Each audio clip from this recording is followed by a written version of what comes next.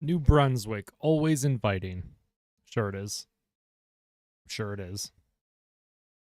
We are live. We are here. We are ready for the NHL Draft. No Stanley Cup celebration on stream today, obviously, because the Oilers did not win the thing.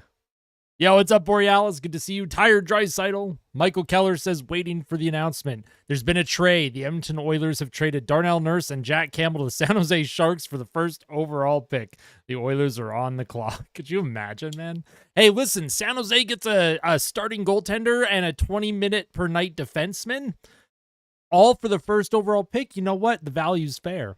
Yo, what's up, Russ Jericho? Calvin Pickard. Yes, the Oilers have re-signed Calvin Pickard. 2 years, $2 million. Love that.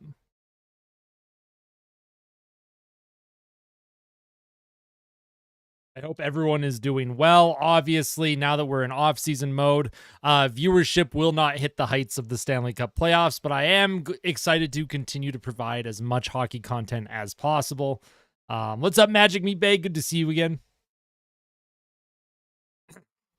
And if you missed today's video, I did give my own mock draft. I have players 1 through 32 listed in my own ranking. So, well, and then I'll kind of compare how the draft actually goes compared to my players that I picked.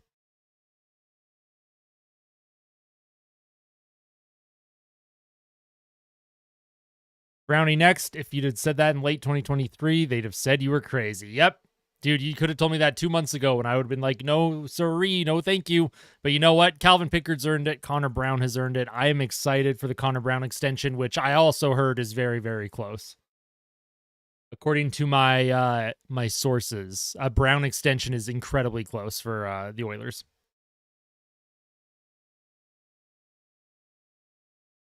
And I'm wondering if we're going to have some trades at the draft table here. I think it's going to be pretty active. I think teams are going to be looking to make a splash.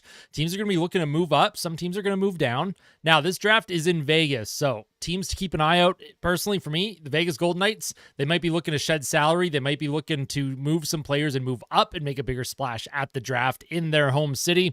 And also look for other teams that are against the cap, looking to make cap space, like the Edmonton Oilers.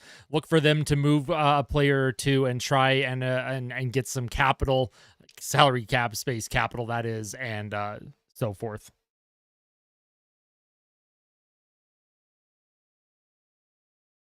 But just taking a look at the draft order, of course, we have the San Jose Sharks with the first overall pick, and it's very likely Macklin Celebrini goes number 1. I would be shocked if Macklin did not go number 1.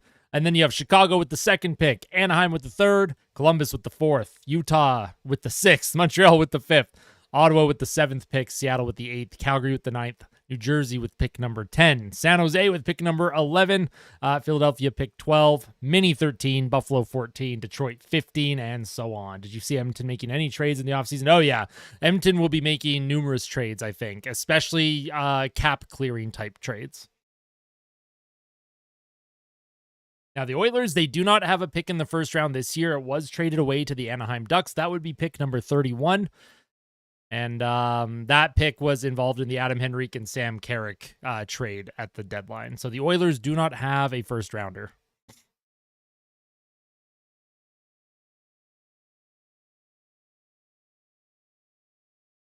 But I'm excited to see how the draft plays out. I'm excited to see how this first round plays out. I think there are general managers who are trying to be really active on the trade front right now, too.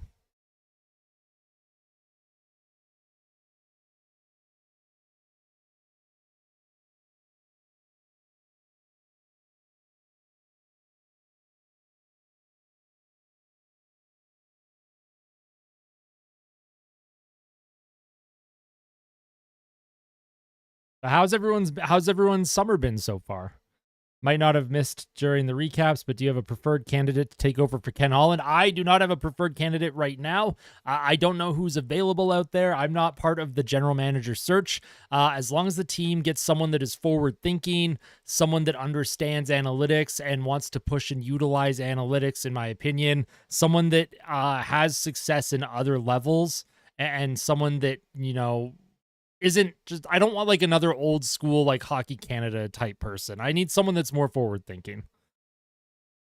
Yo, what's up, Russ? Again, hashtag is it October yet? Yeah, exactly. All summer. At least our summer this year is short as an Oilers fan. At least our summer is short. 2.5 months from now, training camp opens up. That's what a deep playoff run will do for you. Yo, what's up, B-Max? How's it going, my friend? You excited for the draft tonight? You excited for a trade or two, which it sounds like there's some rumblings going on these days.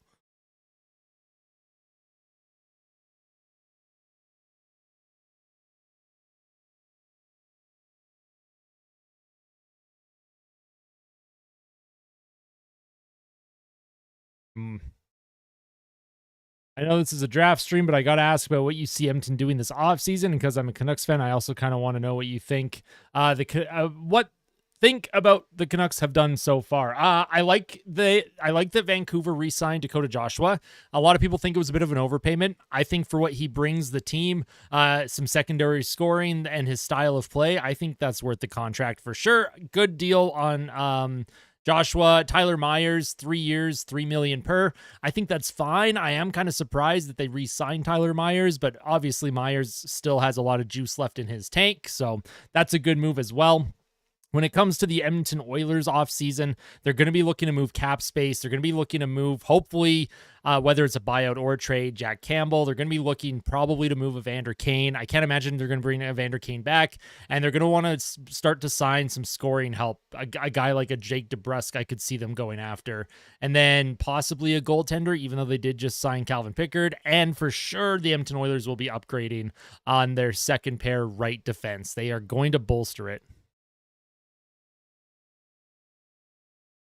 Can't wait to see what Montreal will draft at 5. Should be interesting.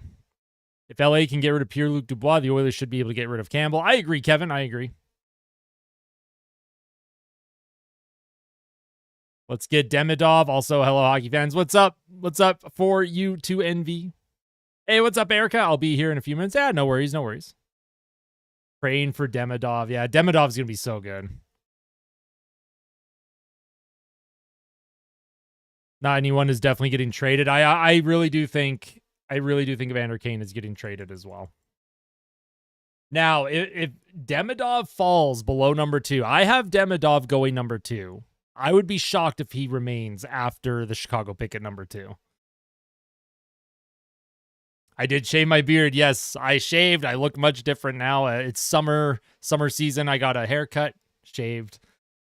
I see a lot of Caden Lindstrom. I would love Tidge Iginla. Tidge Iginla's good. I actually have Tidge Iginla ranked higher than Caden Lindstrom. I have Caden Lindstrom ranked 11th. I have Tidge Iginla ranked 6th on my own personal mock draft. You want to call it that? The ballot thing. I can quickly show you. My my picks here. Like, this is my ranking. Oh, it's kind of hard to see. I'll have to go back to it after. My beard is still with me. I love it. Apparently Anaheim has some other names in mind. Right, if Chicago doesn't take him, he might actually fall down. If Columbus is still set on Lindstrom, that's true. I think Demidov is too good to fall below 2 or 3. In your list, Iginla is higher, but in Montreal, they talk a lot about Demidov or Lindstrom. That's fair. That's fair, Nick. Best case. As a Habs fan, I like Lindstrom. Catton, yeah. Where do I have Catton ranked? I have Berkeley Catton ranked 4th on my list. Berkeley Catton is ranked 4th on my list.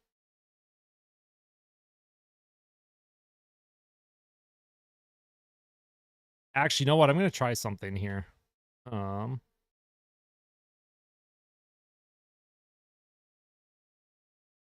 fans just booing. The fans are booing.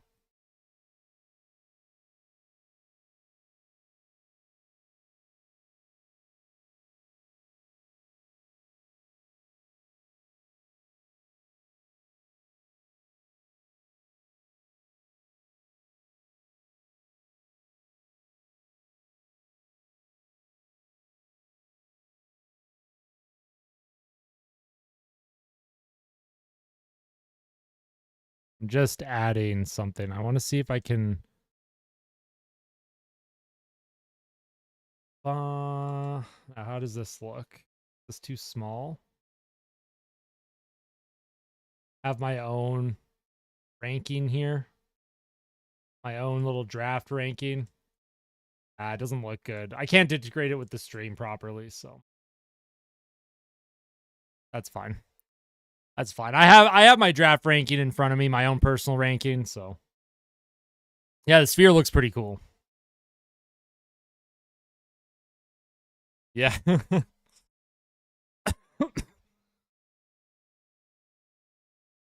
Batman getting the booze, he always does. Let alone not in top 5. Someone should have a decade of darkness PTSD. I know, Magic Meatbag. I know. Apparently, it is the last draft in person, so hopefully they make it count. Hopefully they make it count here.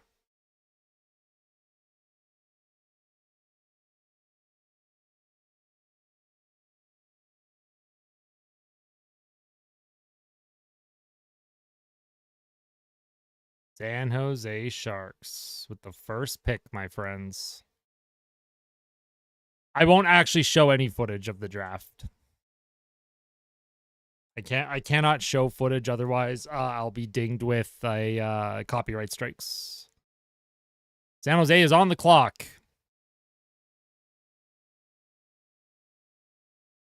I agree. I like the way NHL does their draft process. I wish they would keep it that way, but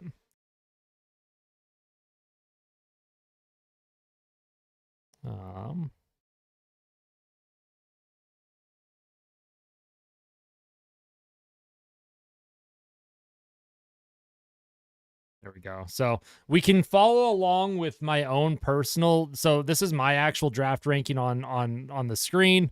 Every time a pick is made, we can kind of compare and go from there. I'm excited for that. Nail Yakupov, he's back, baby. Let's go. I'm surprised San Jose hasn't just like ran up to pick Celebrini here. Am I surprised that Calgary didn't get the 5th overall pick from the Habs? A little bit surprised. It depends who teams are looking for. So I'm not sure. If they feel like Iginla is going to get taken, I think the good story is if Iginla goes to Calgary for obvious reasons, but all right. So San Jose. Who will they take? I'm actually going to pencil in Macklin Celebrini right now.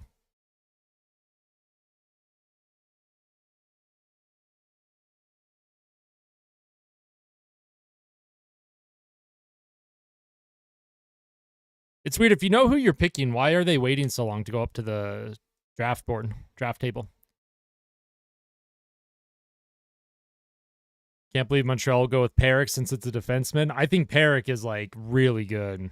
I like Zane Perrick a lot. I think he's a terrific player. Very offensively gifted. I'm wondering what happens if you do draft him, because they do have Lane Hudson as well. It would shock me if Tidge drops to Calgary on 9th. I agree. It's weird. Tidge Iginla, he's ranked between like 15 and 10 in a lot of circles. Some people have him ranked in the top 10. I have him number 6, so. Hello, Mr. Fellow Fan. Any thoughts on Matejko pick number? Apparently 6th left wing in the rankings. Matejko. Matejko.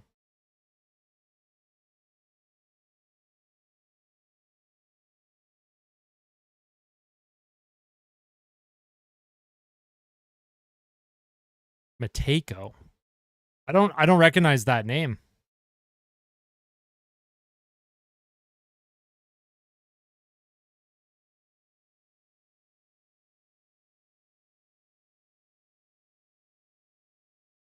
Zane Perrick equals the next Bouchard. Love that.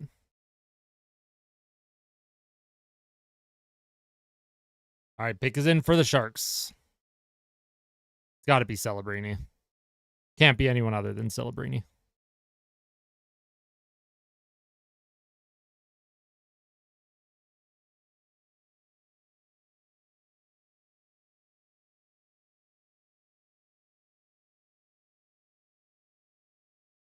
Eric Matejko. Eric's Matejko. Is he projected to go high?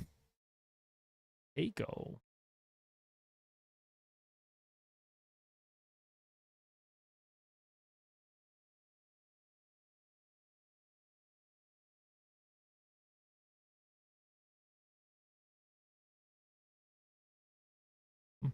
You haven't missed anything yet. Joe Thornton's coming up to announce the pick for for the Sharks.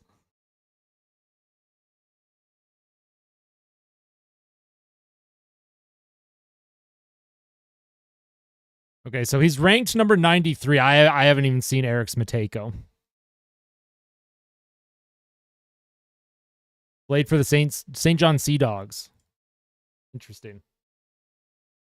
All right, Macklin Celebrini, of course, goes first overall.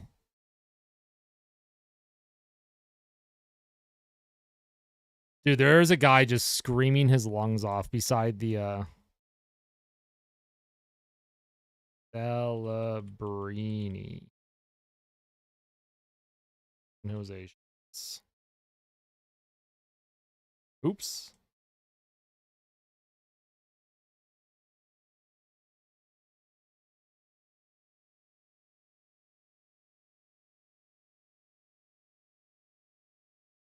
Top 3 underdog players for the draft. Ooh. See, that's a tough one. I've only barely caught up on like the top like 35, 40 ranked prospects, but there's a few that I think are very underranked in my opinion. I think Zeev Buem is underranked, even though obviously he's probably going to be a top 10 pick. I think Zeev Buem, the left D, I think he's really good.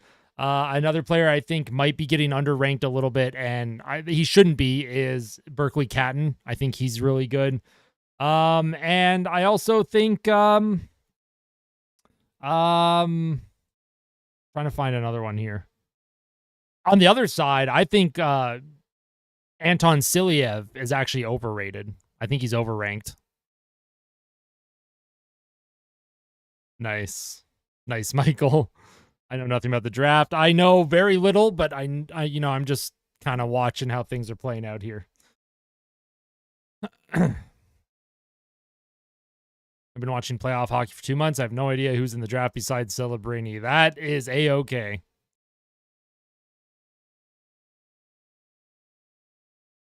Macklin Celebrini, he should be on the NHL roster like right away. I don't think he's going back to Boston.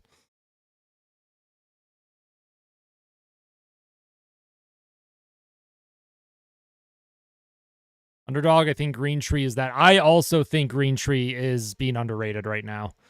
Green Tree, they talk a lot about his like foot speed. I don't think that's an issue. I think Green Tree is terrific. Yeah, no worries, Erica. No worries.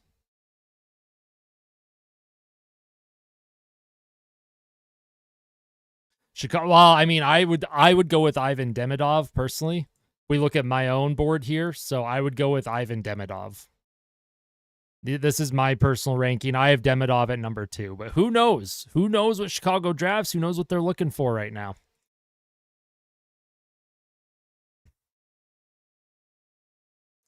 But I think Demidov is very, very good. Should be NHL ready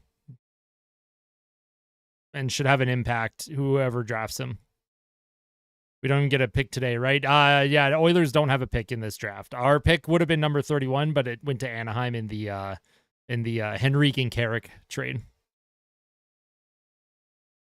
Thoughts on Game 7? To be honest, I'm in that final. I was all Panthers. Sorry for Vancouver. They were my top team with Shelovs. Hey, no worries. That's all good, Mr. Wilson. Obviously disappointed in the result, but very excited knowing that, you know, there's still a great opportunity for Edmonton to get back there. They just have to get the right general manager hire, right? You know, whoever takes over from Ken Holland, find some value contracts, maybe go out and sign a couple good free agents. And and a full year with Chris Knobloch will do wonders. I think the Oilers will be back. I feel very confident that the Edmonton Oilers will be back. And I'm happy for the Panthers too. Panthers deserved it.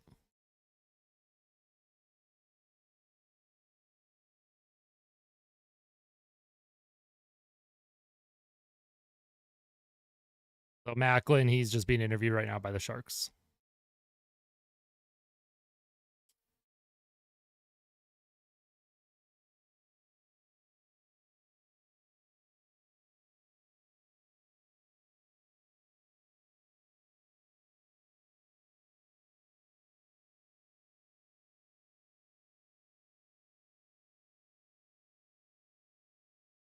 All right.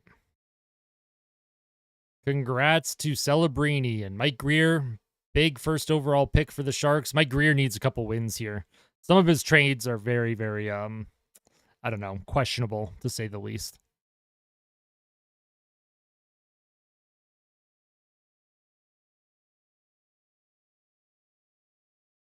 A combo could not finish it. Just means it is the best sport ever. Love the game. But again, too bad it was them, not Vancouver. Listen, good future for Vancouver, too. I think Vancouver's going to be right back in that, contention area, depending who they re-sign, who they bring in, who gets let go. I think bringing back Tyler Myers is interesting. Haven't seen Jackson on camera yet. Neither have I. He might be talking to some other GMs. He might be. Secret discussions.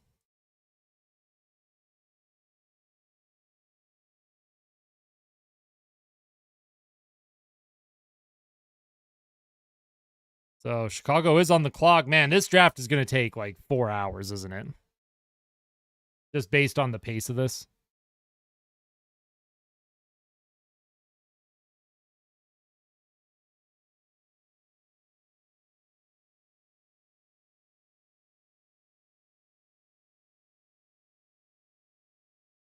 Yeah, we're just waiting for the next pick right now. San Jose, of course, took Macklin Celebrini with their first overall pick. He has not committed to going back to school or if he'll commit to turning pro and playing for San Jose next season. My mind says he's going to play in the NHL next season. I can't imagine him not going to the NHL right away.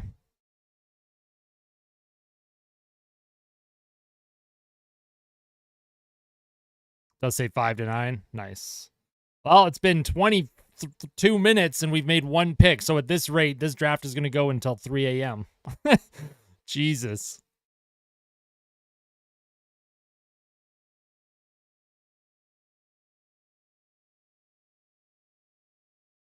Yo, Berserker Earl with the $50 super chat. Oh my God, you've been my #1 Oilers source this year. Been great, quick, to the point, well-spoken Oilers content with just the right amount of bias. This is only a small token of thanks for the entertainment for the year. Berserk Earl, oh my God, thank you so much. That is so kind of you. You did not have to do that. I truly, truly appreciate that. Thank you for your support. I love creating the content for everyone. I'm glad that, it's resonated with you. I'm glad that you enjoy it. Thank you so much. I'm at a loss for words. Thank you, thank you, thank you. Truly, truly means a lot. Wonder if Chicago's making a trade. Yeah, I don't know what's going on here. I don't know why it's taking so long for anything to happen right now. Oh, no, Chicago's going up now. There they go.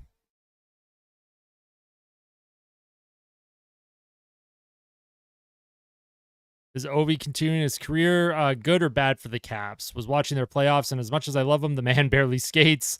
Same with Penguins and their top line.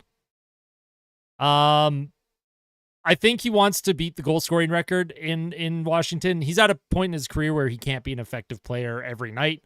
So Washington, they just have to kind of build a good team around him at this point. How close are you so far in your guesses? Well, I got Celebrini right.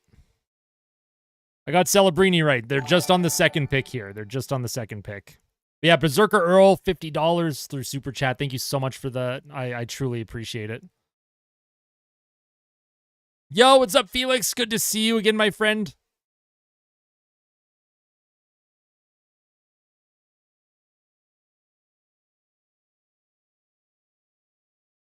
Whoa. Chicago took Artem Levshinov, who I had ranked 7th.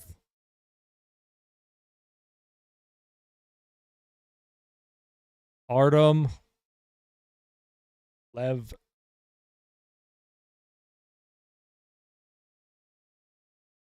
I don't know about that pick for Chicago. Obviously, Levshinov is terrific, but that's an interesting one.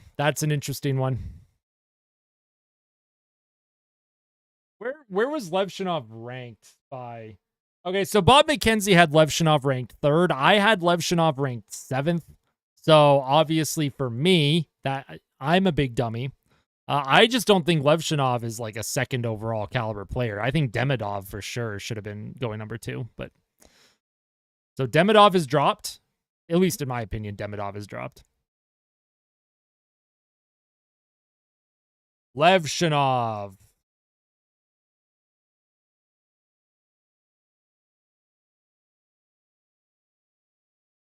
Levshinov.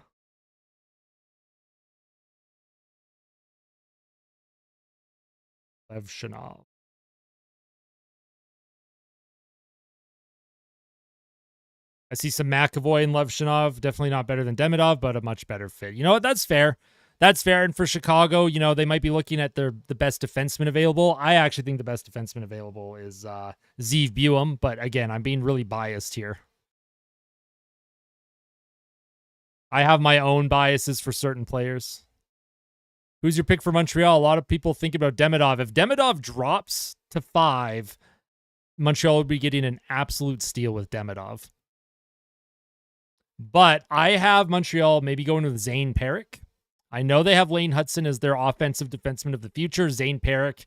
I love Zane Perrick. If Montreal got him, I think that would be a great pick for them.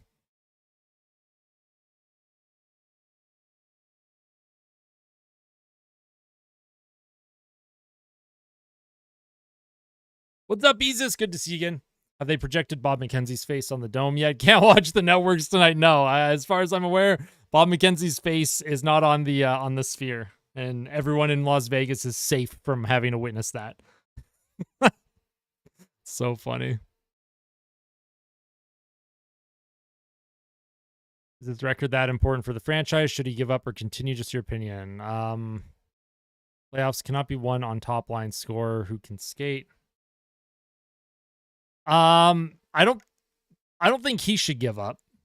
I think Ovechkin is still an NHL caliber player.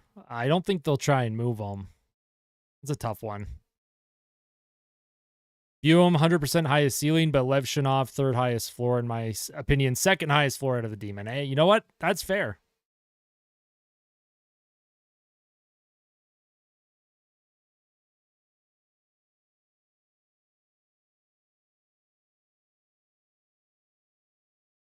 So number 3 is Anaheim. Number 1, Macklin Celebrini went to the San Jose Sharks. Number 2, Artem Levshinov went to the Chicago Blackhawks. So Anaheim is on the clock here. Let's see who Anaheim picks. They already have a lot of young forwards, a lot of young forward talent.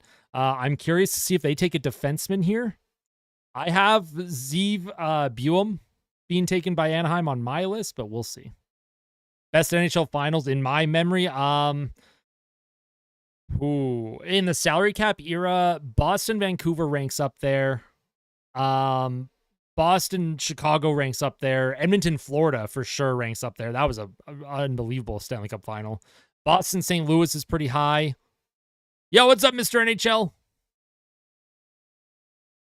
Didn't Ovi almost have like 25 goals after the All-Star break? Still a star, just not a superstar. Yeah, exactly. He went on a heater in the second half of the year, slowed down right before the playoffs, and then, of course, in the playoffs, did not record a single goal.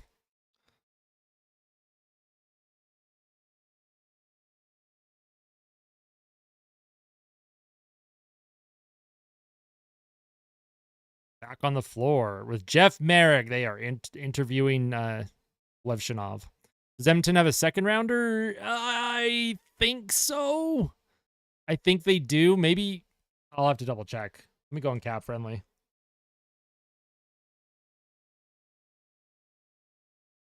Looking at here.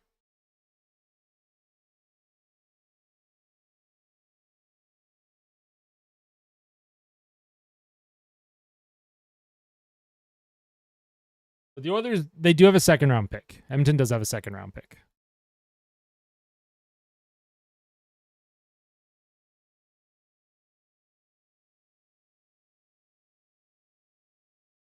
All right, here's the Ducks pick. 64th overall. Thank you, B-Max. Appreciate that. Oilers Cat series might have been my favorite since 2021 and 1993. You know what? That's super fair. Let's see who Anaheim takes. I'm curious about Anaheim, if they'll take a forward or a defenseman.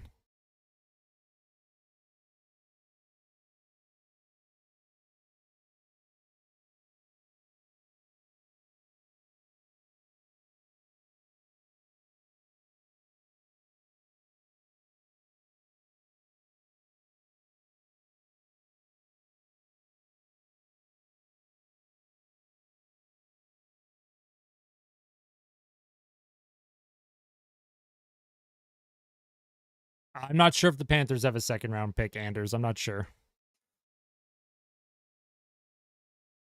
Hey, thank you for the follow on Twitch. I appreciate that. Okay. Beckett Seneca.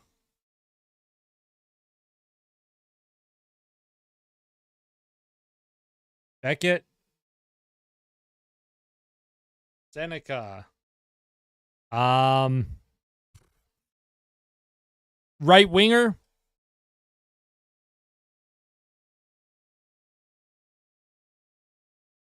I had Beckett Seneca ranked 17th on my on my own board.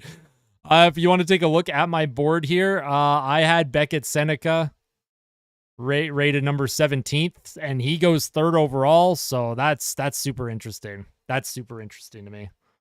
Did not expect that at all. That is a very interesting pick.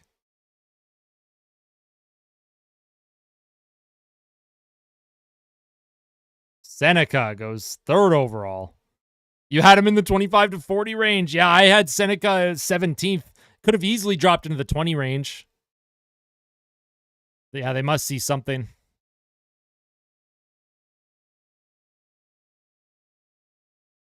Now, Bob McKenzie had Seneca ranked number 11. That's weird. Anaheim could have traded down. I bet Anaheim could have traded down to like 10, got a couple assets, and then still picked him. That's so strange. All right, so Montreal will get one of Lindstrom or Demidov if they want. Thank you guys so much for not rioting after Game 7. You know, Oilers fans, we get sad. We have a couple shots. We drink a beer and we go home when we lose. Now, if Edmonton had won the cup, I could not have promised that there wouldn't be cars overthrown and like things lit on fire. The Oilers, they get a little intense. Oilers fans get intense when they win, but never once thought that they would riot after a loss. What is the way for the Sabres to finally get there? They have a good team coming up, but what will be the tipping point to bring things in their favor? Coaching and just the players have to be committed and bought in 100%, like to everything in the organization. Maybe Utah wouldn't budge for a trade and we're going to select. I mean, that's also possible. Makes me hungry for trades tonight. Me too. Yeah, Seneca, that is such an interesting trade or a selection from the Anaheim Ducks. Did not expect that at all. Did not expect that at all.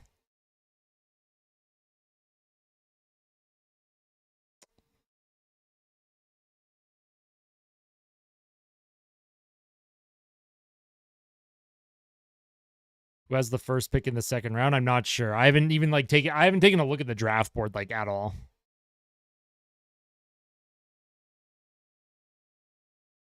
Frank Saravalli says there's trade talks between Montreal and Columbus. Okay, interesting.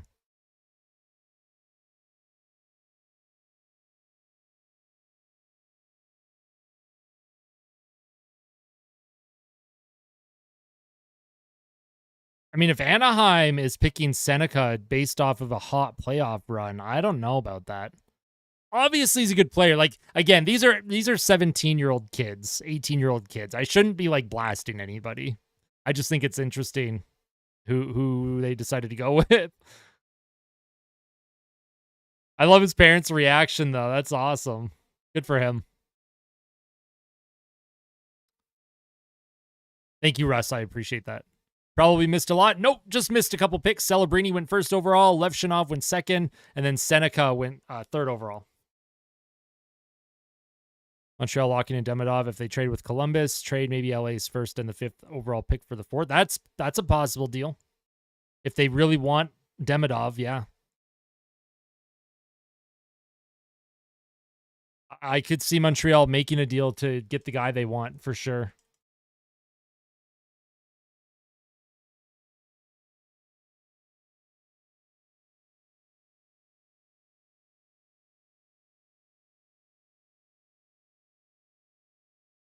This also shows how little I probably actually know and like scout. Like they're like just some of the players and decisions that get made is pretty intense. Like way different than how I view things. I'm also shocked that Demidov has dropped this far.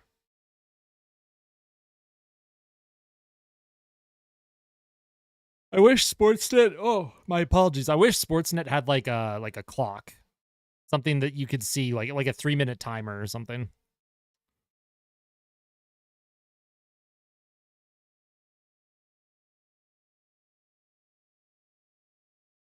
Demidov to Columbus. We'll see. We'll see. I mean, Demidov is the best player available right now, so feels weird that a lot of us here are older than the best players in the league right now. I remember getting into hockey when I was 10 years old, thinking I'd never get to the age of hockey years, right? Oh, I'm the same. I'm the same.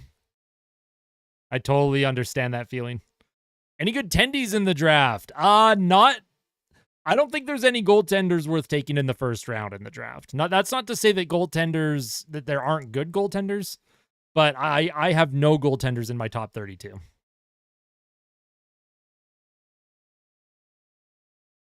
All right, Columbus. Who are they going to take?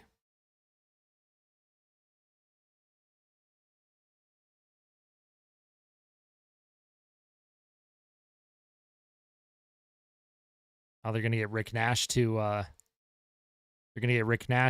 announce the pick. That's cool. All right, Rick, who you taking?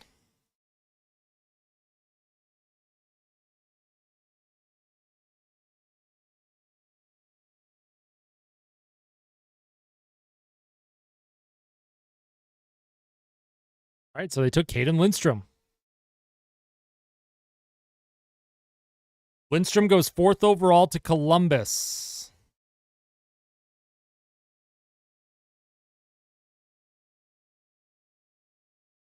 Okay, so Demidov is still available for Montreal. This is pretty intense.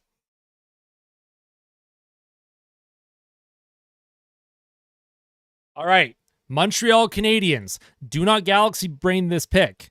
If the Montreal Canadiens galaxy brain this pick and don't take Demidov, I'm going to end the stream. And I'm not even a Habs fan. But even I know that Demidov is the best player available right now. And don't overthink this. But Lindstrom's a good pick. I had Caden Lindstrom ranked 11th. I'm one of the only people out there that didn't have him in the top 10. But I do think Caden Lindstrom is a good pick. But will the Montreal Canadiens galaxy brain the 5th overall pick? Why? And I'm curious why Demidov is dropping.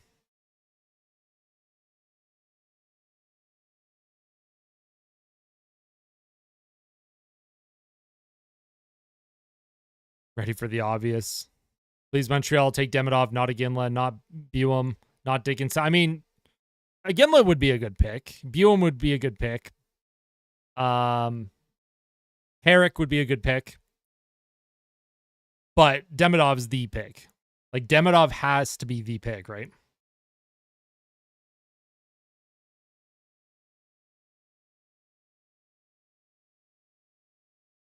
If Montreal picks... No way. They wouldn't do it. They wouldn't pick Helenius. Consta Helenius, no way. Yeah, it feels weird being shaved, Erica. I went and got a nice hot towel shave at Tommy Gunn's the day after the Oilers lost the Stanley Cup. I had to get fresh shaven. I had to get ready for the summer. I had to get ready for the offseason. Shiliev would be a good pick. I like Shiliev. I think he's a little overrated. You could probably get Shiliev, below the 10 range, 10, 11, 12.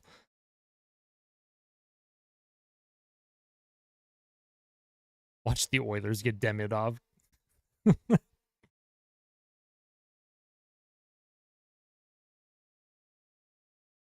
This is interesting. Montreal better be taking Ivan Demidov. There's no other player for Montreal to pick. Like, they would be silly not to. They should have taken what's his face last year? Michkov. They didn't. Shave my face too, except I'm like Anton Lindell and there wasn't much to shave off. Hey, that's totally valid. Yeah, the beard's gone, Adamant. I'm so sorry. It's all gone. No more. The beard is out of here. But don't worry. I'll grow some more facial hair back. I'm going to grow probably a goatee during the summer. And I'll have a signature goatee for the regular season. And then I do full beard for the playoffs. So to recap so far, the San Jose Sharks selected Macklin Celebrini with the first overall pick. Then the Chicago Blackhawks took Artem Levshunov, defenseman, with the second overall pick. And then Anaheim took Beckett. Oh my God. It's Beckett Seneca with the third overall pick. And that's a right winger. And then Columbus just took Caden Lindstrom. And that is a centerman.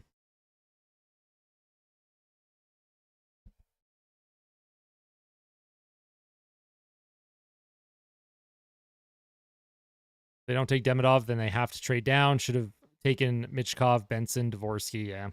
Looks 7 years younger without the beard, right? We'll grow him back for the next playoffs. Exactly.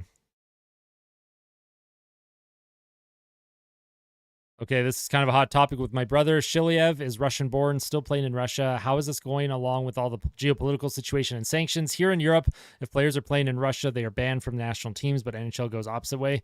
You're allowed to draft Russian players in the NHL. It's up to the KHL and the NHL and the governing bodies, you know, if they want to allow those players to come overseas to play in the NHL.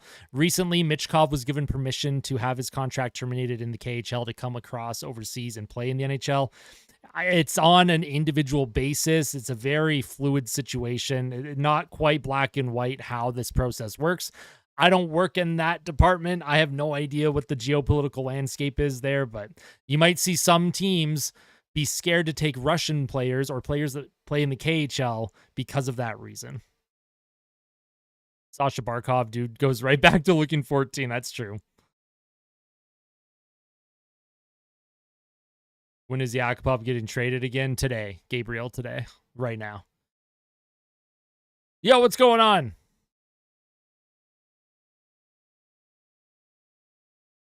What's up, Kaon? Kent Hughes has been quiet. A little too quiet. Demidov, I think, will literally be the next Kucherov or Kaprizov. We can't pass on that. I agree. He definitely, like, that's his ceiling for sure. Hey, sounds good, Erica. No worries. We're chilling. We are chilling. All right, Montreal's coming up to make the pick. Just the first round today, yeah. And then round 2 is tomorrow. I will not be doing round 2 coverage, unfortunately. Round 1 is usually where you'll see some decent trades happen, if there are any, and the bigger name players that we like to talk about. So let's see who Montreal takes.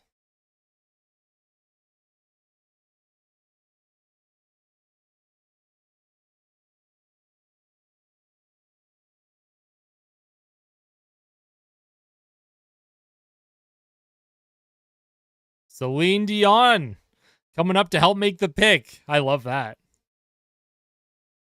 We got Celine Dion. Let's go. Canadian legend. French-Canadian legend. All right, don't Galaxy brain this, Montreal. Oilers legend. Yeah, exactly. Do not Galaxy brain at Montreal. God, it took 20 minutes just to get to the stage. Probably. I'm thinking that's what's going on.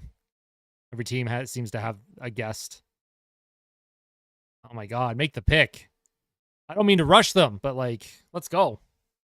We're going to be here till 1 a.m. if they don't start moving here.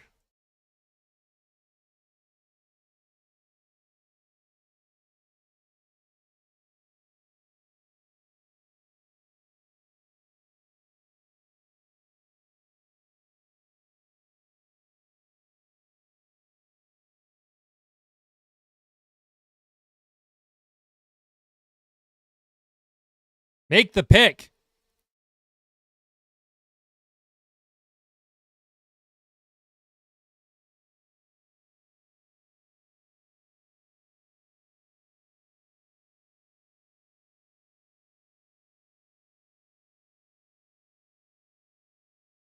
There it is. Ivan Demidov goes to Montreal. Great pick. They took way too long to announce the pick. Stop bringing guests up. That's a great pick for Montreal. That's a great pick for Montreal. Montreal gets Demidov. Second best player in the entire draft, in my opinion. Drops down to 5. Welcome back, Erica. Demidov goes to Montreal with the 5th overall pick.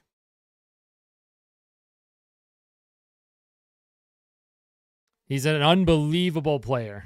Unbelievable player. He's NHL ready, too. He should have an impact right away, in my opinion.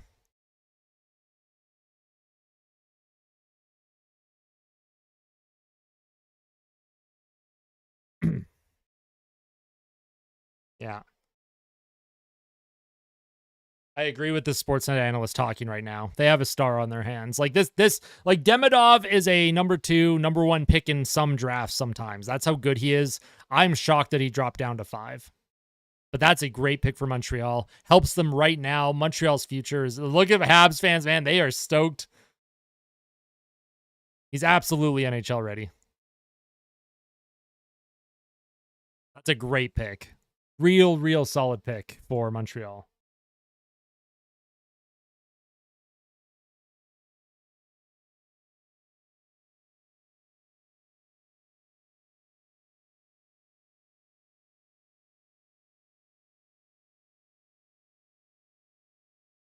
So yeah, they're showing some highlights of Demidov now.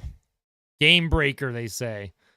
Beautiful shot, good speed, sees the game well, jumps up into plays, good on the cycle, end-to-end action. I don't know, Lovegers. I don't know. Anaheim was galaxy braining their pick by going with Seneke.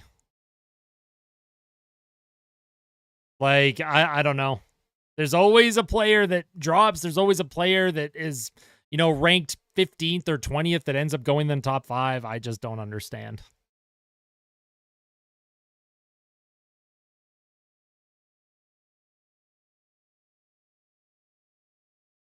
Looks like a speedy Ovechkin.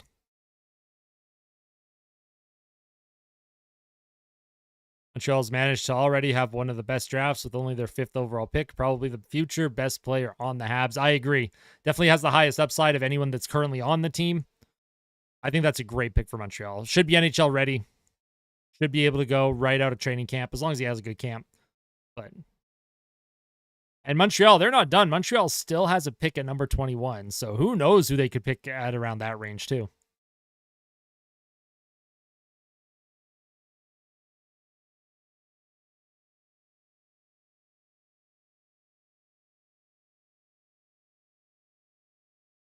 I saw Up Baby in your thumbnail. Where is it?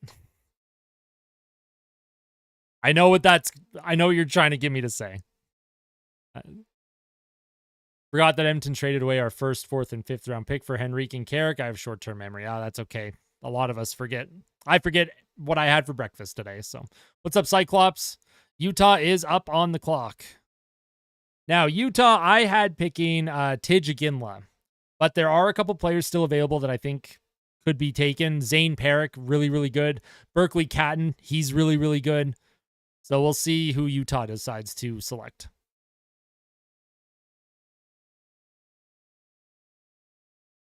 Got to run. I have a gig with my band tonight. Have fun, y'all. Hey, have fun with the band. Good luck.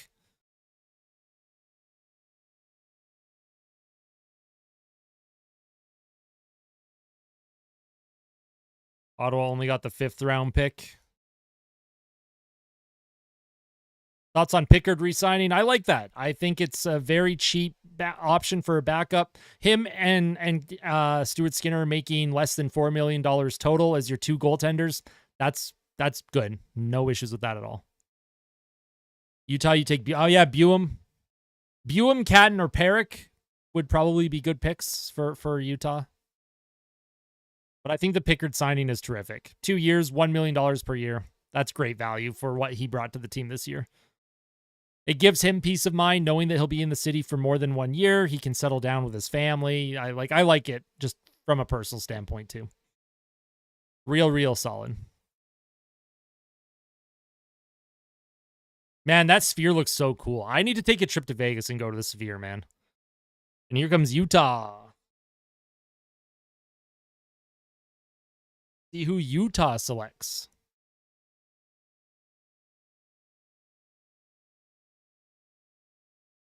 The Utah Hockey Club walking up to the podium. So, Zeev Buem, highest ranked defenseman for me personally, still available. They have Berkeley Catton if they want a dynamic centerman, dynamic offensive centerman. Zane Perrick, another good defenseman, offensive defenseman. Tij Iginla if they want Tij Iginla. Liam Greentree is available. Cole Iserman, that'd be a good pick too.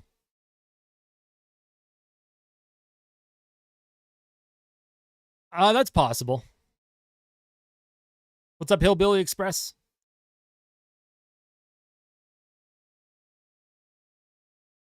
I think Calgary has a chance to get Iggy. I think so, for sure. Tij Iginla could easily fall down to number 9.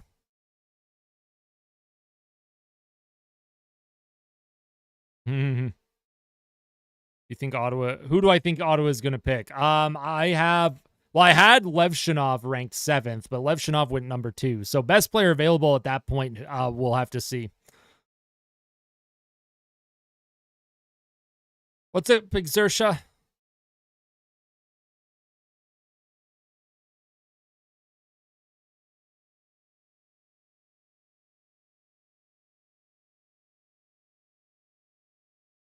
you think we re-sign Henrique? I'm not sure. Depends what he's asking for. I'd like him to re-sign, but if he wants more than $3 million a year, I don't know if they can re-sign him. I think everyone does, Erica. Tij Iginla does go to Utah. That's exactly who I had ranked there.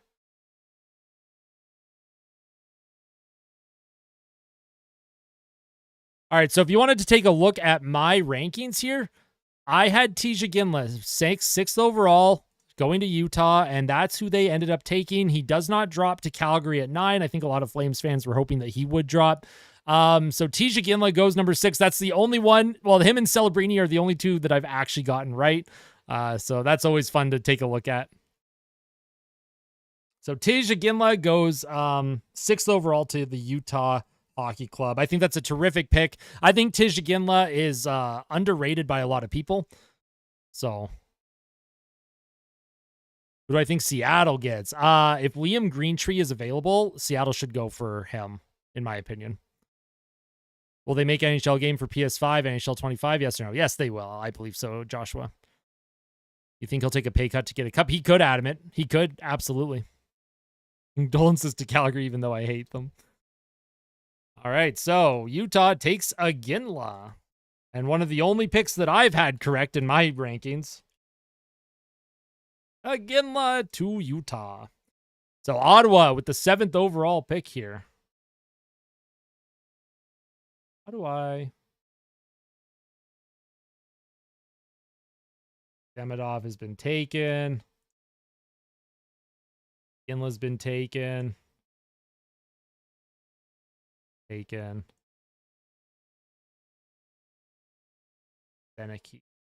again. 1, 2, 3, 4, 5.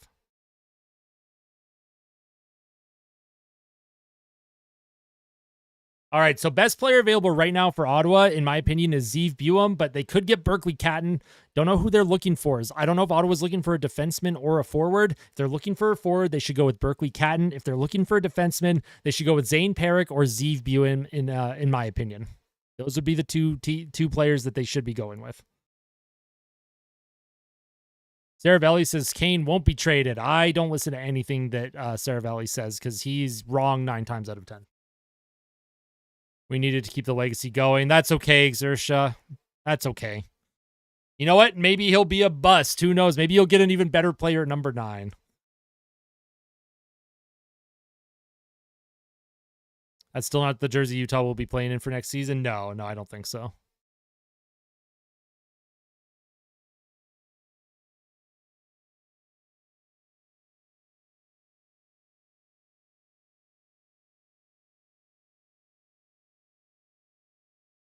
I think Tij Iginla, I think he's going to be a real good fit in Utah, though.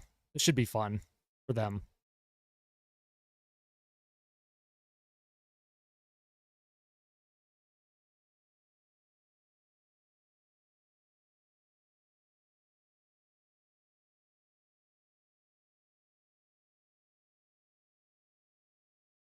Back home. We'll return in a few minutes. Yeah, no worries, Erica. No worries. Kane is too difficult to move. He still has a full no move till March. Yes. I think there are teams that would want him because he does bring value when he's healthy. It's just, can you convince him to waive the no trade clause, right? He's yeah, exactly. Served his purpose for our team. He hasn't been himself the last little bit, so therefore it's likely he gets traded. I would like Edmonton to at least attempt to move him. And if they can't move him before the trade deadline, for sure at the trade deadline.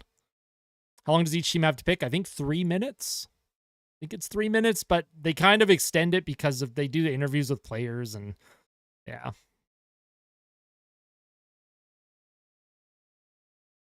Yeah, exactly, QF Pro. But at least it's 16 teams that you could possibly move them to.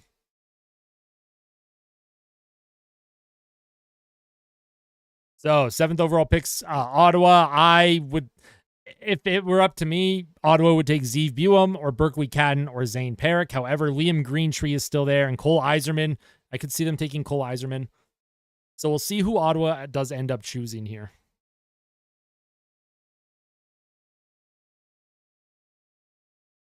Hey, Mochi. Hi.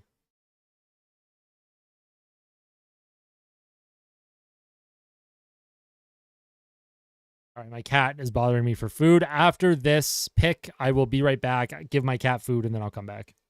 Hey, Mochi. I just don't want her chewing on my wires. I do agree they do talk too much. They should find a way to streamline this. Like, they've been live for an hour. We've made it through 6 picks.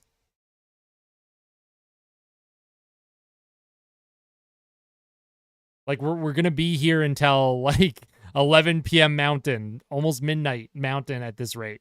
They got to find a way to speed this up. All right. Ottawa has made their pick. Steve Staios, general manager, coming up. Sounds good, B-Max. Sounds good.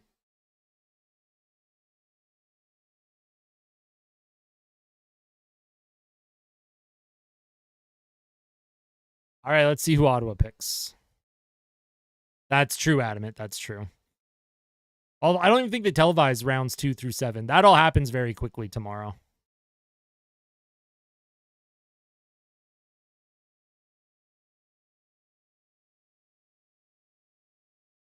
Welcome back, Erica. If Ottawa takes Berkeley Catton, I think that's a win. If they take Zeev Buem, I think that's a win. And if they take Zane Perrick, that's a win. Liam Greentree, also a win. So, oh, they took Carter Yakimchuk.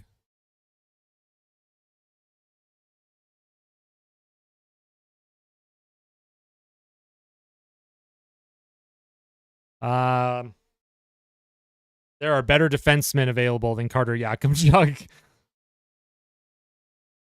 I don't know what people are doing. Carter Yakimchuk was ranked like, well, I had him ranked 15th. Bob McKenzie had him ranked 13th. I don't understand. I don't understand.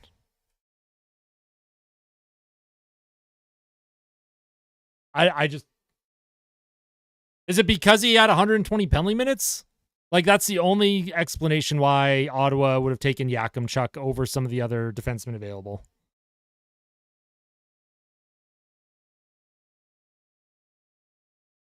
All right, so Yakimchuk goes to the Ottawa Senators.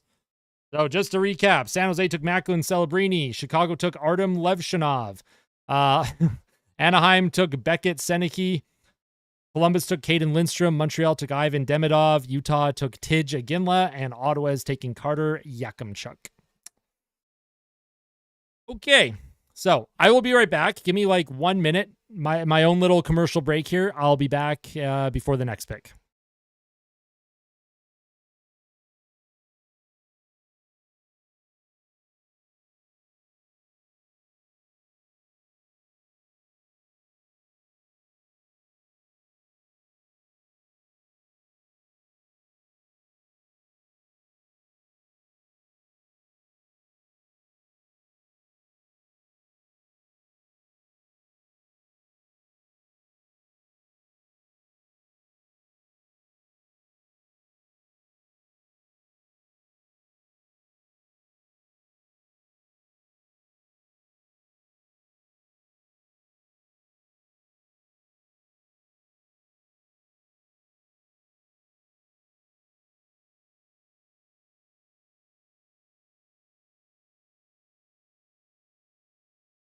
Okay.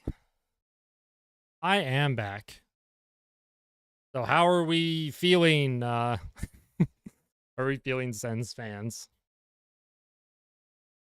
Chuck should have been available for the Flyers, but you know, depending on how some of these other players are dropping, Philly should still get a really good pick, Cyclops. Panthers won the Cup, so yeah, this is an interesting one. Very interesting one.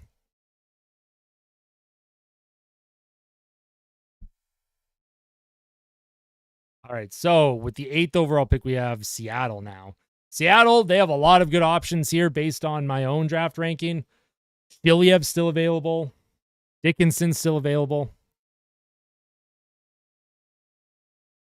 Buem's still available. Perrick's still available. Catton's still available.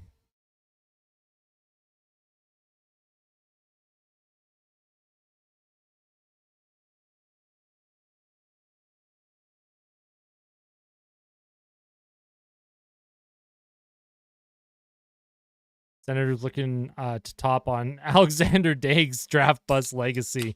I think Yakimchuk will eventually be an NHLer. I just don't think he's going to be as good as maybe they think he is. Right shot D-men are worth a lot, I guess. I mean, that's true. Like, I guess. I think sometimes that's like it can be overrated, but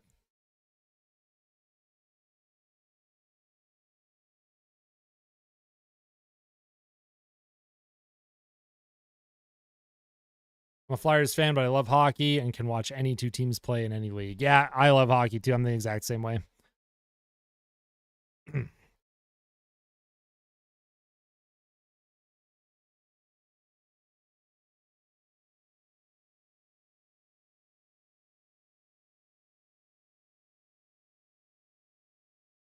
All right, let's see who Seattle takes. Seattle, best player available, in my opinion, is Zeev Buem.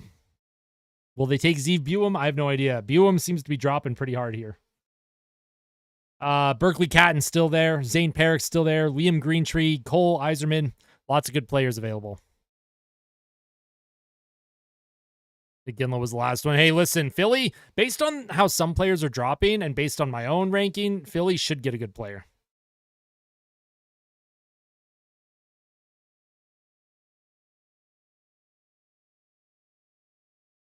And the panel's chatting it up. Just would like to see the next play, the next pick.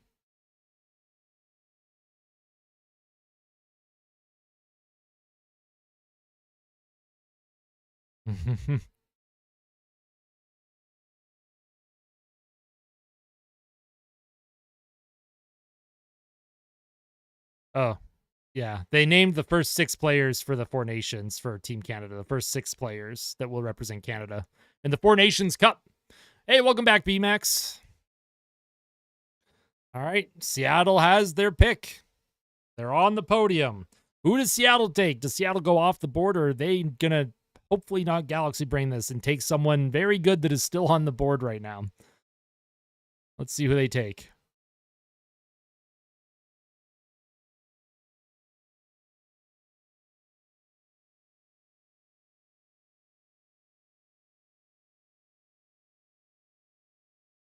And Matty Beniers comes out to announce the pick. Holy smokes. Why don't these guys walk out with the team already?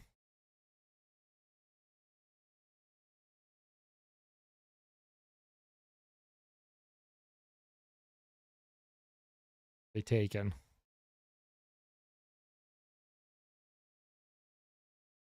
All right, they took Berkeley Catton. That's a great pick.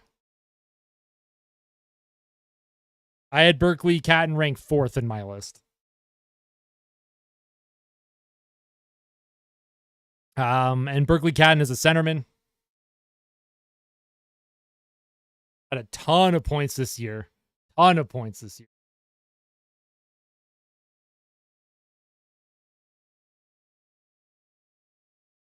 think Berkeley Catton is a great pick.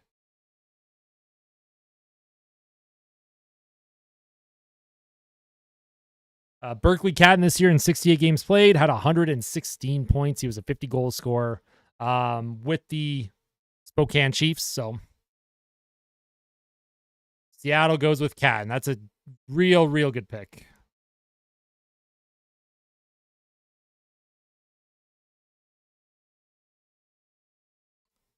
Definitely a good pick. Definitely a good pick.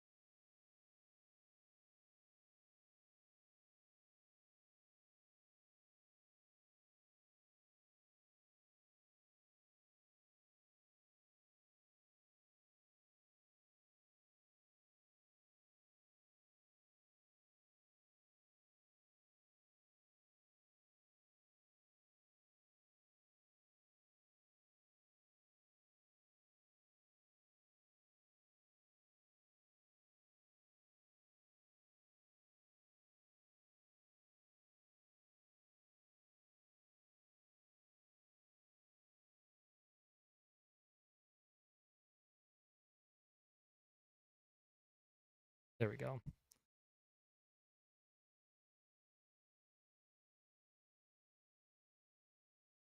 All right, I'll catch up on the comments here. My apologies. I'm just kind of moving some of this around, making sure that I have enough room to add names and numbers and all that good stuff.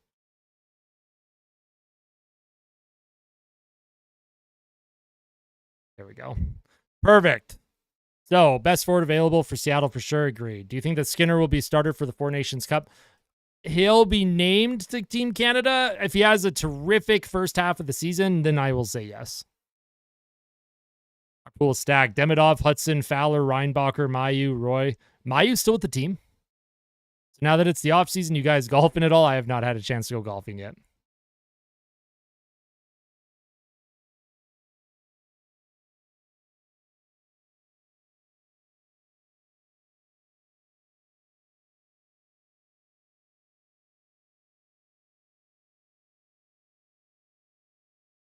Calgary next. Who they taking? Well, with Berkeley Catton off the board, I say best player available is Zane Perrick, right D. I like him a lot. They could also take Liam Greentree or Cole Iserman. They can't go wrong with either of those players. Sam Dickinson is also still available too. I don't know if Calgary's looking for D or forwards. I think they're probably looking for forwards to develop. They've acquired a lot of defensemen through trade recently, a lot of defensive prospects, a lot of Russian defensemen. I could see them going for a forward here. They might go Iserman, they might go Greentree, they might go Consta Helenius. Oh my God, my apologies. Mitchkov's gonna be amazing. I can't wait to watch Mitchkov. He's going to be so good.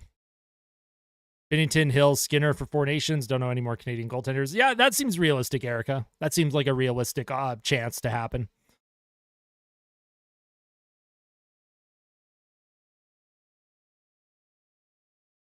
Calgary. I would imagine Calgary's taking a forward here. Unless they really like the defensemen that are still available. But I do think Calgary is like rich in defensive prospects. I imagine Calgary takes a forward here. So we'll find out who they decide they want to take.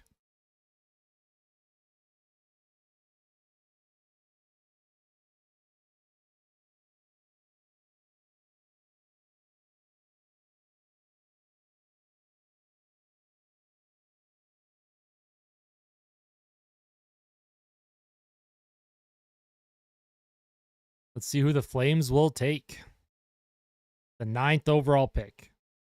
Wouldn't mind Hill as the starter, Skinner backup, then Binnington. Yeah, I think that seems realistic, Adamant, for sure. Let's see who Calgary's going to take. Now, best player available for me, Zeev Buem. Best forward available at the moment, Liam Greentree. But there's still some really good players at 9 for Calgary.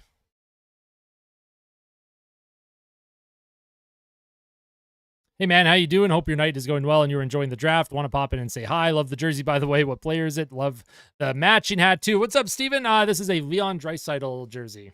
Leon Draisaitl, number 29. Appreciate that. And here's Craig Conroy making the pick.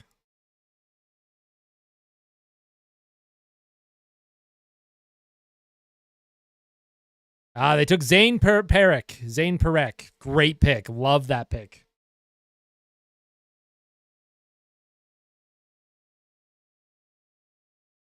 Zane Parekh is right D. Like just, and he set a record for goals by a 17-year-old in the juniors. So that's a great pick for Calgary. I like that pick a lot.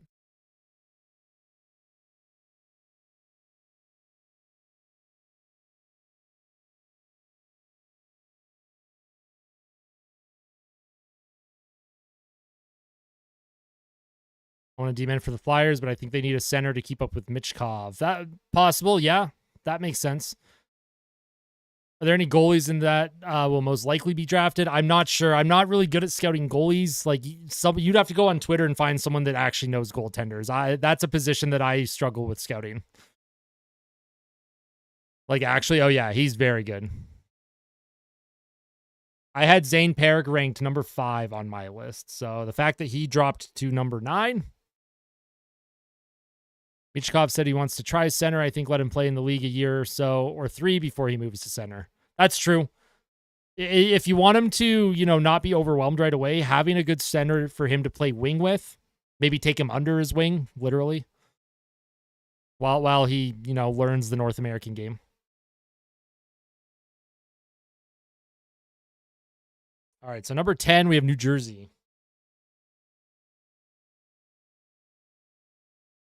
I have no idea who New Jersey is going for.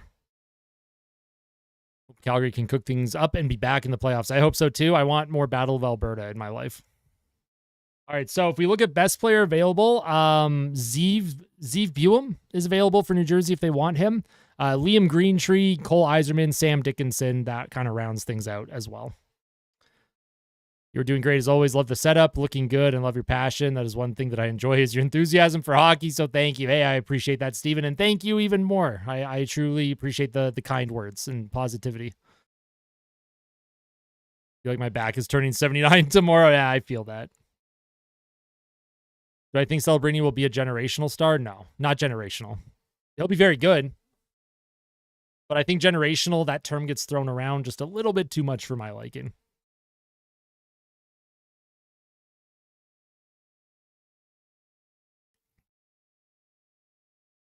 My dad's friend is a big Devils fan. I'll give him the best of luck. Absolutely, B-Max. New Jersey shouldn't overthink things. Just make the simple pick best player available. Yep. That's how it should be. And, for me, it would be Zeev Buem, but they could take Liam Greentree or Cole Yzerman or Sam Dickinson as well. Yo, what's up, Sway? Good to see you too, my friend. Flyer centers they have now, I think they don't have the speed to keep up with Michkov. That's fair. Got to get someone speedy. Speed and skill. That's kind of how the NHL's played today, too, so that makes sense.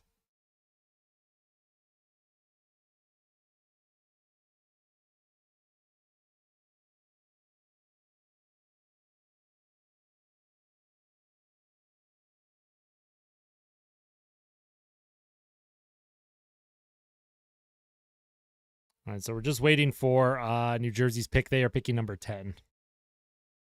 How do I think Barkov played versus McDavid? I think he played okay. I think, looking at the advanced metrics, I think McDavid had Barkov's number a lot. But at the end of the day, Barkov didn't allow any goals against in Game 7, and that's what mattered the most. I think Barkov obviously played very, very well, can win faceoffs. When he was matched up against McDavid, did a good job. I'd say McDavid was maybe a little bit unlucky. But in saying that, Barkov, tons of credit. He shut down top players from every team throughout the playoffs. Shut down Tampa's best, shut down the Rangers' best, and so forth. Oh, and the Bruins' best as well. So unusual without the playoff beard. Yeah, I know. I don't even look like the same person. Rumors of Montreal trading a defenseman and their pick for another forward or to move up. That would be interesting. That would be interesting.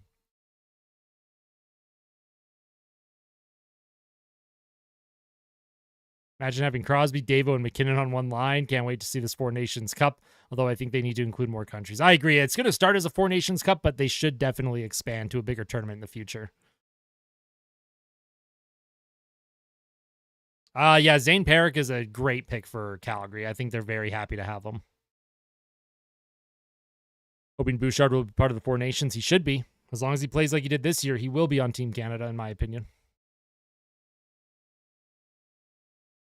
How many jerseys do I own? Like 5 or 6 Oilers jerseys and like 3 or 4 Bruins jerseys.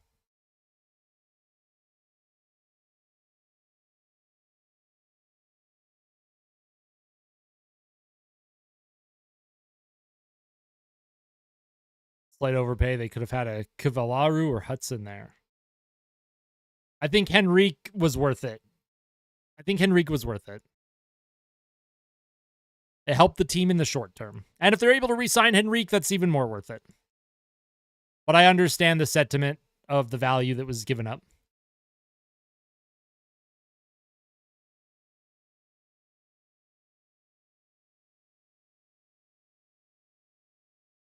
Anton Saliev was taken. I had him ranked 13th. 6'7" defenseman.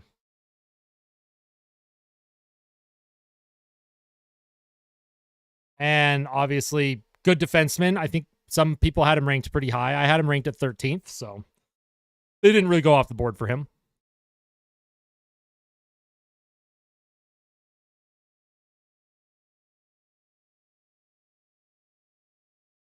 So that's a good pick for New Jersey. That is a monster of a defenseman, though. He is a giant. I want to get an Oilers jersey, man. Don't know which player to, because everyone has a Devo or Dreiser jersey. Maybe Skinner. Hyman. Hyman would be a pretty good pick. Nugent Hopkins. San Jose cooked in this draft, I guess, and they won't be done. San Jose has a chance to get another good pick coming up here at number 11. Calvin Pickard. Yes, Russ. Yes. We love that.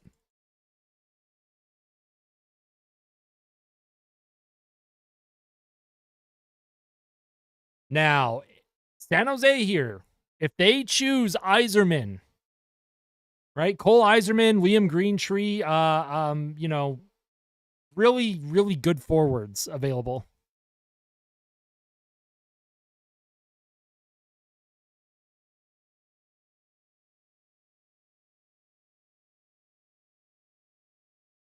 All right, so who is San Jose going to add to their season, to their team on this draft with the 11th overall pick?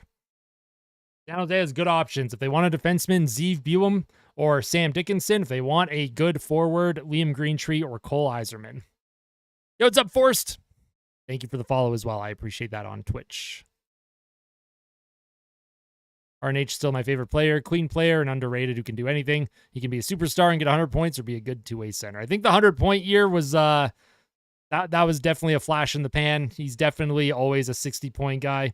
I'm not surprised that he regressed as heavily as he did this year, but I still love him. Thinking either Devo or Dry. Most jerseys are unavailable in my size. A little disappointed. Oh, well, it doesn't hurt to go a little bit bigger. That way they can be snugly. You can like wear it as like a blanket if it's bigger. I'm doing pretty good, Forrest. I'm doing pretty good. How are you doing?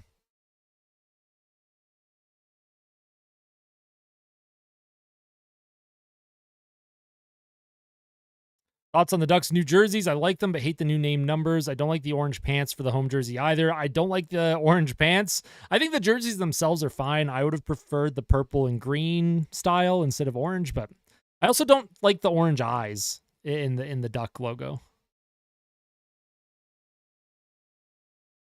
Hope the Flyers take Yzerman. So you're hoping San Jose passes on Yzerman. Cole Yzerman would be a really good pickup for Philly. Now, he's not a centerman, but he is a very skilled winger. How many goals do you think Hyman will get next season? Surely not. No, he won't get 50 again. I say 35, 40 tops for Zach Hyman. That would be the most realistic thing to look for. As long as the power play is clicking, he can be a 70 or 80 point guy. Nugent Hopkins, that is. He doesn't produce a lot at 5-on-5, so imagine if Detroit takes Yzerman. Yeah. Not the same Yzerman, but that would be funny. Yeah, no, I wouldn't think so. But I am curious to know why Buem is falling as much as he is. I had him ranked 3rd overall in my own draft, mock draft, so. And he's currently ranked 7th by Bob McKenzie. And we're coming up to pick 11.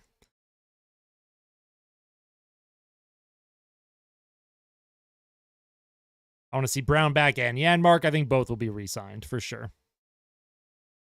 How many versions of Elias Pettersson on the Canucks can collect? Yeah, exactly. Nuge was a monster in the Dallas series, but man, was he so quiet versus the Panthers. I agree, Berserker Earl. I agree. A lot of Oilers got pretty quiet in that final series, but that shows how tough the Stanley Cup final is, how tough the playoffs are in general. So Hyman goes from 50 down to 40. Yeah, that seems pretty realistic. Just watching the draft. Love it. Love it. Same here.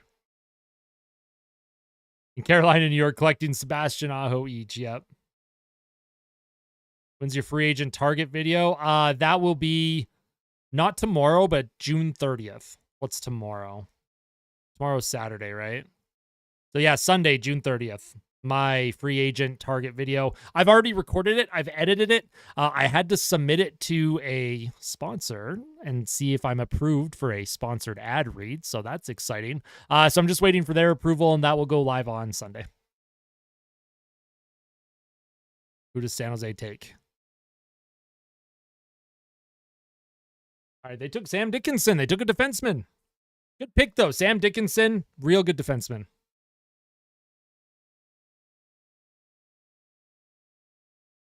I thought maybe they'd go with another high-end forward, but we'll see what San Jose's up to here. Sam Dickinson, left defenseman, played for the London Knights, 70 points.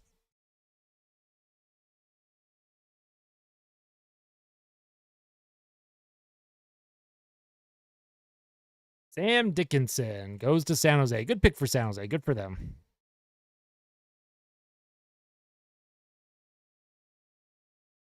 And I think Dickinson, Sam Dickinson's best asset, is his skating. He's such a good skater.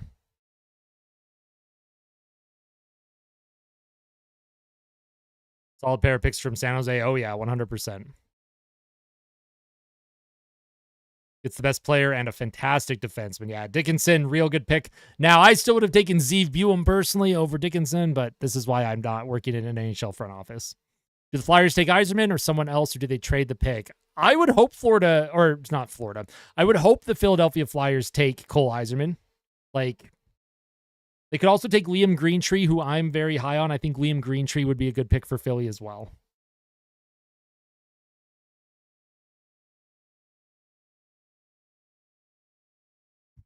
What do you think of the Utah jerseys? They're pretty boring. I'm indifferent until they get a team name and logo. They're like neutral, 50-50 for me. I see Noah Dobson and Dickinson and a Jack Hughes and Celebrini. Future defining draft for the Sharks like Dallas had. I agree 100%. Yzerman sounds like he's overrated. I think Cole Yzerman's very good.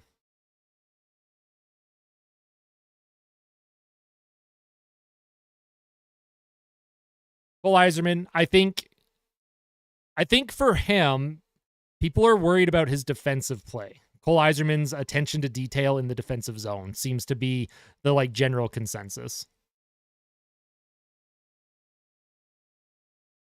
But he has all the talent in the world. He's a absolute shooter.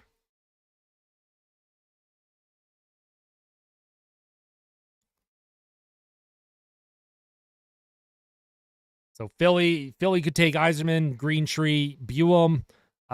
Good players available here.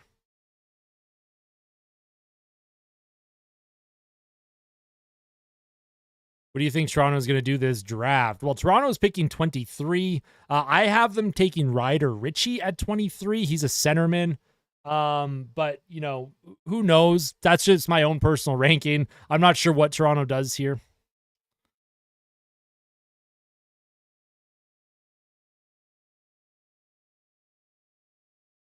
Who do the Oilers get? The Oilers don't pick until number 64, the last pick of the second round. I have no idea who they're going to be targeting. I did not do my own scouting that far into the draft. Flyers are on the clock. Let's see who Philly picks. Does Philly go off the board? Do they trade the pick? Do they take best player available? For me, best player available right now is Zeev Buem. If they wanted to take best player available, it's Zeev Buem. If they want to take best forward available, it's Liam Greentree. Edmonton's first round pick was traded in the deal that got us Adam Henrique. So we gave up a first rounder for Adam Henrique.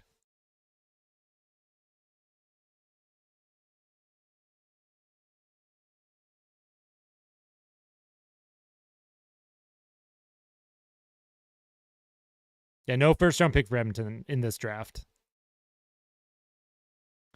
Why do I think Toronto would trade their first round pick in the middle of the 24-25 season? I don't know.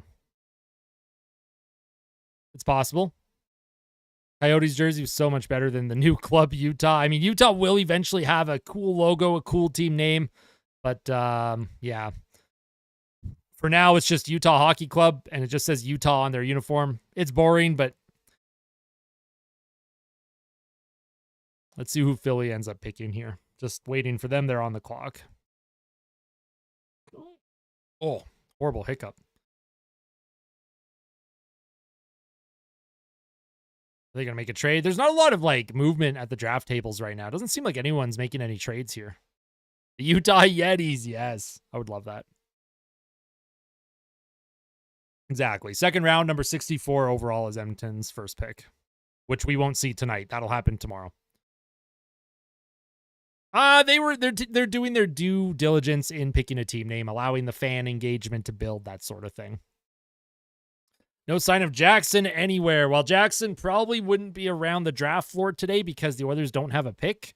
I'm sure Edmonton has a table set up somewhere. I would imagine he's there somewhere in some capacity. I would be shocked if he wasn't actually on the draft floor.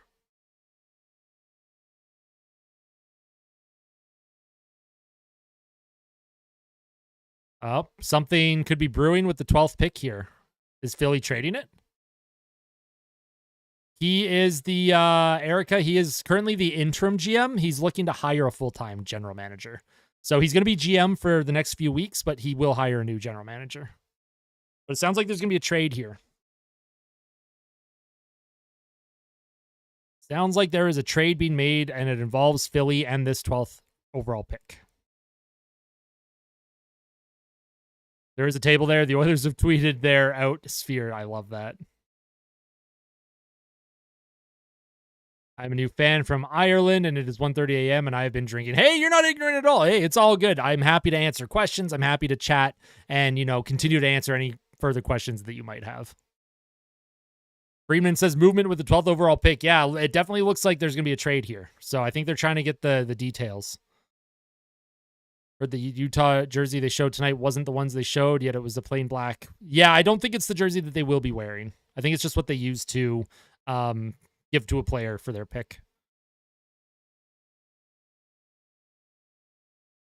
No one is going to care about Utah because we need team names. Oh, but I think people will care. It's like the PWHL, right? They're all the city names as their team names. They don't have like actual like names. All right, let's see what's going on here. Now time's out, so we're just trying to figure out the logistics here.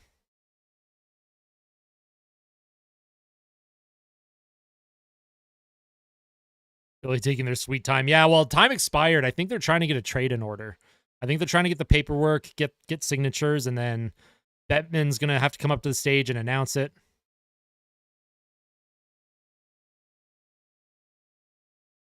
And I think they eventually will, Adam. They will. Like, there's team names that have been copyrighted, or whatever that's called, licensed in the U.S. for the PWHL, but for some reason they're still rolling with just the city names.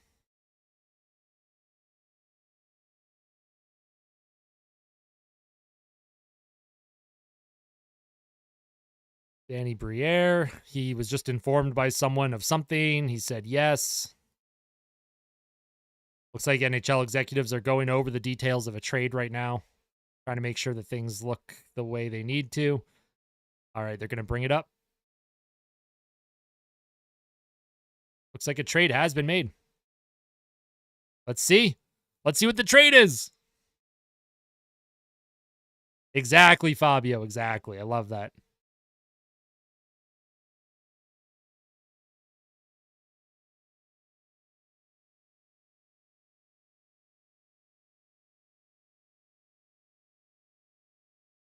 Let's see what this trade is, everyone. I'm new to your channel. Loved your coverage of the finals. Hey, that's awesome, Eric. I'm glad you enjoyed the content, and I'm excited to continue to provide even more content.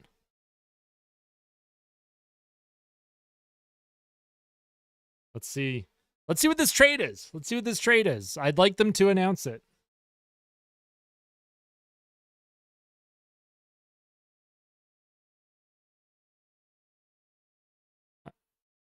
Whoa, trade alert. They even have like an animation in the sphere. That's cool. All right, what is the deal?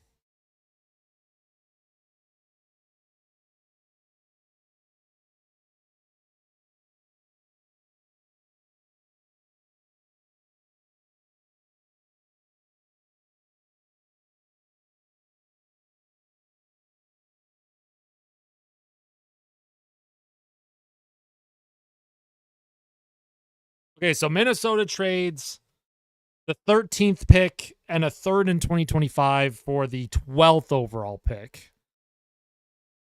Interesting. So this is now Minnesota's pick. And then number 13 now goes to Philly.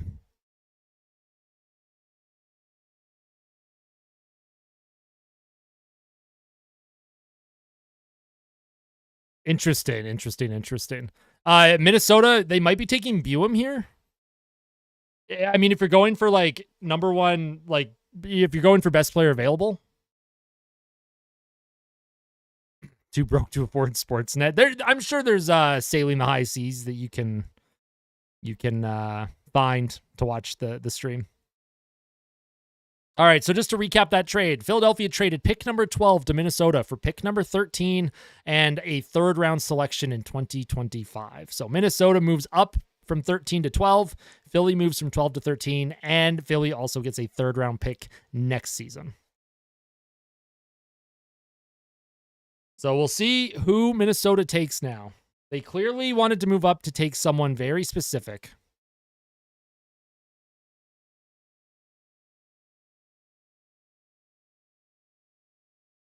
Yep.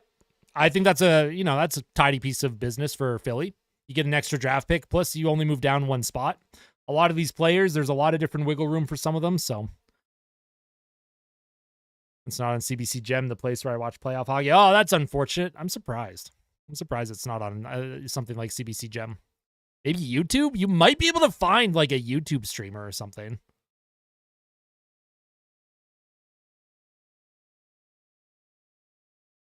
All right. Bill Guerin, man, he's cooking. Yes, he is.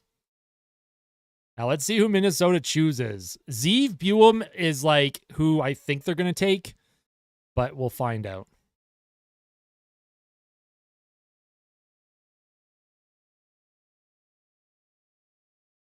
Let's see who Minnesota takes. They clearly really coveted whoever was available here to make sure that they got him.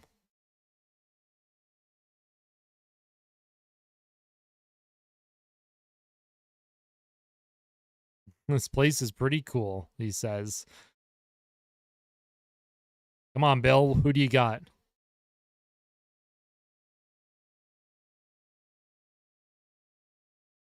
Yeah, Zeev Buem or Buem. That's who I like. They should have been going after. Like, there's no way you move up if you're not taking him.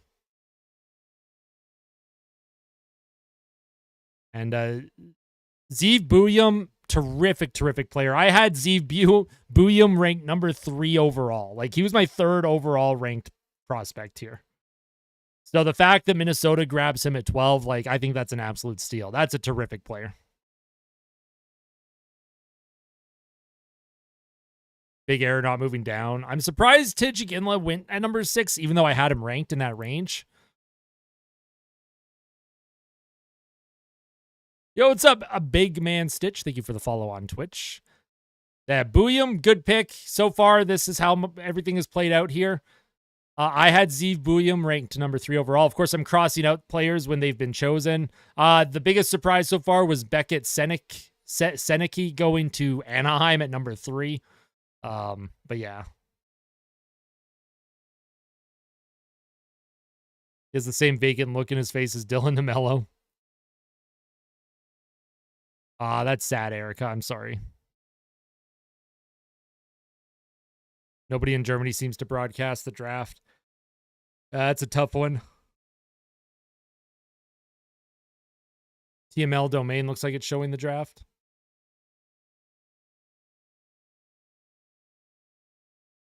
All right, so that's a good draft for Minnesota.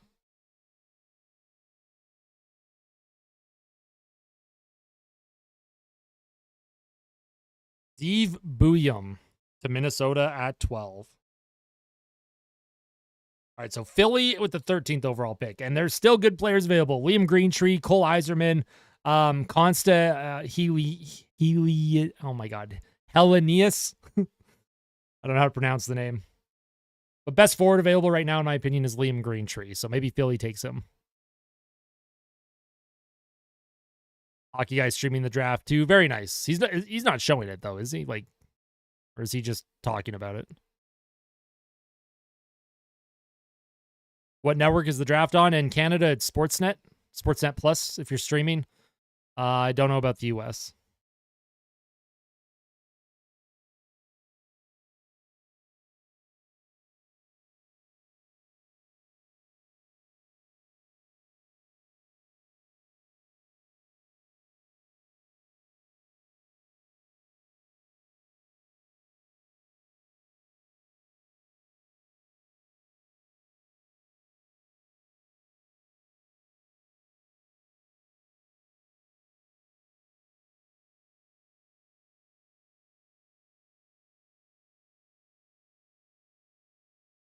Or even halfway done because, my God, I'm looking outside my window in such a beautiful day, but get stuck watching the draft feels so tiring. Hey, you can go outside and hang out, get some fresh air. We're only at pick 13 here. We're not even halfway through the draft, and we've been live for almost 2 hours. So they're really taking their time. Thank you to the hockey gods and the monkeys and the tech trucks for IPTV. Love that. Hey, that's excellent, Erica. Love that. Love that. Can't sit here for another 5 hours. I'm bored. I know. This is I'm running out of talking points here. Running out of talking points. I was hoping that there would be more movement in terms of trades, but maybe there's more trades tomorrow.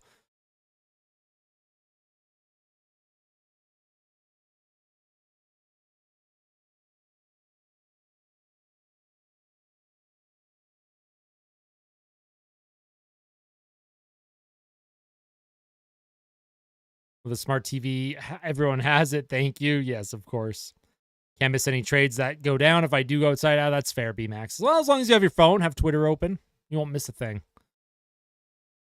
Not even halfway there, I want to cry. Same. What draft picks do the Oilers have? They don't have their first pick until the second round, number 64 overall. And then after that, I'm not 100% positive. I can try and find all their picks, though. Give me a second. Let's see. Oilers picks. Oilers picks, where are they?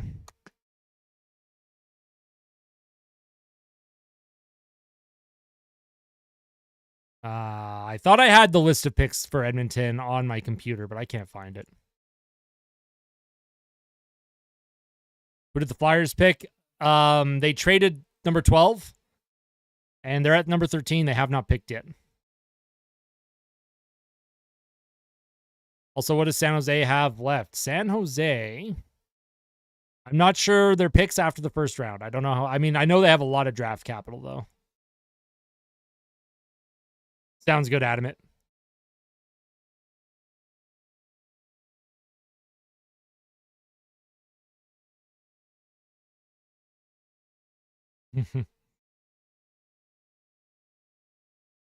They really stretch out this this production, hey?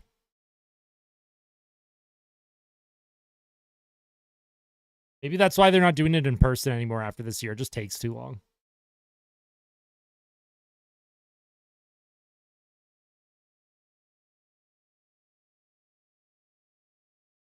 All right, here comes Philly. Good God. Philadelphia Flyers, they finally locked in their pick. Holy smokes. Let's get everyone some Red Bull. Let's get some movement.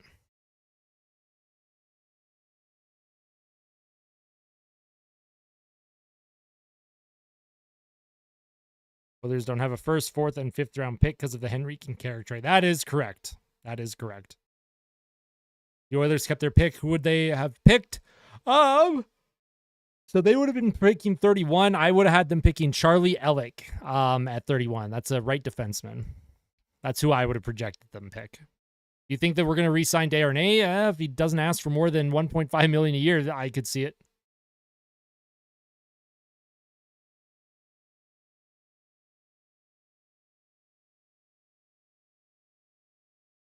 They're still bringing in guests, man. Why are we taking, like, why are we bringing in all these guests? Just go up and announce the pick and get off the stage. Gah. All right, Philly. Make this worth it, man. I'm going to guess they take Cole Yzerman here. That center available right now is Consta Hellenius. So we'll see who they pick. Hey, thank you, Russ.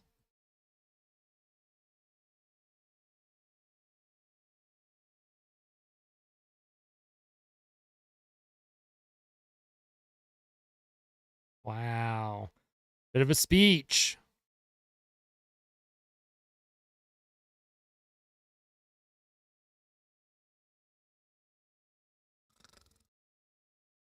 I'm going to actually fall asleep.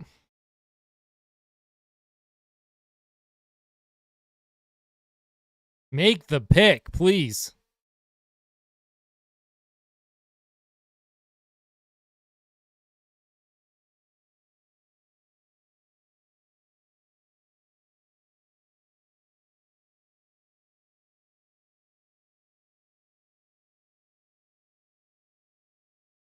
Oh my God, he's doing the weight and everything.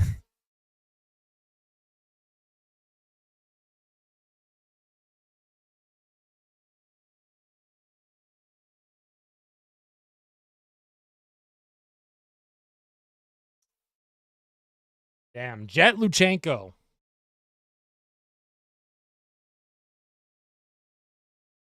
All that for Jet Luchenko. I had Luchenko ranked 25th, and Philly takes him at 13. They took a centerman there. They were saying they needed a centerman.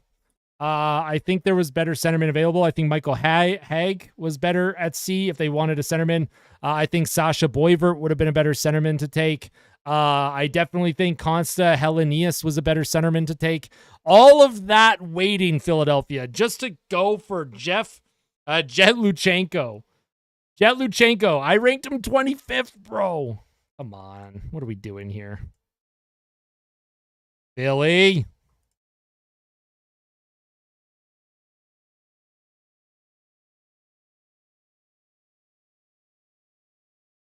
Jet Luchenko goes number 13. That's just crazy, man. I'd like to thank our sponsor, honey. Who had the 8th overall pick? Seattle. Seattle had the 8th overall pick. They took they took Berkeley Catton. Real good pick for Seattle.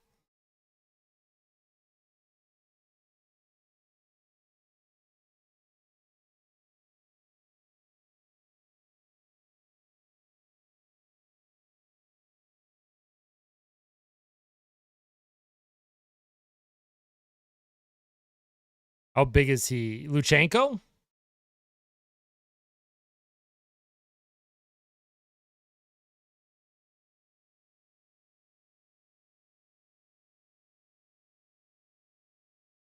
Luchenko's 5'11", by the way.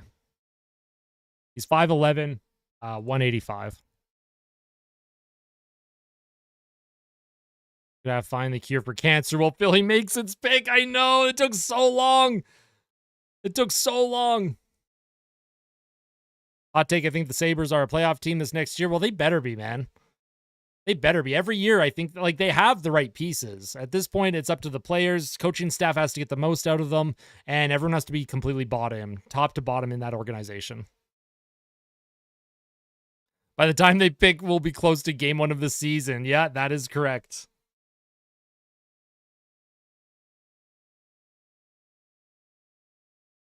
His name sounds cool. If that helps him. Yeah, I mean, Jet Luchenko, that is a cool name, but... Okay, Buffalo. Good players available for Buffalo. They could take Liam Greentree, Cole Yzerman, Consta Hellenius, Adam Jiricek. Lots of options for Buffalo here. To watch all 6. Yeah, exactly. Cole Yzerman has not been selected yet.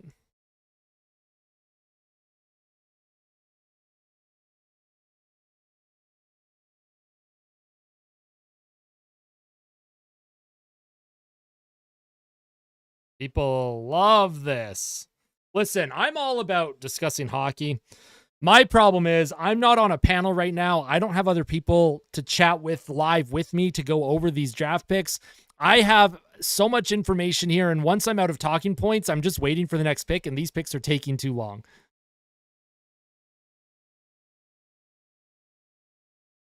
Finally found a way to watch. Let's go, Swag. Let's go.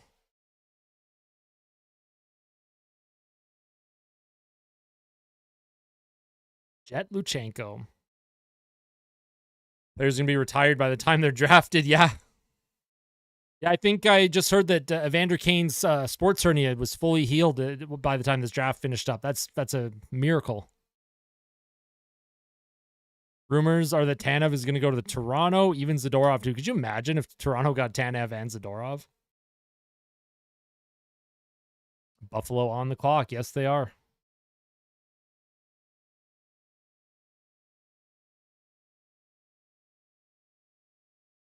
All right, so apparently Montreal got 4 to 5 trade offers for that 5th overall pick. And I'm glad they kept on to it, and they're probably happy they kept it. I think there were a lot of teams that were hoping to move and take Demidov, but Ivan Demidov for Montreal is a great pick at number 5.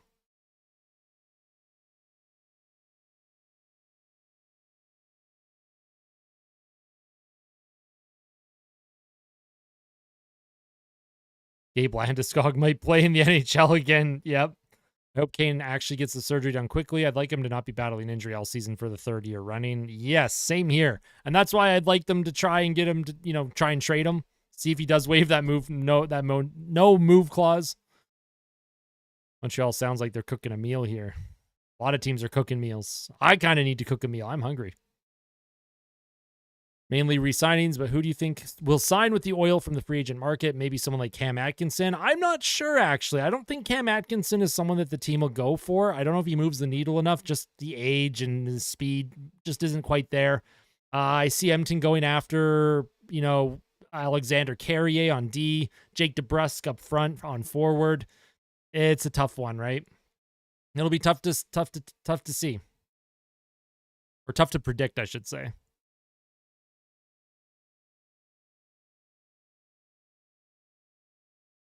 Oh, Lindy Ruff making the selection.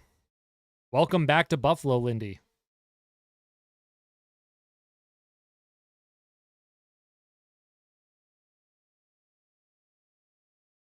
Are you taking Buffalo?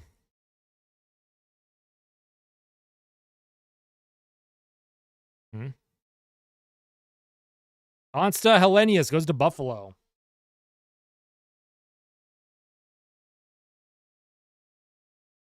Good pick. Good centerman. Best centerman available in the draft right now. I think Consta Helenius should have went before Jet Luchenko, but that's just me.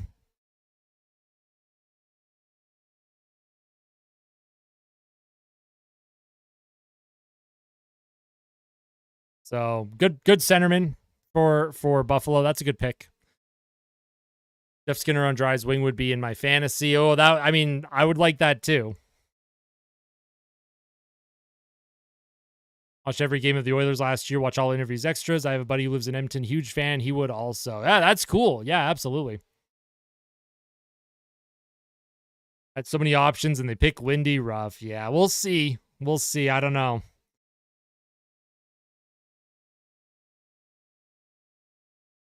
And ended on July 28th, 2025. For real. For real. I could grow a whole ass beard by the time this draft is over, or by the time the first round is over. All right, so number 15, Detroit. If we're looking at best player available right now, it's Liam Greentree. Then right after that, it's Cole Yzerman. Consta Helin. Oh, I'm so bad at pronouncing this name. Is gone. Yeah. So at this point, I think it's going to be a crapshoot on the draft board. Who goes where? Most of the bigger names are gone. The only players that haven't been taken that I had in my personal top 10 are Liam Greentree and Cole Yzerman. And you guys can take a quick look here. I have Liam Greentree at 8, Cole Yzerman number 9. But everyone else that was in my top 10 is gone. And then you're starting to get into these mid picks as well. So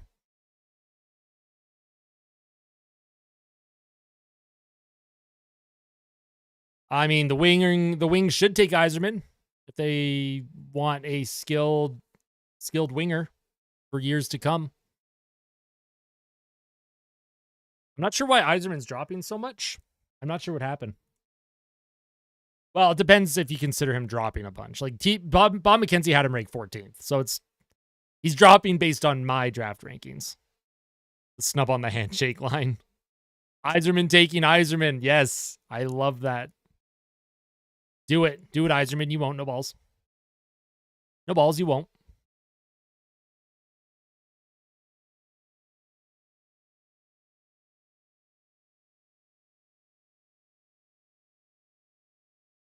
And it's a commercial break, of course. I'll stay until Detroit chooses. Oh, wait, I'll be dead. Yeah. Like, I know the first round takes a while, but holy smokes, man.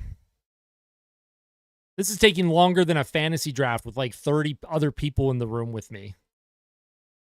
And I've done fantasy drafts with 30 other people in a room with me where we're all drinking and we have our stats in front of us and trying to figure out who to pick and make trades. 30 drunk hockey fans can make picks quicker than NHL general managers. As Ken Brockman said in The Simpsons, a tidal wave in Koala, screw it, a tidal wave in France.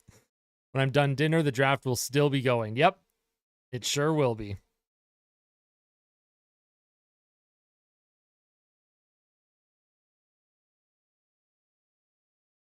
I'm going to just dip, have fun. Hey, sounds good, Adamant. No worries. Thanks for tuning in. I'm not sure what my video is going to be tomorrow, but Sunday, June 30th, I will have a full free agent preview video, a full video of free agent targets for the Edmonton Oilers. That video is also sponsored too, by the way. My first sponsor on YouTube. I'm actually pretty excited. So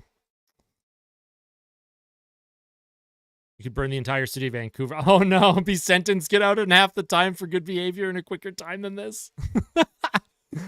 Oh, geez, savage.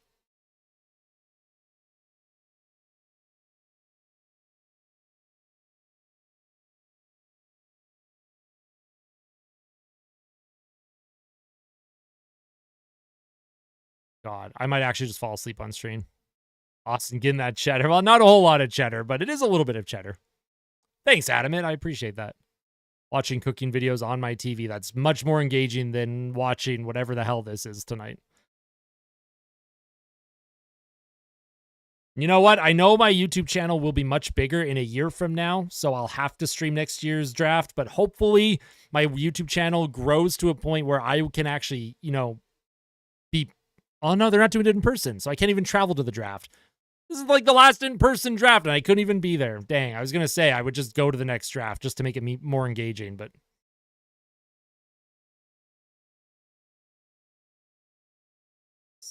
What's up, bud? Dude, my cat is so bored of this stream right now. He's getting up to leave my desk. Lay down, bud. Lay down. All right, Detroit's made their pick. It's locked in. Let's go. I select bed, nearly 2 a.m. here, everyone. Good night. Hey, have a great night, Eric. Bed is a right decision at this moment. Here comes the Detroit Red Wings on stage talking to Gary. Who are they selecting?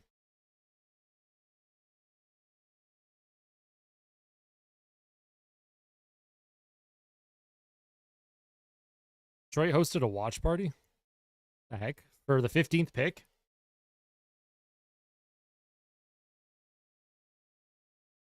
We can proceed. Exactly, Swag.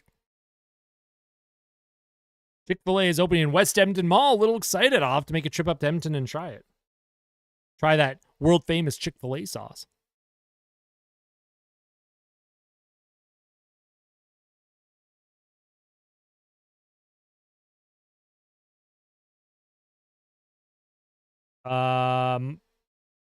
Michael Branseg Nygaard is who they took. Right winger.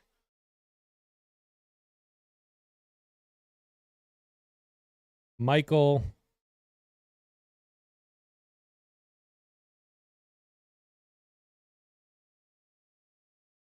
Branseg Nygaard.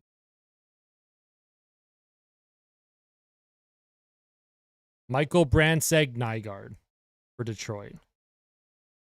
I had Nygaard ranked 16th overall. So that's a good pick for Detroit. That's right in range.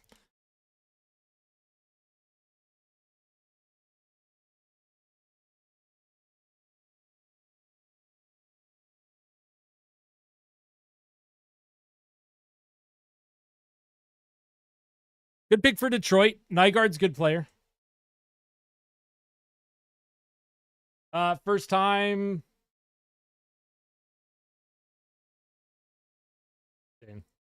That's a good pick. Huge for Norway. First time a player from Norway has been chosen in the first round. So that's exciting. Want to make cinnamon rolls sometime this summer, but I'm already too busy. I love cinnamon rolls. They're so good. I love going to Cinnabon in the mall, and I'll buy cinnamon rolls. They're so good. Fine pick for Yzerman. Oh, yeah. Yeah. Good pick. Good pick.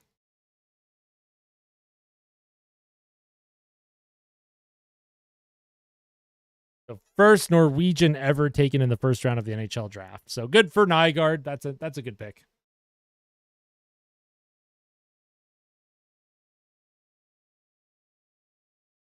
No, Liam Greentree and Cole Yzerman are still on the board, by the way. What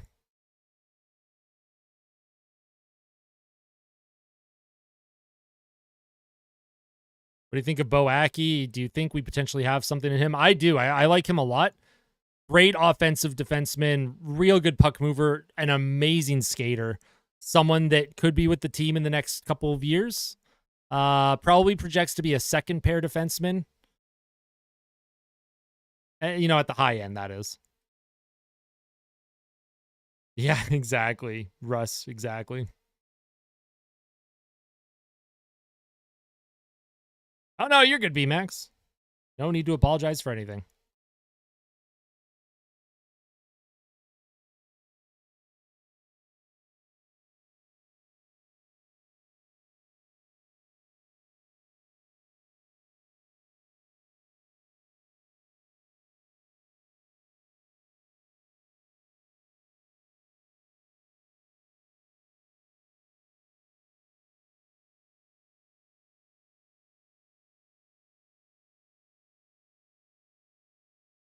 All right, so the next pick is St. Louis. St. Louis Blues.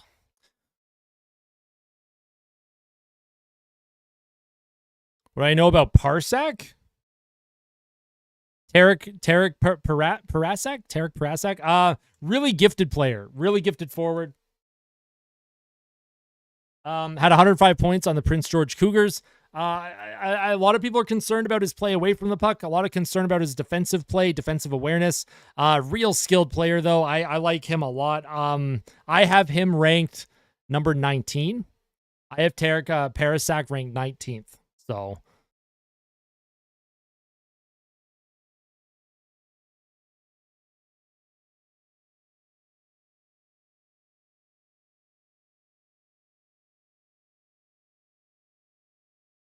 time to make these picks as long as the nameplate Brandseg Nygaard. Yeah, exactly. What would you say Edmonton's top 3 prospects are right now? Would you even put Bourgault in there due to performance lately? I would would we consider Broberg still a prospect? Holloway, like they did get playing time in the playoffs, but they haven't really established themselves as full-time NHLers yet. So are they prospects? Raph Lavoie, Maximus Wanner or Vonner, Olivier Rodrigue, he's up there. Xavier Bourgault is in there somewhere, although I don't think Bourgault is tracking to be an NHLer at this point, but it's still early.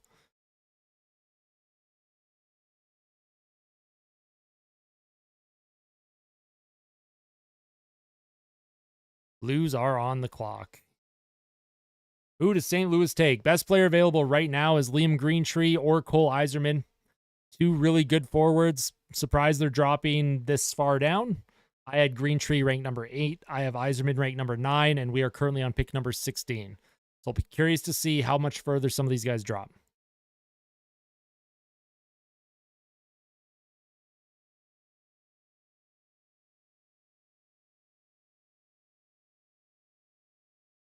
Knowing that we could have picked Wyatt Johnson over Xavier Bourgault, yeah. Ken Holland masterclass with his drafting, man. Brutal. Oh, and here come the St. Louis Blues. The pick is in. Who will St. Louis take? I could see St. Louis taking Yzerman here. Taking a forward here.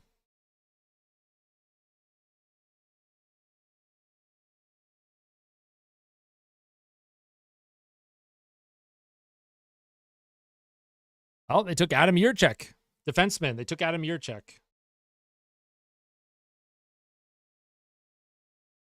So, Yurchek, right-handed defenseman, goes 16th overall. I had Yurchek ranked 14th overall, so that's actually a pretty good pick. Dropped a couple spots, and St. Louis got a guy that they're looking for. So, Adam Yurchek goes to the St. Louis Blues.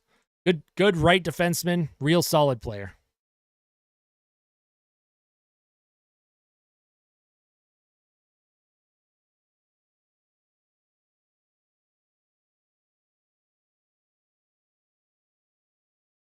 All right, Yurchek. Adam Yurchek. I just want to punch Holland in the face for his drafting skills, I know. Now, I don't condone violence, but I share that, like, emotional feeling.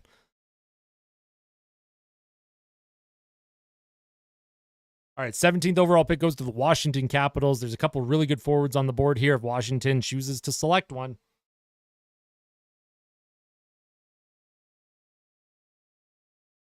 Let's see who Washington chooses. But yeah, that's a good pick for St. Louis. They get a good defenseman, Yurachek. I think Yurachek projects to be a top 4 defenseman one day. Just has to get used to the North American game.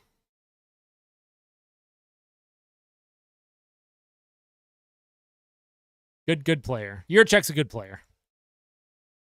He's a smart player. He's definitely one of those guys that is a stay-at-home defenseman, right? He's not going to blow you away with his offense. His offensive instincts aren't really there. It's his neutral zone and defensive zone play. Defensive awareness is really, really strong for the St. Louis Blues. You see the Calgary Flames traded Mangiapane for a second round pick in the 2025 draft. I did see that. I did see the Calgary traded Mangiapane. Must have just been a cap dump, it looks like. Bob Stauffer tweeted something about in the next 72 hours, a trade might happen by tomorrow or Sunday. I would not be surprised, B-Max. I would not be surprised. Bob Stauffer's usually pretty in the know with this stuff. Bob Stauffer is very in tune with what's going on behind the scenes in oil country. I would believe Bob. I would believe Bob that there's going to be at least a trade or two happening.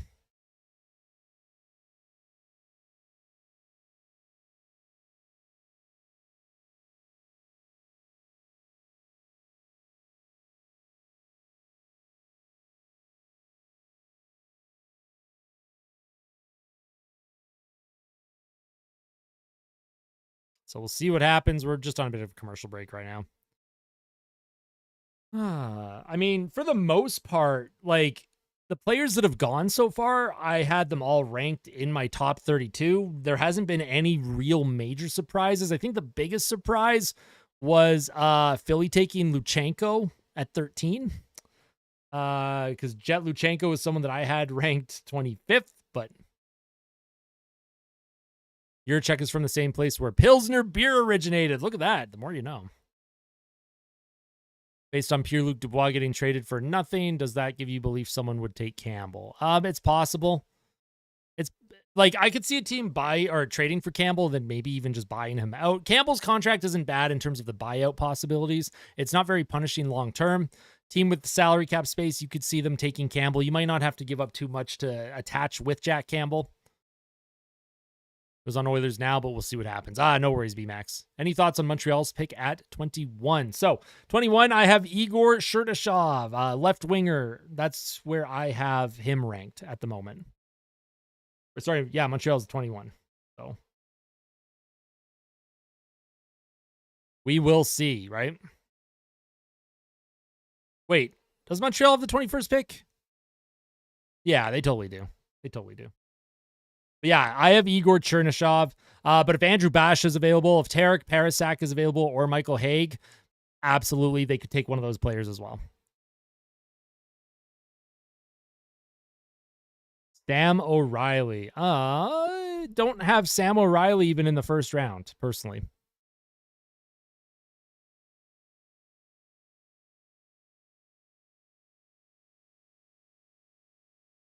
be honest, yeah, no, I don't have Sam O'Reilly ranked in the first round.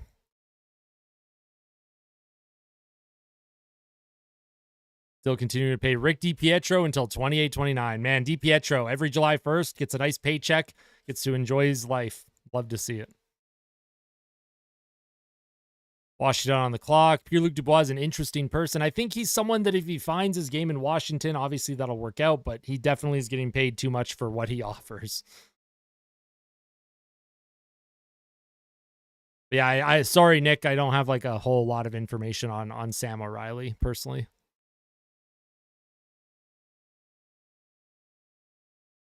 Let's see who Washington takes here. We are at pick 17. Washington coming up to the podium.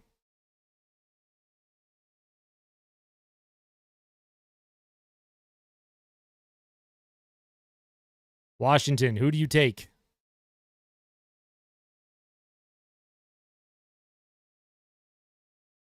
Oh, they took Tarek Parasak. Okay, good player. That's actually a good get at 17 for Washington. So they took Tarek Parasak.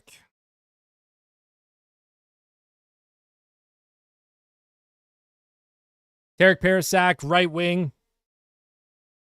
Super offensively gifted player.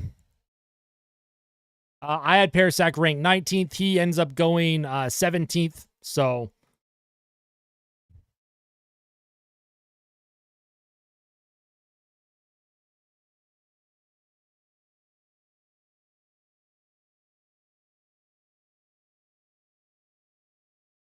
Parasak goes to Washington. That's a great pickup for Washington.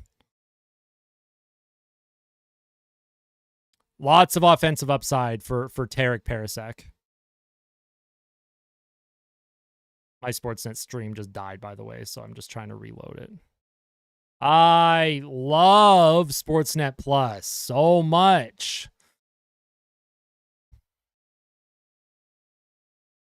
Opinion on PB&J? I don't need a whole lot of PB&J, if I'm going to be completely honest. I'm not against PB&J. I think the last time I had a PB&J sandwich, I might have been like 14 or 15.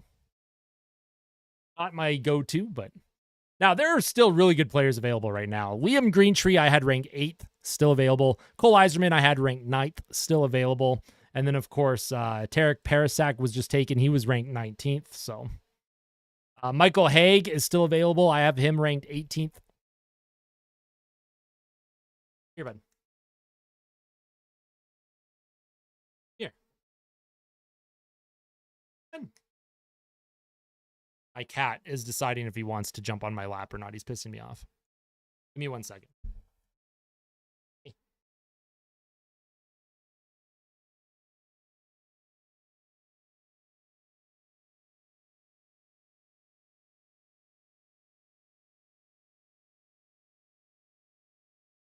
I'll just put him outside for now. He's getting hair all over my keyboard and stuff. I just can't have that right now. How long is this draft? I could probably graduate high school before this ends. The draft goes for another hour and 45 minutes, I would imagine. It ends when Philly picks at 32. So I don't blame anyone for not sticking around as long as I am. The Prince George Cougars logo gives off Thundercats vibes. It certainly does, hey? Certainly does. Chicago is on the clock. Chicago, they could pick up Greentree or Eiserman. I think that would be huge for them, but we'll see who they end up picking.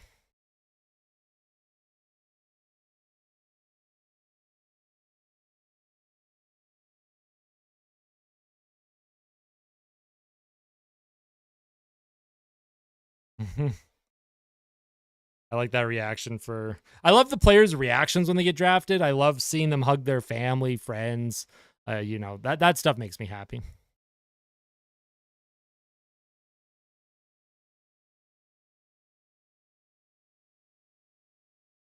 Will the Blackhawks make the playoffs again? Probably not this year, but they will be in the next couple of years for sure.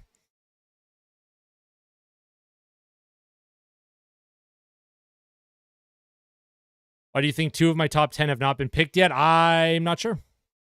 I'm not sure. Either I've overvalued a couple players or teams are undervaluing them. That's a tough one. I agree, Russ. I agree. His reaction was the best. Seneke's reaction going to Anaheim at third overall. Because I had Seneke rated 17th, and he went third overall, so...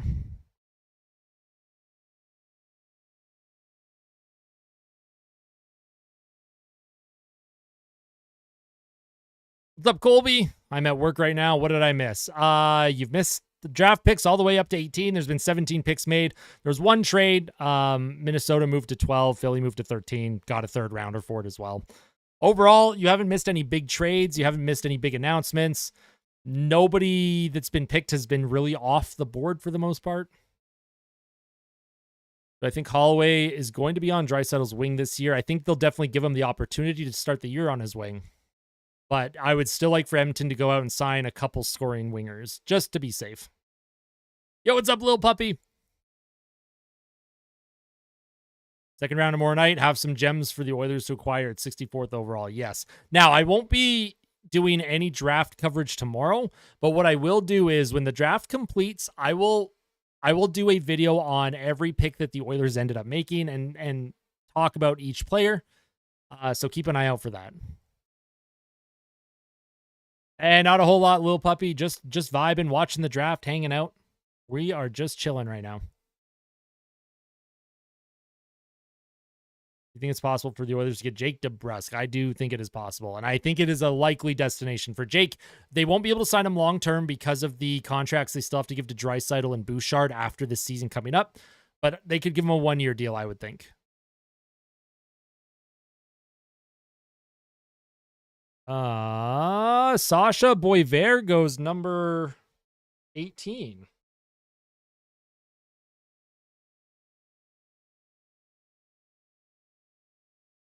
Sasha Boisvert. Now, Sasha Boisvert is a good player. Center. Probably, I mean, I don't know. Like, he's a good player, but there are still better players available here.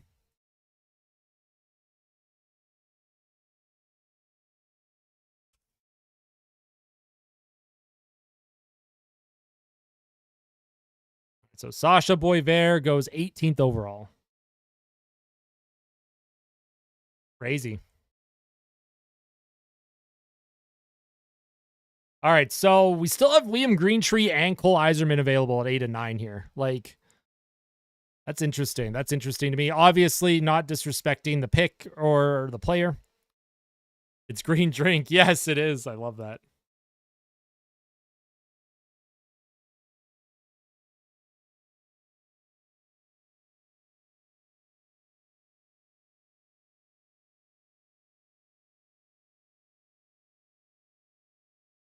I'm leaving for a bit. Hopefully you'll be live after 9. If not, I will review it all. Have a good day and God bless it. Hey, sounds good, Colby. Truly appreciate it. I appreciate you tuning in. Means a lot.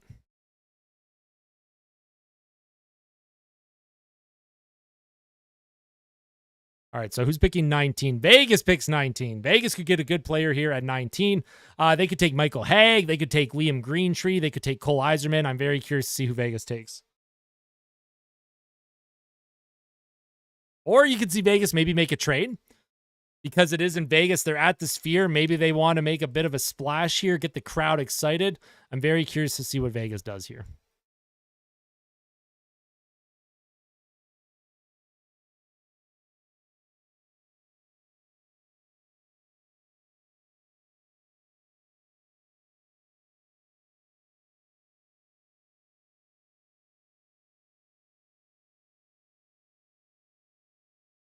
DeBrusk signs with Nashville or the Kraken. Can they go after Anthony Duclair instead? I would like I Duclair.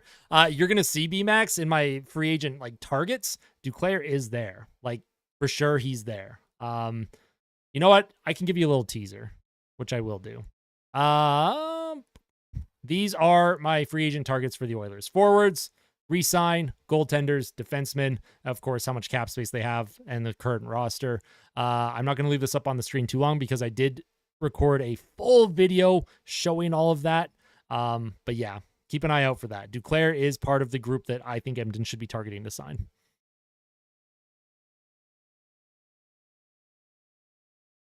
Boisvert kind of looks like he walked straight out of British boy group into the NHL draft. Yeah, a little bit, yeah. I can see that. That's funny.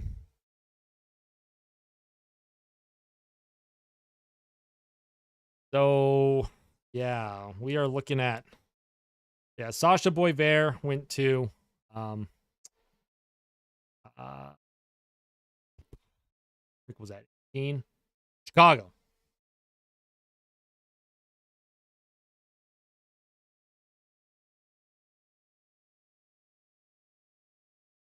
Three of those netminders have already been Oilers. I know, Russ. I know.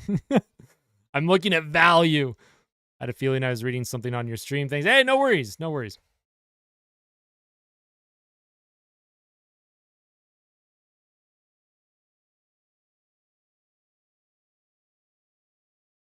Now, I don't think they're realistic options, but yeah.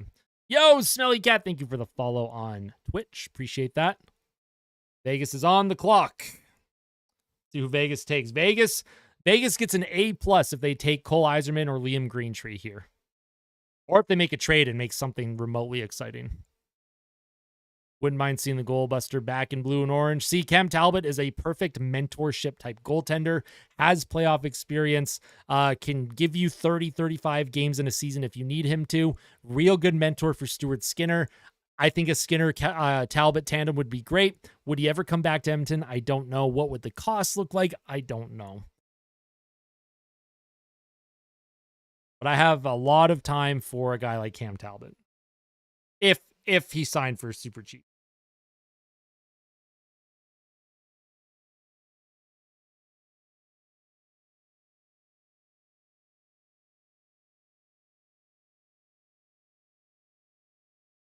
Can't see Talbot coming back. That's fair, B-Max. That's very fair. I think he always did like his time here, but I think he would come back. Talbot twins were born here. Yeah, that's true. Now, will Vegas make a draft pick, or are they going to make a trade and make things exciting?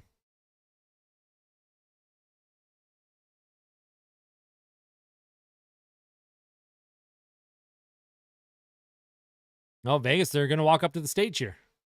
Vegas is going to make the pick. Oh, no. Maybe. They even have a jersey? Oh, yeah, there's the jersey and the hat. All right, Vegas is going to make a pick here. They're not going to make a trade. That's true, Maddie. Yeah. Yeah.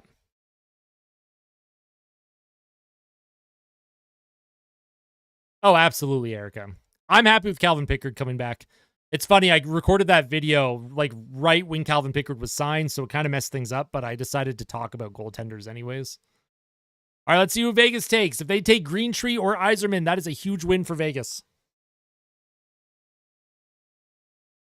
Who you guys taking?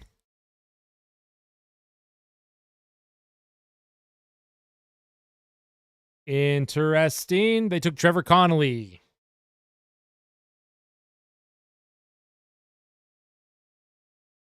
They took Trevor Connolly. Trevor Connolly, I had ranked 26th overall. I had Trevor Connolly ranked 26th overall. Vegas takes Trevor Connolly at 19.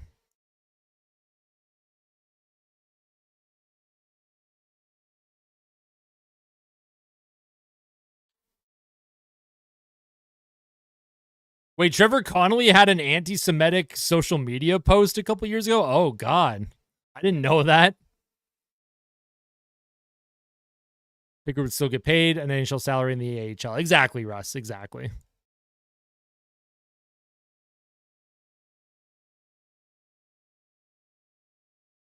All right, that's interesting. I forgot about Trevor Connolly's social media post. Ew.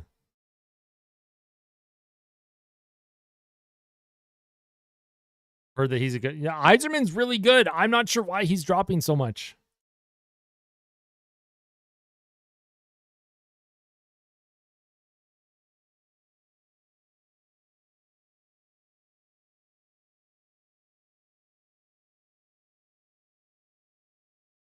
For Yzerman to slip this far, there had to be something in his draft interviews. I would think so. I agree that like there's something going on here for Yzerman to slip to where he's going to end up going now.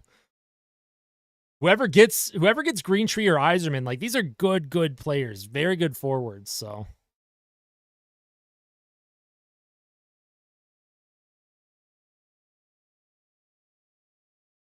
All right, so number 20 goes to the Islanders.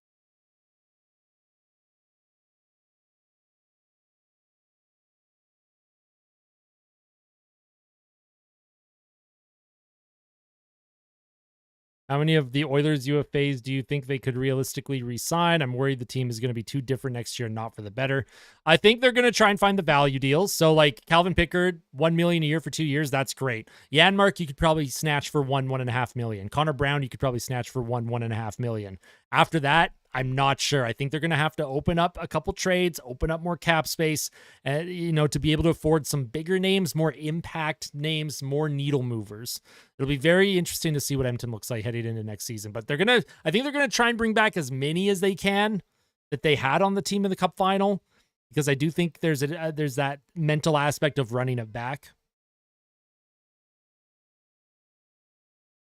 Yzerman told all the teams to leave him alone. He'll be picked by the Oilers at the end of round 2. Yeah, exactly.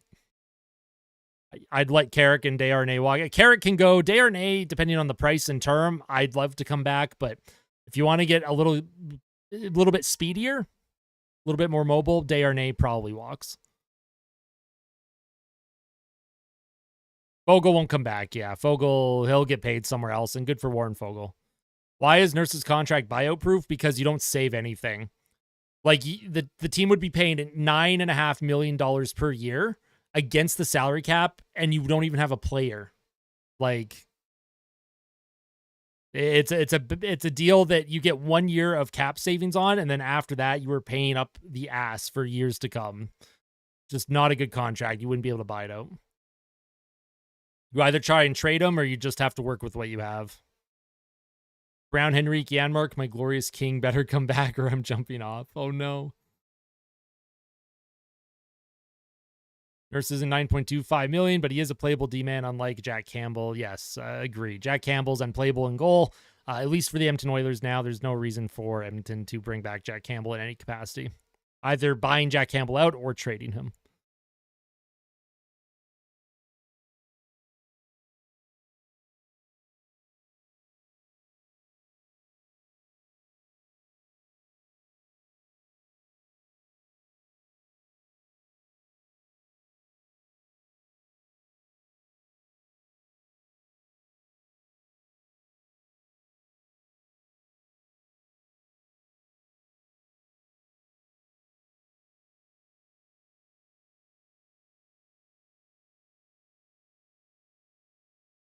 I'm saying buyout Campbell tomorrow. Yeah, I think a buyout is realistic. If you don't want to give up assets to get rid of Jack Campbell, you could buy him out. Do you think someone will take Campbell on as a reclamation project in San Jose? I could see that being a possibility.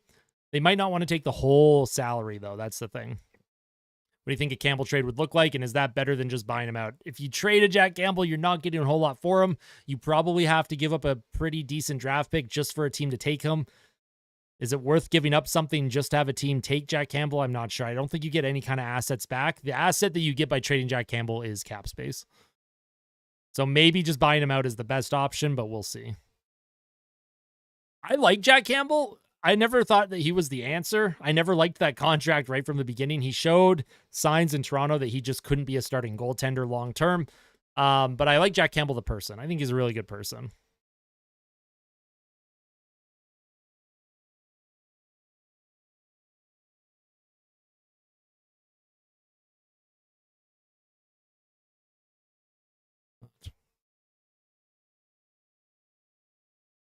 The Islanders. Who are the Islanders selecting?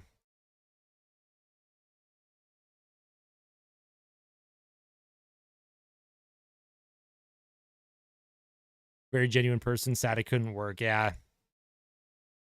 Yeah, that's how I feel. Oh, Anders Lee making the pick here.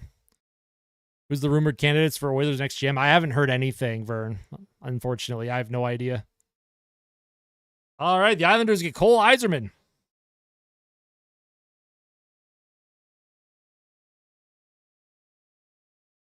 Yzerman finally gets chosen. My 9th ranked pick goes 20th overall. Cole Yzerman to the New York Islanders.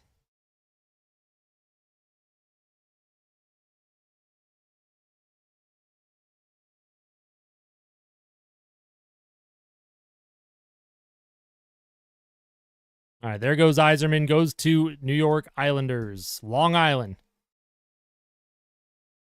I could probably watch clothes dry instead. Yeah, pretty much. I know Dinosaur's younger than Lou Lamoriello.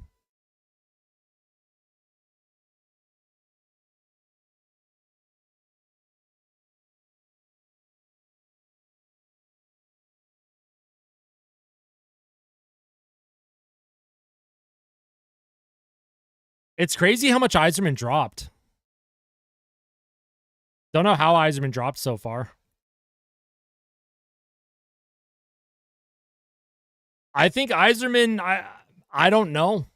I really don't know why he dropped Anthony Metz, but I think he's a great player. I think he's a steal at 20. Like, he's an absolute steal at number 20. Cole Yzerman is a terrific player.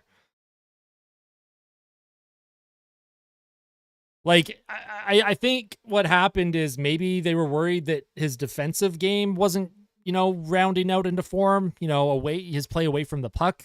But he's such a gifted player. Cole Yzerman, like, that's a great pick for the Islanders. With the picker to re-sign, is that an all but confirmation on the goalie tandem next year? I would think so. It's likely it's Skinner and Pickard as the main goaltender tandem. Whether that's enough for Edmonton to get over the hump, I'm not sure.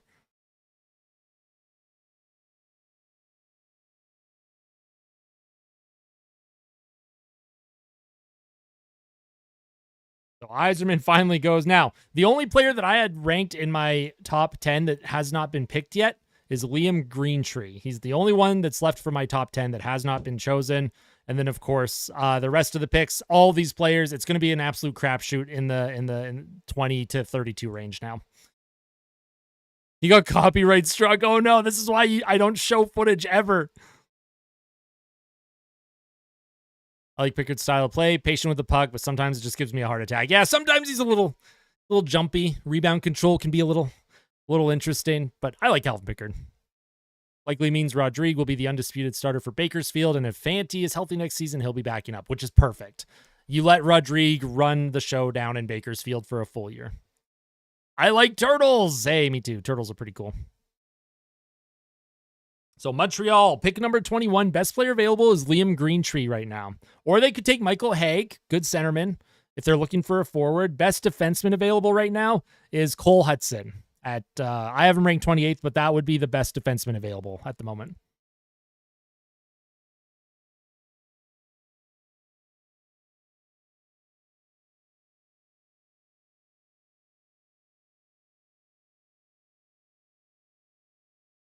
So we'll see who Montreal picks. Who is Montreal going to pick? I like trains. Wait a second. I hope Montreal takes Greentree here. Man, Montreal getting Demidov and Greentree would be like a terrific first round for them. Is there any way to get any money out of Nurse's contract? You'd have to trade him. Or get, like, if you want value for Darnell Nurse, get him a partner that can round his game out and hold him accountable. And a partner where you can run Nurse and another defenseman with him for 15 to 20 minutes a night, and you're getting value in that aspect. I know nothing of this draft class. I didn't know a whole lot until a couple weeks ago. I really, really rushed my scouting and video scouting and my own scouting reports that I made. There's been some surprises, nothing like no crazy surprises here. But I think Cole Yzerman is the biggest surprise, dropping to 20. I had him ranked in my top 10. Could they take EJ Emery here? They could. They absolutely could. If they were looking for a defenseman, they could take Hudson or EJ Emery. I think they're both good players. They probably don't need them at 21. I had those players a little bit lower, but Montreal could trade down if they wanted to grab one of those defensemen.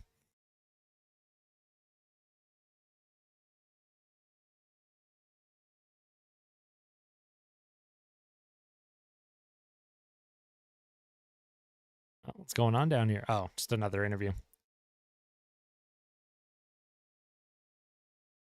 So Montreal, in my opinion, if they want the best player available at number 21, they should take Liam Greentree. If they want the best defenseman available, then they would go with either Cole Hudson or EJ Emery. And if they want the best center available, it would be Michael Haig. So there's some good options here for Montreal. Either way, they're going to get a good player here. I'm shocked Cole Yzerman dropped so far. That's wild. All right, here's Montreal. 21st pick. Who are they going to take? Don't overthink it, Montreal.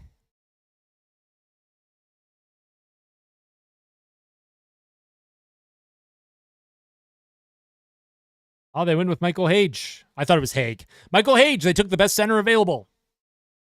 That's a good pick. Michael Hage is a good player.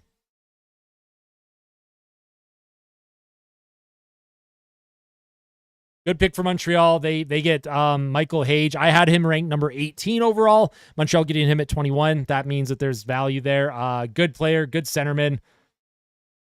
So, good pick. Good pick.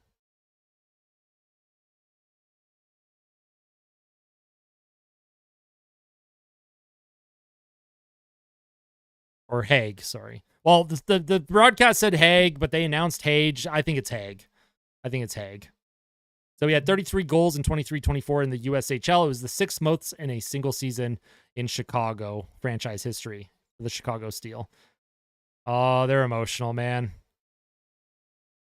There was a tragedy with his dad, so obviously dad's not here anymore. Love to see that. That's big. I love that.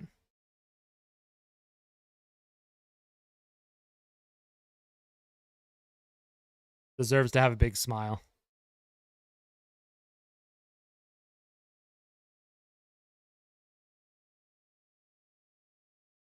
Nashville's going to be picking number 22. Haig's going up to the going up to get his jersey here. Yeah, make some food. I'm also hungry. My head's starting to feel dizzy. Oh no.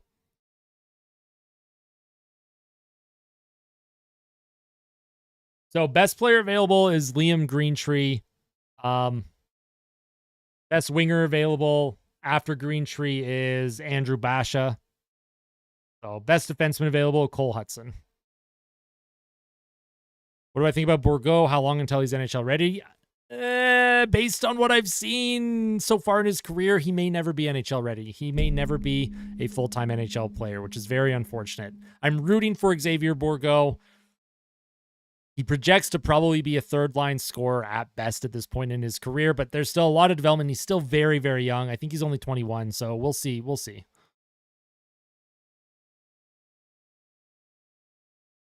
Starting to get tired, I know. Me too. It's tough. Like, if you're not into the prospect scene, if you're not into scouting prospects, if you're not into the NHL draft, it's pretty hard to stay engaged. I totally understand that. I understood that this type of viewership was going to happen. So I just wanted to thank everyone that is tuning in for your support. It does mean a lot. Despite how boring this can be, I do appreciate that we are all hanging out tonight. Free Agent Frenzy will be much more exciting, I promise. Free Agent Frenzy is always crazy exciting. There's lots to talk about during free agency. Every player that gets signed, there's always so much to discuss. I will be live streaming free agency, so could Lavoie slot into the top 6 next year? If they go out and sign someone like a DeBrusk, and then now Holloway is probably going to be in there as well, I just don't think there's any room for Raph Lavoie at the moment. I could see them maybe trying to move Lavoie. Haven't missed one of these since Taylor Hall in 2010. Yeah, I love the NHL draft. I love scouting players on my own time. I've taken scouting courses through Sports Management Worldwide. Mr. Harry Sinden was a mentor. Mike Oak, Peter Pro, Pete's GM and president, he mentored me. I've met a lot of people in the industry that helped teach me how to scout, what to look for. I almost became a hockey scout. Like, that's something that I almost did as a career. So I love this stuff. See how he can do it. Yeah, I'd be okay with that, Berserker Earl. Absolutely. I would love to see that. The Bruskin Oilers would be a big win. Agreed, Erica. That'd be a big, big W. How much would DeBrusk cost against the cap? If it's a 1-year deal, which it's rumored it could be 1 year, $5 million, maybe $5.5 million tops. If DeBrusk wants long-term, he's looking at $6.5 million per on the open market. So I hope Edmonton is able to give him 1 year at about $5 million, $5.5 million for 1 year. I think that would be perfect.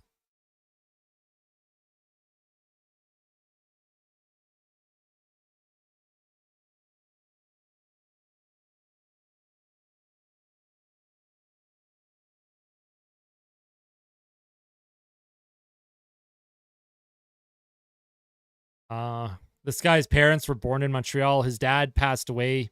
What a story for Michael Haig here. What a story. It's unique compared to the rest of the sports drafts. It is. It is very unique. How do you afford that with all of the UFAs? They probably trade a couple players to make cap space. Cody Ceci, I could see moved. Brett Kulak, I could see moved. Evander Kane, if they're able to get him off the books. A Jack Campbell buyout or trade, that frees up a lot of cap space too.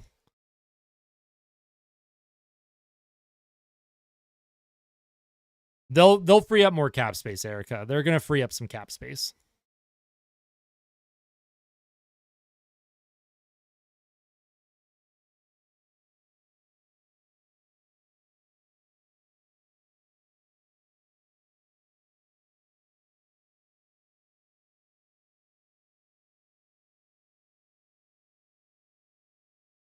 All right, Nashville's on the clock. Taking a while to get Nashville's pick in right now. For Nashville, best player available for Nashville would be Andrew Basha. If they want the best defenseman available, they could go Cole Hudson or EJ Emery. But pretty much, we're at pick number 22, and the top 19 is now gone, except for Liam Greentree at number 8. Liam Greentree is still the best player available right now. So we'll see if Nashville wants to take Liam Greentree or not. What's the ideal option for a CC upgrade on the free market? Sean Walker, Alexander Carrier, Matt Roy, Chris Tanev. Those are just kind of some options I'm thinking on the top of my head that would be a real good upgrade on CC. I'll be sad if Darnay leaves. Love the Vinny Skinny celebration after a game win. Me too, Erica. Me too. I don't see the Oilers in this draft. They do not have a pick in the first round. They will be picking number 64 overall in the second round tomorrow morning. Thought Utah was going to take a defender like Perrick or Buyum. Interested to see what they do with free agents. Yes. I mean, they got Tidge Iginla, terrific player. I think that's a real good pick for Utah.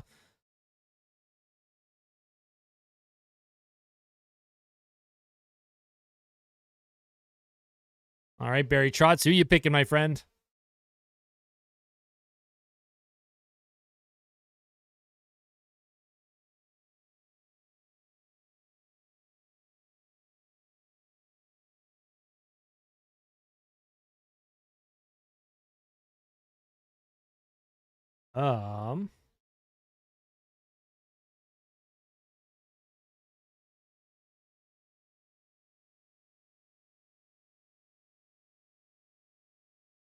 Yegor Surin? What?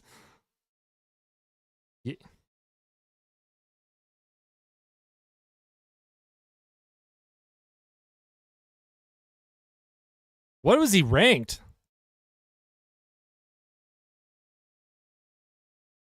Where was he ranked?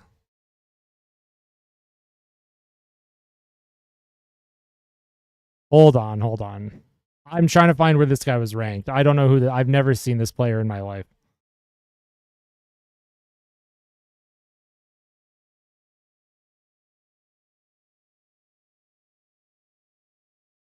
No idea. No idea. I don't know who that is, fam. I don't know who Yegor Surin is. I'm sorry. No idea who that is. The Oilers traded the 31st pick to Anaheim in the Adam Henrique deal. Who do you think has been the biggest steal so far? The biggest steal, probably Demidov at 5 for Montreal. What defenseman would you like to see slot into the lineup for the Oilers? Like currently, or just like free agent, or what do you mean?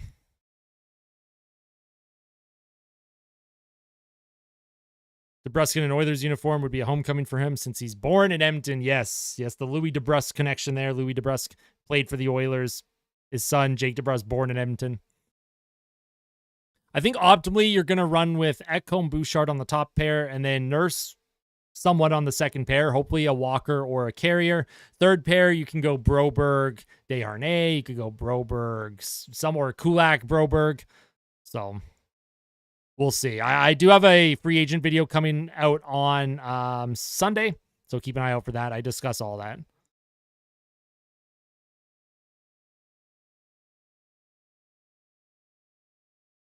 Detroit took Bransneg Nygaard. Good pick. I had Nygaard rated 16th overall. He went 15th to Detroit. Good forward, good right winger, tons of skill, good shot. I think it was a good pick. And Toronto's next.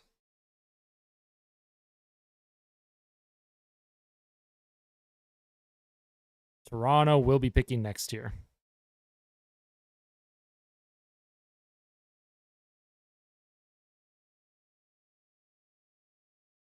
Toronto with the number 23 pick. Liam Greentree is still available. Come on, Liam Greentree. Let's see who Toronto ends up taking.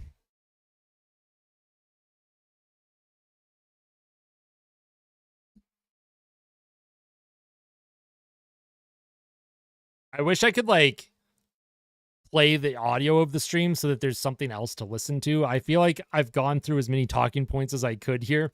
I'm running out of things to talk about the longer we get into the stream and this draft. Toronto, please make the pick before I die. There's a trade coming. There's a trade coming. Let's see what the official announcement is. Elliot Friedman says Anaheim is trading up with Toronto. Let's see what happens here. Anaheim making a trade with Toronto. So there will be a trade. Let's see what they announce.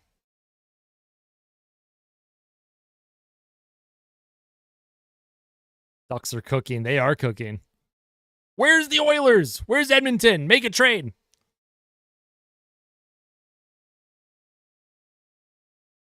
All right, let's see.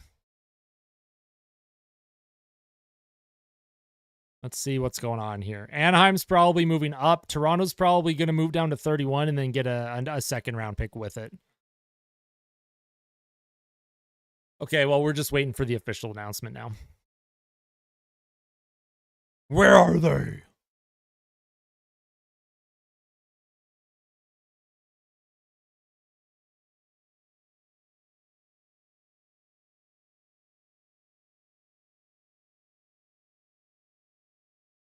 So the Leafs get number 31 and 58 from Anaheim.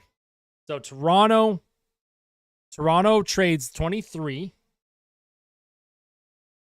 Hey, Matt. Thank you so much for the follow on Twitch. I appreciate that.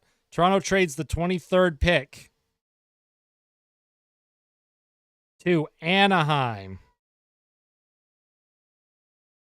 for number 31 and number 58.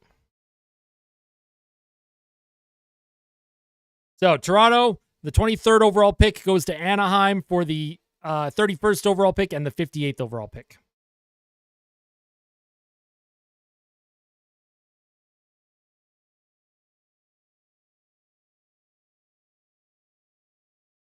All right. Let's see. So now the Ducks are on the clock here. So it is now Anaheim's pick here. I'll switch the board. It is now Anaheim.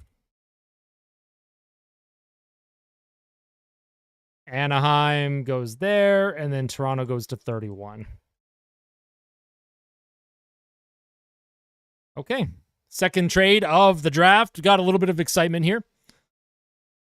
Now Toronto has Edmonton's pick. Yep. Yes, they do. Ducks cooking the draft, but not the regular season. Yeah. Anaheim will get. They'll be back soon. You can get him in the third. Romani's a good pick. I haven't even heard of Romani. Who's my favorite Pokemon? Glaceon or Flygon. Those are my two favorite Pokemon. Mostly Flygon, though, if I had to choose one.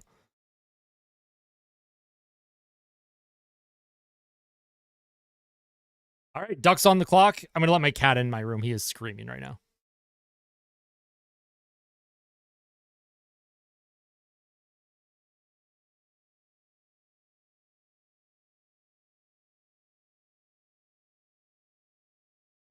What?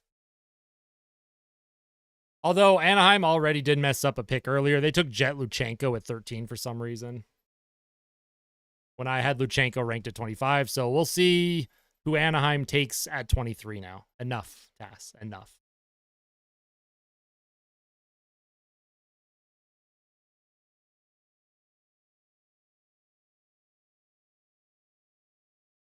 Tass, enough. Stop. Favorite is Gengar. Hey, Gengar's a terrific Pokemon. I love Gengar. Anthony Romani from North Bay. I'll have to look up some highlights and take a look at him. Didn't get drafted last year. Oh, okay, interesting. I'm assuming he probably popped off this year. He'll be an overager getting drafted.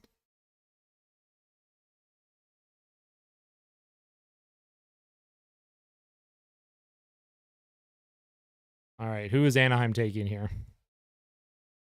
Number 23.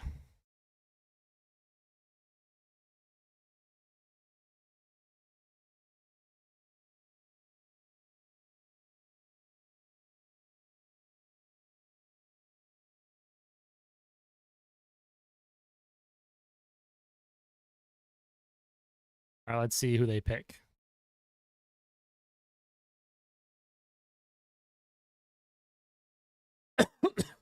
Who did they take? Steen something. Another draft pick from Norway. Steen Solberg.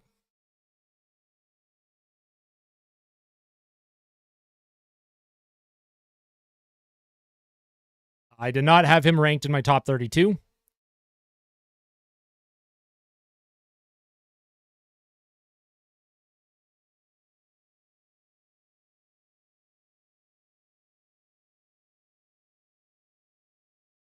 All right. Solberg, taken 23rd overall. Interesting. I'm not sure where he was officially ranked.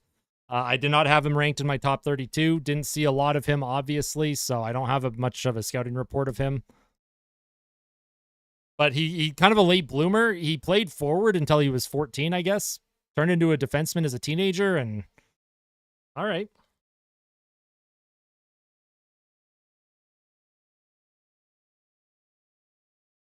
Who do you think Colorado is going to take? If they took best player available, they should be taking Liam Greentree. But Andrew Basha would be a good pick. Igor Chernyshov would be a good pick. Ryder Ritchie would be a good pick. Emil Hemming would be a good pick. So Colorado, tons of options here.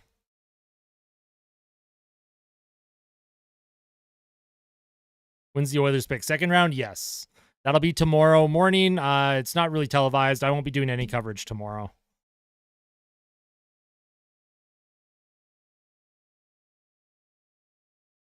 Utah is moving up in exchange for picks with Colorado. Okay, so Utah is going to move up here. Utah will pick 24th.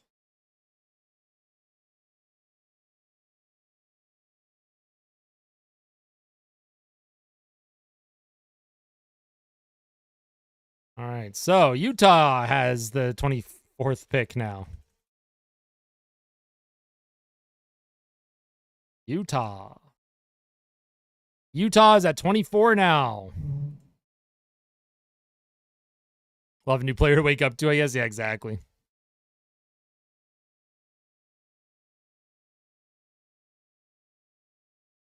More trades happening.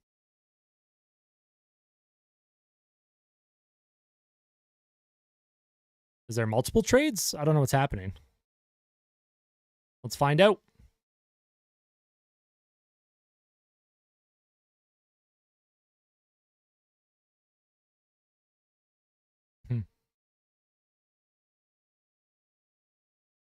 Mm-hmm.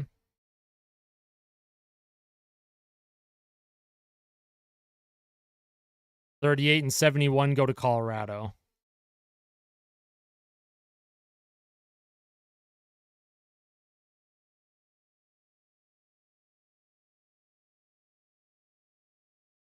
Colorado trades 24 for 38.71 and a second-round pick in 2025. Interesting. All right, Utah's on the clock. Number 24 for Utah. Interesting. Yeah, Colorado just trying to gain more trade chips rather than, you know, use one specific draft pick.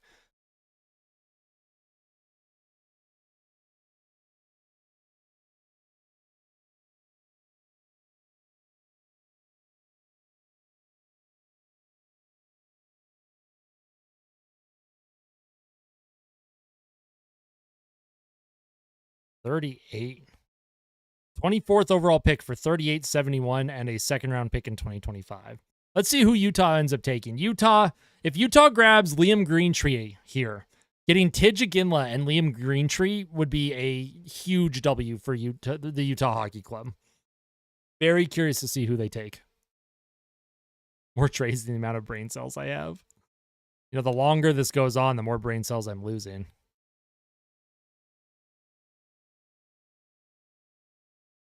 My goodness gracious. They just really know how to extend this, man. Like, we're so close to the final bit of this draft, but it is just taking forever.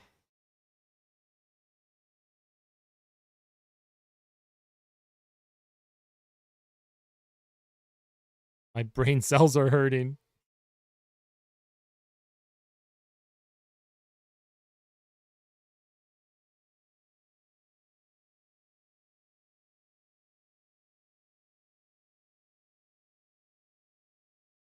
Come on.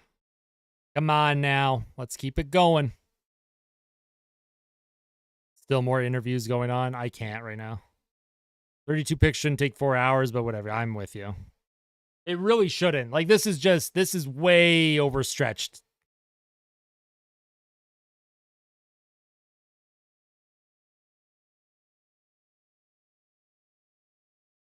Brain cells are in the negatives right now. How much time does each team have to pick their player? They're given 3 minutes.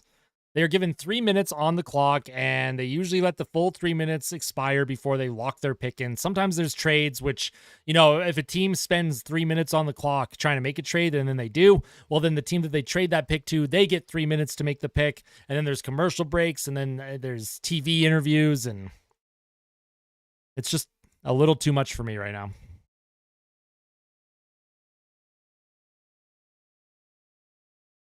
But we'll see who Utah ends up picking. And it doesn't help that the panel is just, no offense to Sportsnet, I just am not engaged with their panel right now. All right, Utah's heading up to the draft table. Let's go. They're going to make the pick.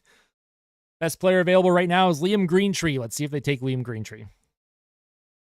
Kind of like the Arizona Coyotes franchise. Damn. Damn, shots fired, Russ. Boy, do I feel duped. Why do you feel duped? All right, here's Utah. Who are you taking, Utah?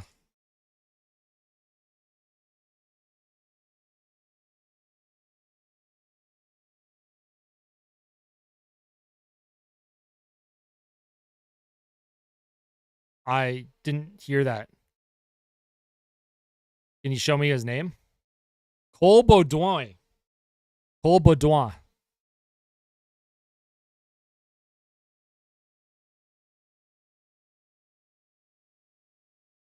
Cole Baudouin. That's. I had Cole Baudouin. Cole Baudouin. I had him ranked 30th. So, what the hell? I don't understand. Oh well.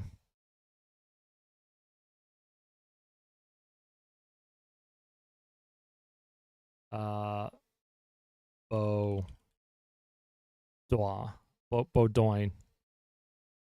All right, now I had him ranked 30th, so. All right. Greentree must be falling asleep. Poor Greentree, man. I think Liam Greentree is a really good player.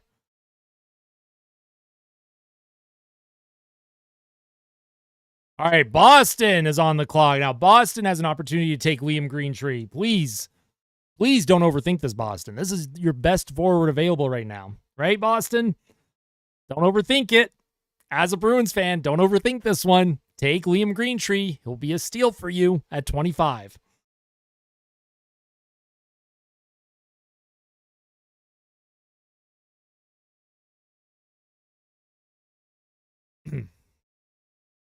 Goat team in on the clock. Yeah, let's see what the Boston Bruins do. Take Liam Greentree. If there's anyone in the Bruins organization that has tuned in or saw my draft video this morning, take Liam Greentree. Now, I did have Jet Luchenko going to Boston at this stage, but obviously that didn't happen. Luchenko was taken. Emil Hemming's available. Ryder Ritchie's available. Igor Chernyshov's available. Andrew Basha is available. But of course, the big name that I think Boston should be drafting right now is Liam Greentree. I had him ranked 8th overall. He has completely fallen down this board. I don't know why. I'm not sure what's going on. Bob McKenzie had Greentree rated 18th. Even still, that means he's dropping even on Bob McKenzie's draft board. So if the Boston Bruins use this pick on Greentree, I will be very happy. Probably not going to be NHL ready for 2 or 3 years minimum, but I really like this player. I think there's something there. I mean, he doesn't have a clue at draft time. It sounds like Ken Holland. Yikes. But yeah, Liam Greentree is who they should absolutely be using. If not, then Andrew Basha would be the player that I would take if I'm the Boston Bruins.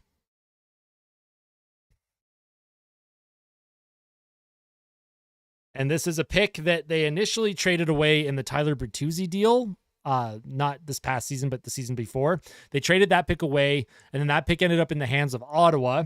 And then they traded Ullmark to Ottawa and then got the 25th overall pick back from the Senators. Like this draft pick for Boston, it's been all over the place, but it is back with the Bruins.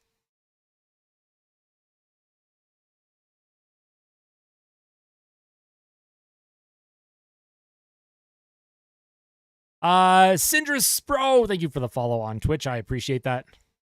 Yesterday, I bought Luigi's Mansion Dark Moon on Switch. Going to play that game soon after this draft. If I feel good after. Yeah, absolutely. That's awesome. I still need to play Paper Mario Thousand Year Door. I bought that on the Switch a couple weeks ago. Have not played it yet. I was playing a lot of the Elden Ring Shadow of the Erdtree DLC, but I am completed that DLC now, so. Penguins are my second favorite team. Sad that Crosby, Malkin, Letang, and Fleury on the Wild are getting old. I know. It's always very sad when your favorite players start to age close to retirement. Who's the top ranked goalie this draft? I actually don't know. I don't scout goaltenders because I don't understand the position enough. I've never played it. It's a position that is truly difficult for me to even have an opinion on, Matty Devine.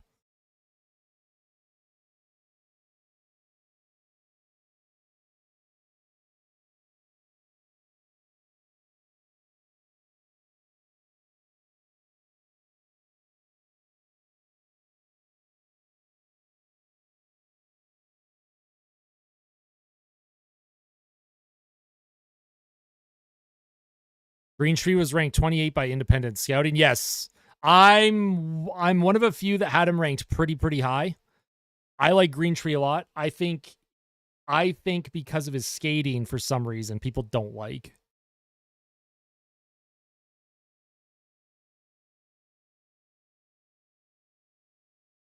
But I like Liam Greentree. I think that would be a great pick for Boston at 25. Did Calgary make a trade? Not that I'm aware of.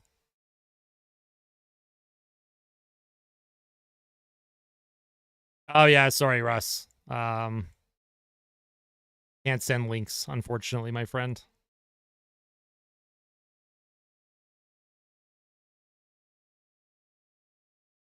Also, good to see you again, Rip Papa. Yeah, I forgot Jerome Iginla was drafted by Dallas. That's fun. The Boston number 25. They have Greentree available. They have Basha available. Igor Chernysshov available. Ryder Ritchie's available. We'll see who they end up taking.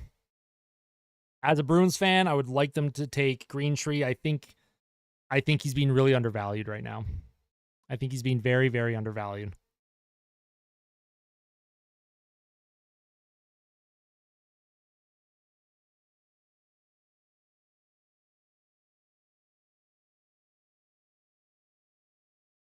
Are the Bruins walking up to the podium? How long have they been on the clock, man? This is taking forever.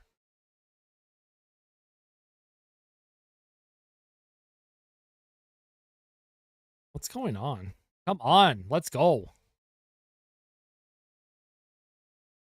was going to send the 2024 entry draft wiki page for the goalie. Oh, for the goalie prospect coverage. Yeah, sorry about that, Russ. I haven't set up, like, I want to be able to set up something on Twitch to allow links to be sent. Because I do most of my streaming with Restream, I don't have like a quick access to it. 3 minutes, more like 3 years. Yeah, exactly.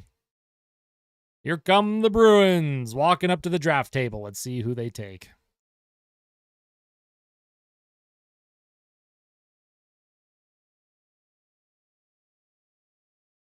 Goal Cam Neely and Don Sweeney, the 25th overall pick. Don't overthink this, boys. Who you taking?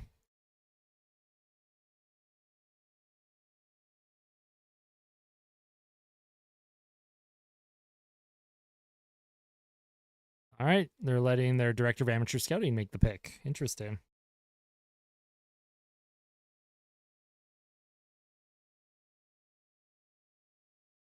Okay.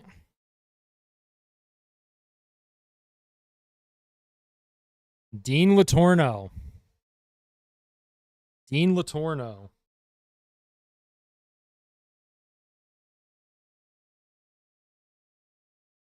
So he's 6'6".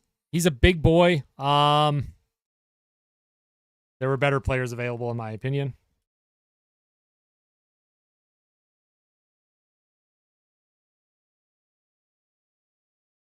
I don't know about that pick for Boston. Not gonna lie. Yes, they are back to their regular uniforms. No more Centennial uniforms for the Bruins.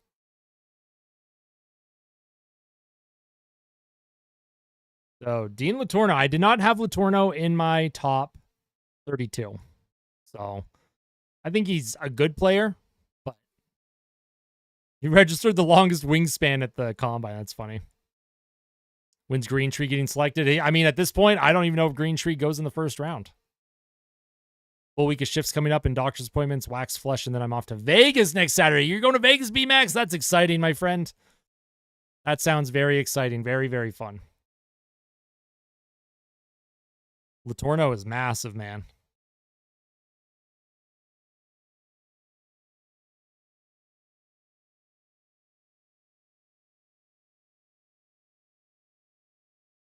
Like, Latorno is going to take a few years to develop. I think there were better players available, but they must really like him. He's huge, man. This guy's massive.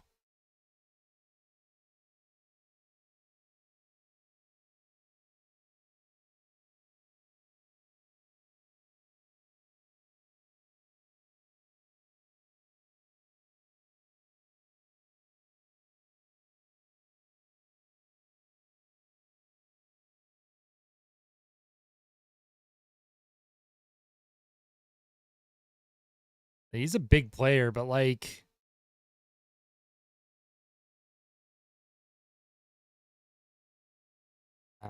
even they said project pick for Boston. Why are you picking project picks in the first round? Use that for your second, third, and fourth round picks, man.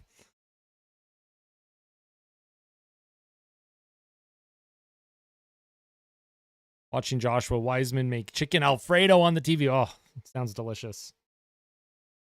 All right, next on the clock is the Los Angeles Kings. I'm going to try and look at fan reactions to some of these picks.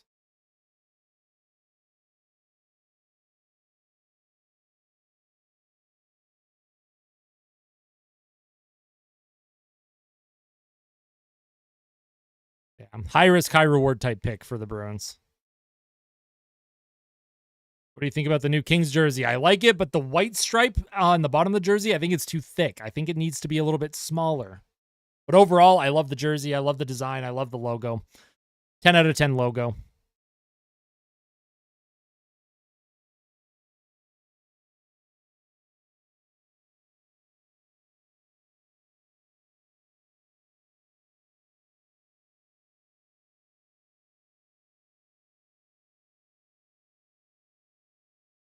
Took 6 years for Desharnais to make the Oilers. 7th round pick in 2016. Yeah, exactly.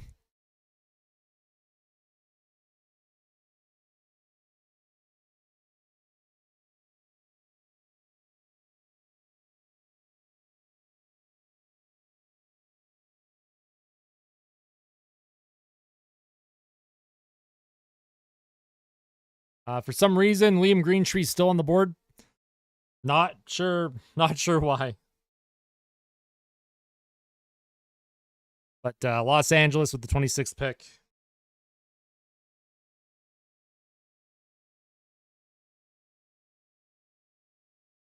'27 will be Carolina. 28 will be Calgary.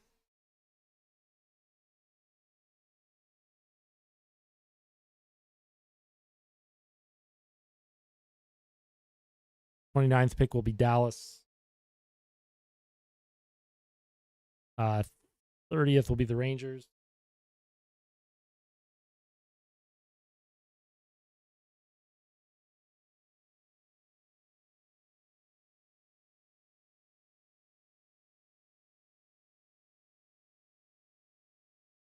Okay, there we go.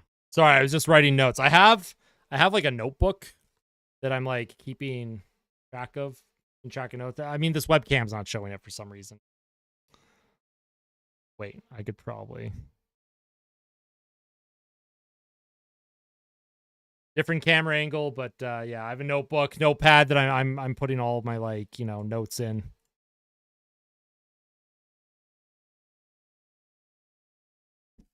Let's see what LA picks. LA traded Pierre-Luc Dubois. Rob Blake might be in the hot seat right now with the Kings. Let's see who they end up going with.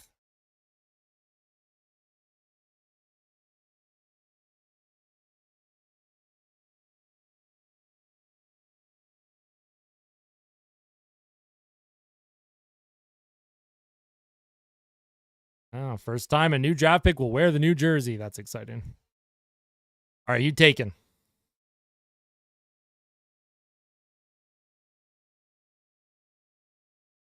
Okay. LA gets Greentree. Damn, because as an Oilers fan, that's going to suck to play against in a couple years.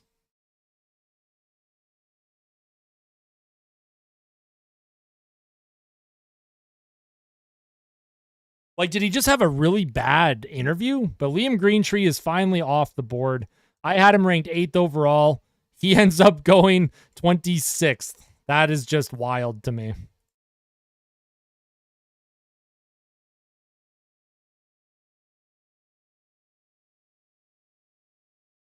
So, Greentree goes to LA at number 26.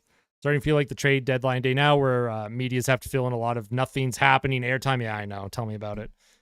And I'm not in the media, so what am I supposed to do to fill in the airtime while these teams take forever? So LA takes Greentree. That leaves the top, all the top 19 players that I had ranked, they're all gone now. So at 20, I have Andrew Basha. 21, I have Igor Chernyshov. 23, I have Ryder Ritchie. 24, I have Emil Hemming. 27, I have Teddy Stiga. 28, Cole Hudson. 29, EJ Emery. 31, Charlie Elick. And 32, Lucas Pettersson. Those are the remaining players that I have in my top range. Of course, some of these players will be falling later rounds, second, maybe even third round. Who knows? Thank you for doing what you are doing. It's appreciated. Hey, no worries. Thanks for tuning in. I appreciate that. Can't get a suit jacket off. Yeah, apparently. That's the number one test in a draft interview. Hey, can you take your jacket off for a second? And then if it takes them more than like 3 seconds to take their suit jacket off, then it's like, we're not drafting them. Sorry. That's that. I don't make the rules. Number 3 seems so random to me. Seneke. I had Beckett Seneke ranked number 17, Agent Orange. If you wanted to take a look at my draft ranking, I even made a video on this today. This was my draft ranking, number 1 through 32. I had Beckett Seneke rated 17th overall here, and he ended up going 3rd overall to Anaheim, which is like wild to me. Canes are trading pick to Blackhawks, are they? I have not seen that yet.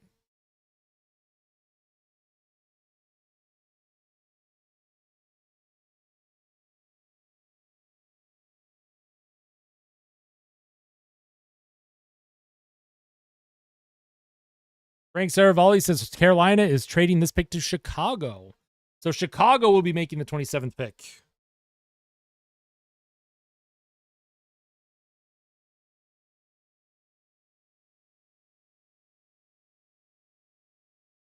All right. So I'm assuming I don't know what the actual trade is going to look like, but I will change this to Chicago now.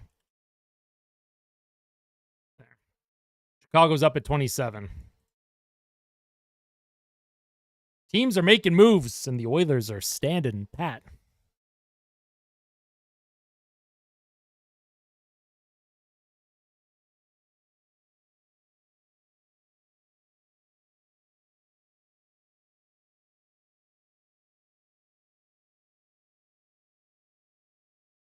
Did NHL drafts used to be this long? I remember watching the NHL draft and I remember always getting excited and like being really in tune with it. Is it because the Oilers for the last couple of years have been like contenders that I haven't been as engaged and I don't know how they go?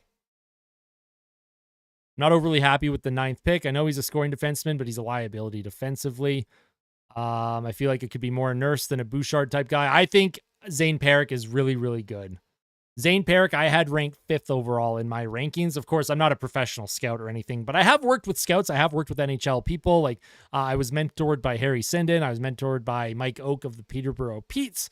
Lots of different people I've met throughout my life in the hockey industry. Learned a lot in the GM and scouting course I took through Hockey Management Worldwide. I think Zane Parik is going to be a really good pick. I think that's a great pick for Calgary. I would be happy for sure. If I was a Flames fan, that's a really good pick. I think the value is terrific. I think Zane Parik at 9 for Calgary is a really good pick. Like truly, and I'm an Oilers fan. I think they got a really good player, and I'm not looking forward to playing against him in a couple of years from now.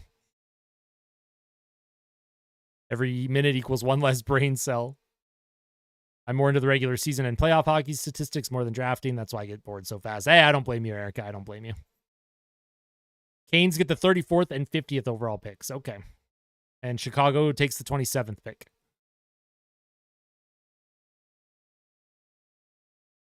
Oh, another trade. Oh my God. Gary Bettman announcing the trade.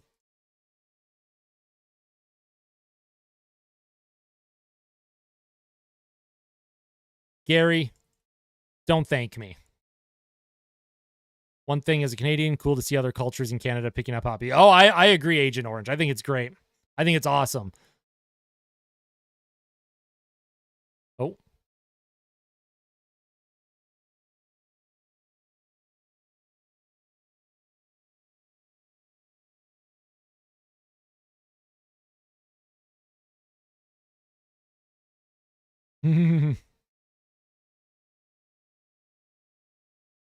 All right, so the Blackhawks acquire the 27th overall pick from Carolina for the 34th and 50th pick. So Chicago trades 34 and 50 to Carolina for number 27. Oh, Harden Ryan Singh, right? Is that who I'm thinking of? Harden Ryan Singh? Gary Bettman, get off the stage. Get off the stage, boo. I like Harden Ryan Singh a lot. I think he's a great play-by-play guy.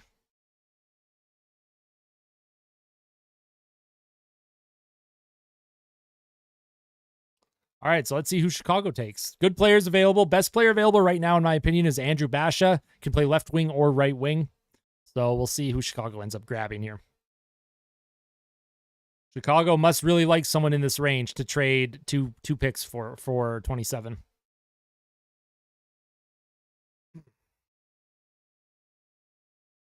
Go touch grass, yeah. Go touch grass. I need to touch grass.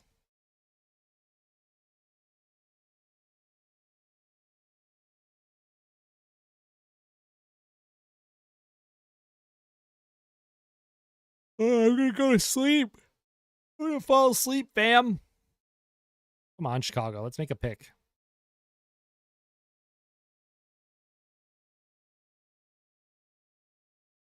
Are you surprised the Flames didn't trade up for Iginla?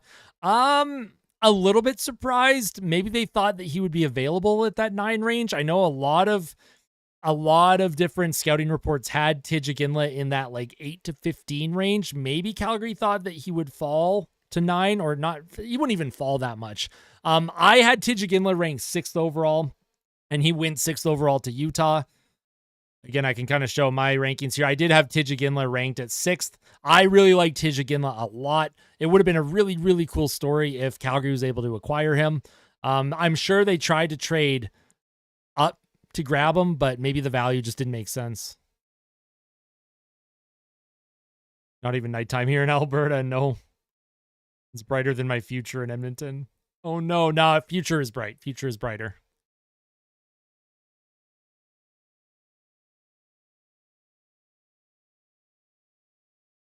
Come on, Chicago.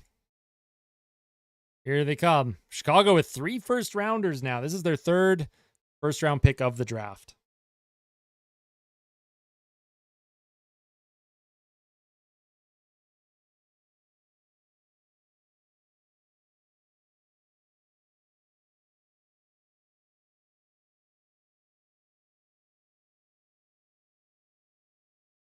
They took Marek Vanacker. Was not in my top 32.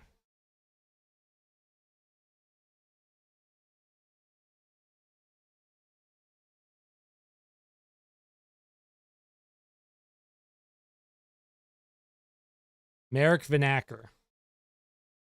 Marek Vanacker. They traded up to grab Marek Vanacker. Hey.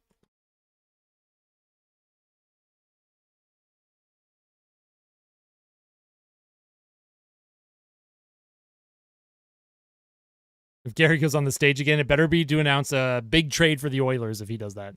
I will say, man, I didn't think the Oilers were going to win. Was happy to see them make a good run. Never thought a Canadian team would get a good shot with Bettman as commissioner. There is a lot of conspiracy theories regarding Canadian teams not being able to win a Stanley Cup. At the end of the day, I don't get into the conspiracy stuff. Florida was the better team. Boston against Vancouver in 2011, they were the better team. Carolina against Edmonton in 2006, they were the better team. Anaheim against Ottawa in 2007, they were the better team. Tampa against Calgary. Again, Tampa, they technically were the better team. You could say the puck was in 2004. It's a tough one. They've tried to prove the angle of the puck. They couldn't, tell. And then, of course, Montreal was outclassed by Tampa Bay in 2021. It's tough. It's tough. I want to see a Canadian team win. I want to see the Oilers win more than anything. I don't think there's a conspiracy, though. I don't think the NHL is trying to rig anything. I think the best teams just haven't been Canadian.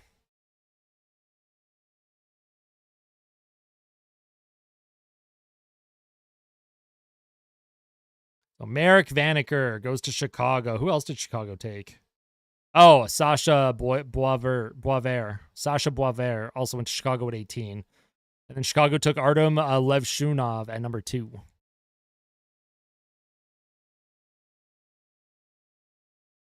Rules change so much, just seems strange. I mean, it can. In a vacuum, it can seem strange, but I really do try and analyze the game as much as possible from all different angles. And I even thought the officiating in this year's playoffs, especially the Cup final with the Oilers and Panthers, very fair. Florida deserved this one. Hopefully Edmonton can find a way to get back in there and win a Stanley Cup here soon.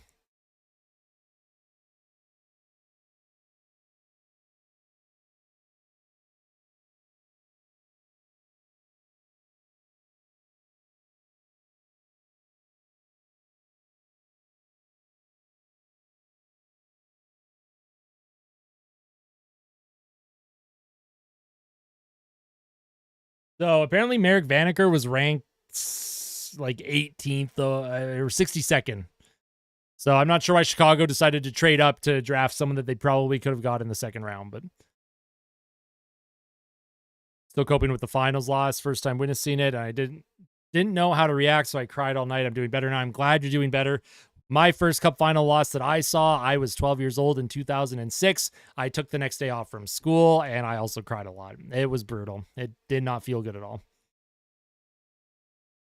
Flames on the clock again. Yes, they are. If Dallas trades their pick, I'm going to cry. I don't think they will. Agent Orange says, I got one for you. How do you feel about Oilers signing Dry and McDavid? I'm thinking those two, Bouchard and Nurse, they could have $50 million and 4 guys. I think best case scenario, they definitely try and move on from Darnell Nurse at some point. I don't know if they're going to ever be able to trade him because of his no move, but they will sign Draisaitl, they will re-sign McDavid, and they will re-sign Bouchard for sure. And yes, it will be a lot of money tied up in a few players. Gotta hope that the cap keeps going up, I guess.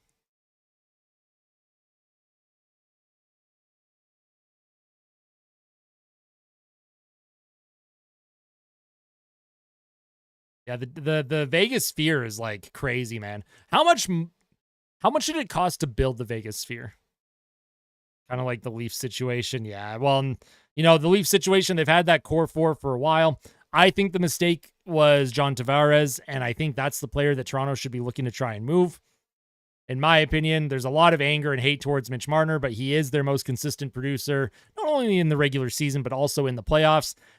Marner is the scapegoat all the time with Leafs fans. I don't understand it. If they don't want him, let's do Darnell Nurse for Mitch Marner 1-for-1. Let's do it, Toronto. Who says no? What about trading Draisaitl? Imagine the return. They could be so strong for another 8 years with so many assets coming back. I will say this, and I've said this to other people, any trade that involves Leon Draisaitl, you lose that trade every single time because of how good Leon Draisaitl is. There's only one Leon Draisaitl in the NHL, and for what he brings to the team, his production, power play, even strength, in the playoffs especially, his playoff production, you lose that trade every single time. It doesn't matter what you get back. It just doesn't make sense to me. I can't see them trading him, and if it gets to that point, they're going to lose the trade. They might get good players back, of course, but they will lose the trade. I don't like Vegas because of the LTIR merchants, but got to admit the Sphere looks kind of fire. Yeah, exactly. Well, Vegas isn't doing anything illegal. Other teams should be taking advantage of LTIR. The Edmonton Oilers should have had Evander Kane on LTIR before the deadline with a sports hernia, but other teams are not as smart as Vegas is. All right, Calgary. Who's Calgary picking?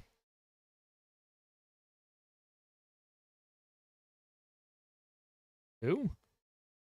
Who did they just pick? Matvei Gradin.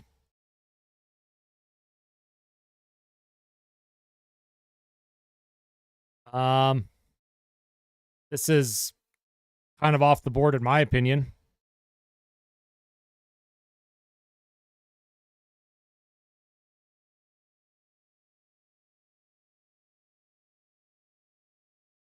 This is like a late second round type pick. I don't know about this one. You know, Calgary did really good getting Perrick, but I don't know. Matvei Gradin, I'm not sure about this one. At least at 28, doesn't make a lot of sense to me. Could prove me wrong, obviously.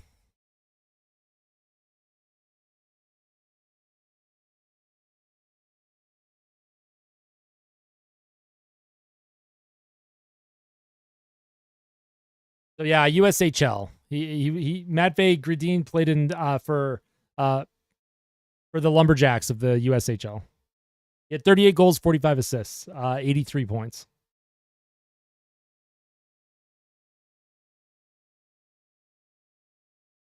Interesting. Not sure about that. All right, so Dallas is 29 now. We're almost done the first round of the draft, and then tomorrow, whoever the Oilers pick, I'll wait for the Oilers to make all of their selections tomorrow. Of course, if there's any trades, I'll have a video up as well. No live stream tomorrow, but there will be a video up tomorrow. And then, of course, Sunday, I will have my first sponsored video up, and it will be discussing free agent targets for the Oilers. Very excited about that.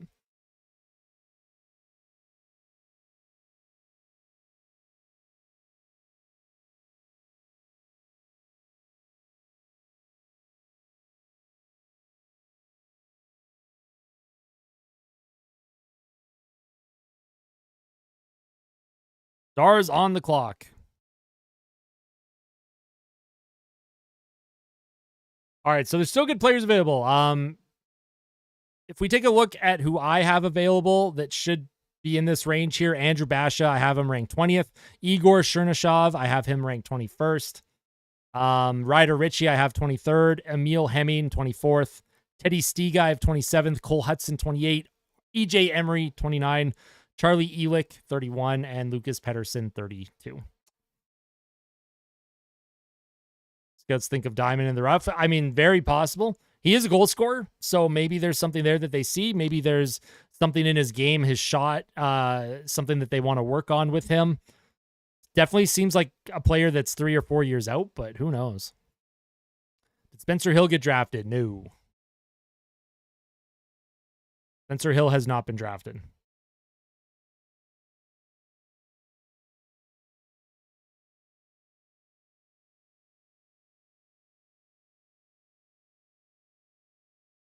Craig Conroy says that there's risk reward in his game, so. Oh, talking about Peric. Sorry, he was talking about Peric. The risk reward with Peric.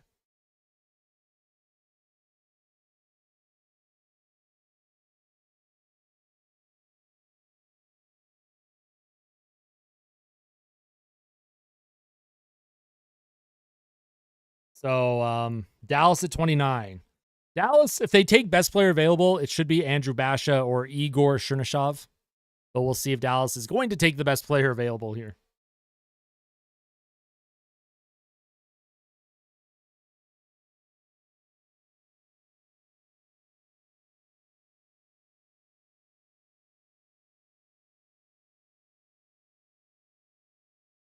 The Patrick Bacon of Top Down Hockey had Matvei Gradin ranked 22nd overall. So Patrick Bacon seems to really like this player.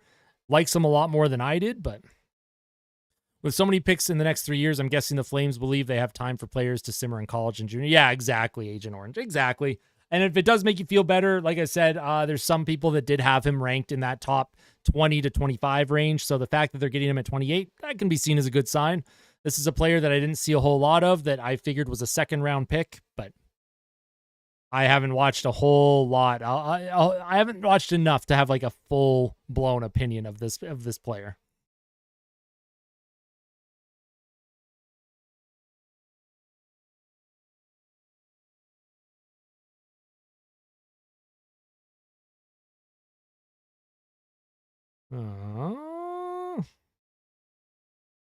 Checking my email here. I have so much time to do work, check emails and stuff because of how long these picks take. Janmark, my glorious king, should sign an extension that lasts forever. I'm delusional. No, it will last forever. Forever an Oiler. Here come the Dallas Stars. Let's see who they take. I'm excited to see who Dallas picks. Dallas has been absolutely dynamite at drafting in the first round over the last several years now. Excited for this one. Let's see who they go with. Someone yelled, Dallas sucks. That's so funny. They took Emil Hemming. I have him ranked 24th, so that's a good pick for Dallas.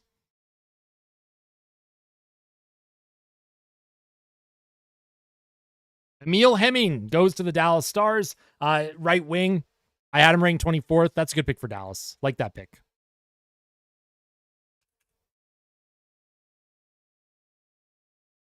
Emil Hemming goes to the Dallas Stars at 29.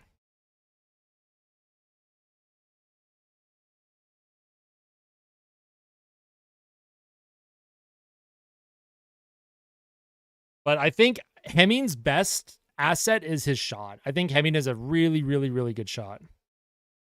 Holy hell, this is still going on. Jordan, this is so brutal, man. So brutal. 3.5 hours, and there's still 3 picks to be made. I've never experienced anything like this. I don't know why it takes so long to do 32 draft picks. Like, holy smokes. It's been headache-inducing. Dallas are so good at drafting. Ken Holland should take notes. Well, Ken Holland's no longer with the team anymore, so whoever they have in charge now better be taking notes.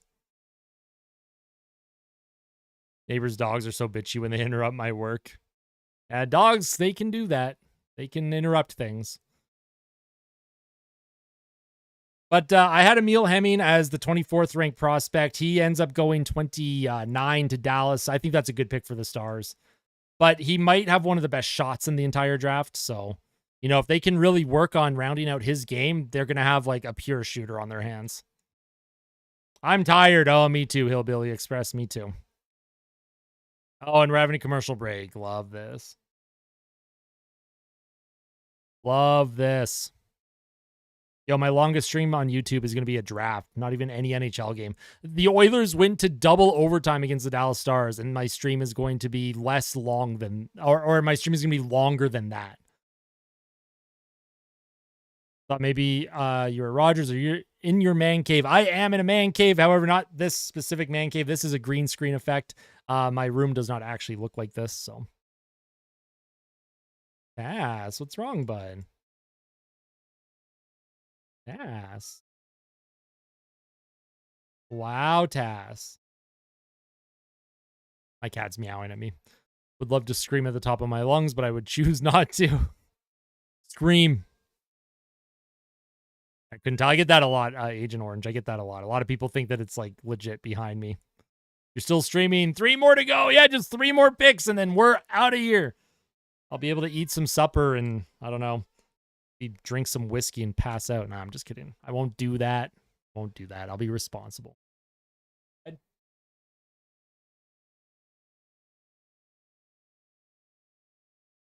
Say hi, bud.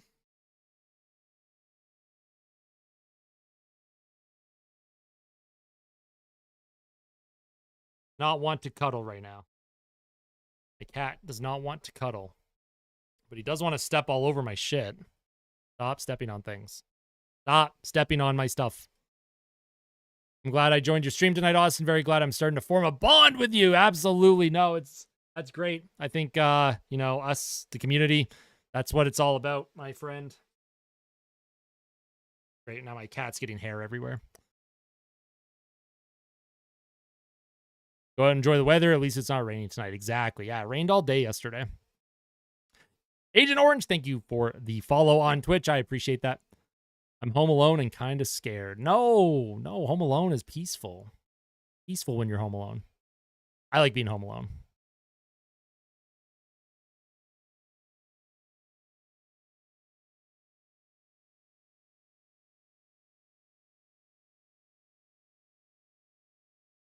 Second round right away would be fun, right? I would not be streaming the second round. I know they do the second, well, they do rounds 2 through 7 tomorrow morning. And those picks usually go by very, very quickly. EJ Emery, what about EJ Emery? EJ Emery is still on the board.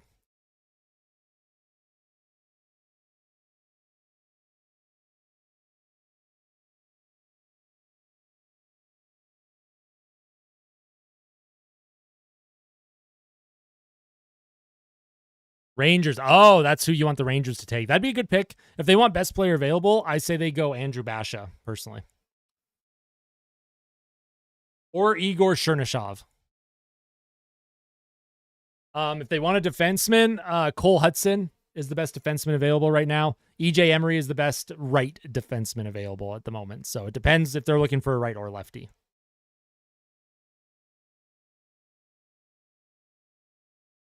But they are really stretching this out, man.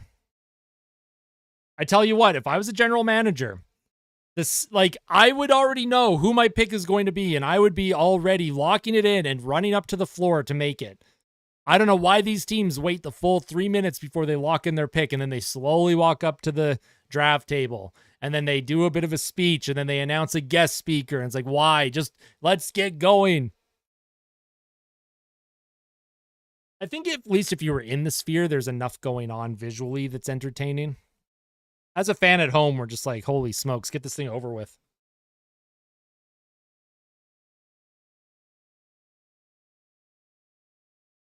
Hey, they did go with EJ Emery. There you go.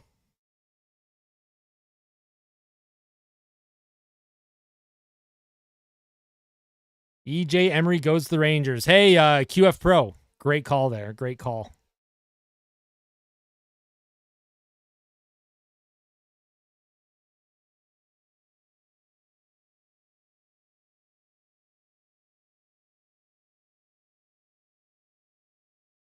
EJ Emery goes to the New York Rangers. I am Nostradamus. Yeah, apparently. That's a good pick. Right in range. EJ Emery was ranked 29th on my board. He goes 29th to the New York Rangers. So, or 30th to the New York Rangers. So that's right in range. Love to see that. Only 2 picks left, Toronto and Philly.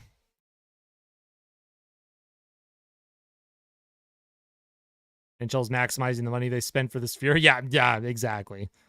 Or whatever the hell is going on here.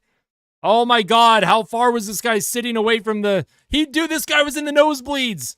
It's taking him 20 minutes to get down to the draft table. Oh, he's shaking hands with everyone. Hey, thanks for the bit, Carlitos. I want to see the stats of Canadian teams avoided American players.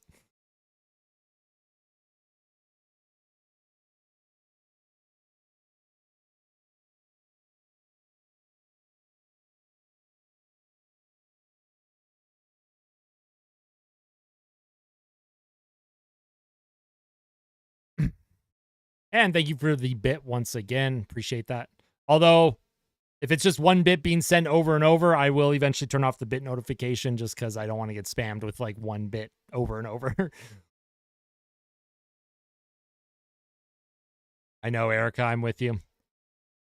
EJ Emery just got to the draft table. He's putting on his sweater. And then there's 2 more picks, Toronto and Philly.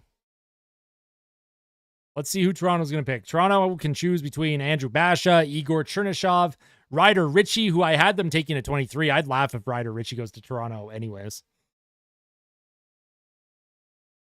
Adam Fox, Kachuk, Goudreau. Yeah, that's true. I think it's unfortunate what has happened with some players in different markets, especially the Flames. Certain players just chose not to stay. That's a tough one. But they did, Goudreau and Kachuk gave the Calgary Flames everything they had, and they did try.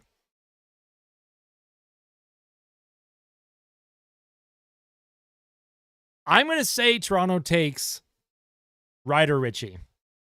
I had Ryder Ritchie ranked 23rd. Let's see if they take him at 31. Now, Toronto initially had the 23rd pick, but then they traded it. They traded it to Anaheim. Anaheim ended up taking Solberg. If Toronto ends up taking Ryder Ritchie regardless, that would be like the funniest thing.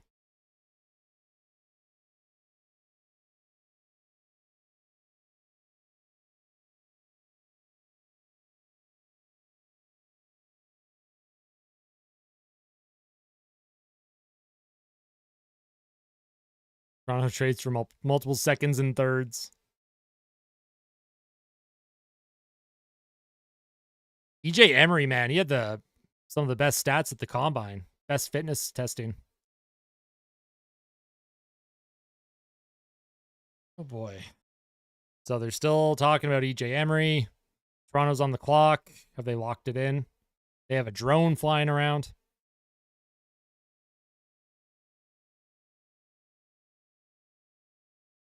And Trey Living's just sitting there looking chill. Why are these, why do they take so long, man?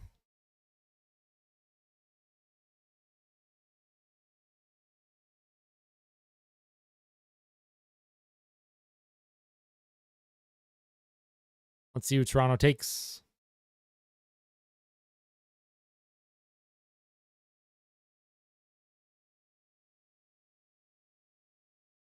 Three minutes is more than enough time. Yeah, exactly. So there's still a minute left on the clock for Toronto.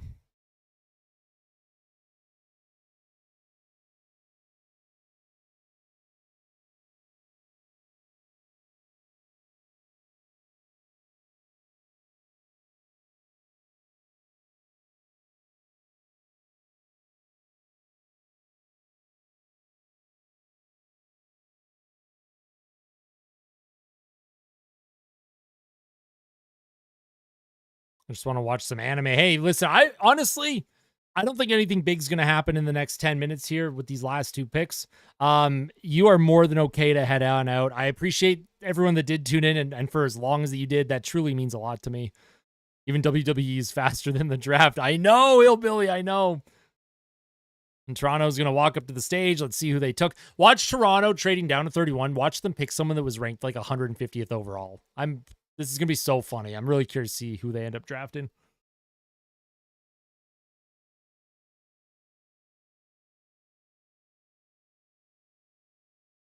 Notification. Elliot Friedman says Toronto takes Ben Danford. Ben Danford to Toronto. I don't know where he ranked. He was not on my list.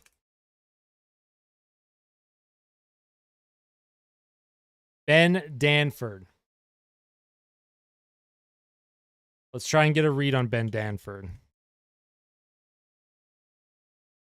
Ben Danford to the Toronto Maple Leafs.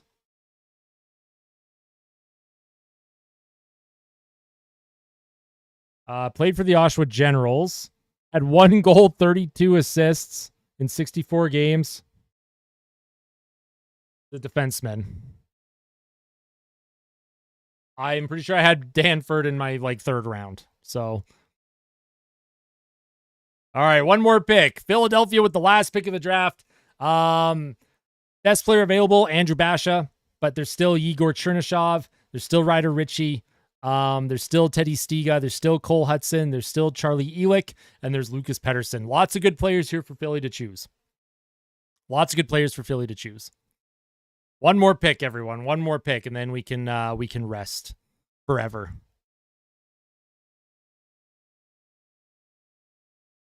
Oh, my nose is so itchy. My cat got so much hair floating around my desk right now.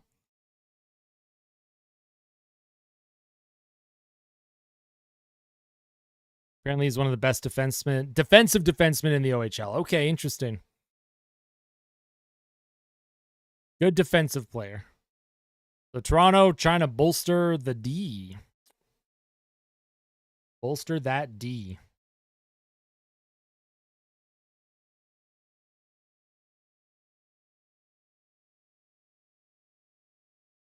Darren Drager says trade winds are blowing on X.com or Twitter, if you still call it that. Darren Drager says trade winds are blowing.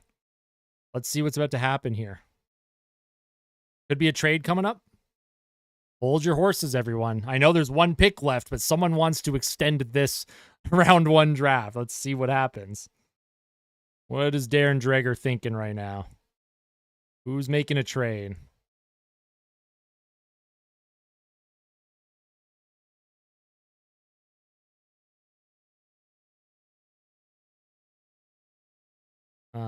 Waiting for Friedman to maybe say something. I haven't seen anything from Friedman yet.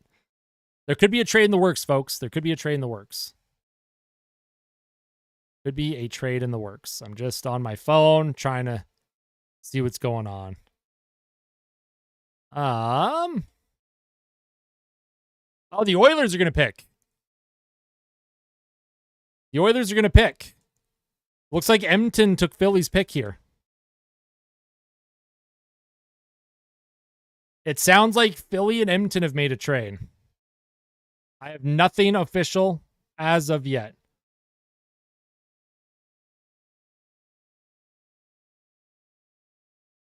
It is possible.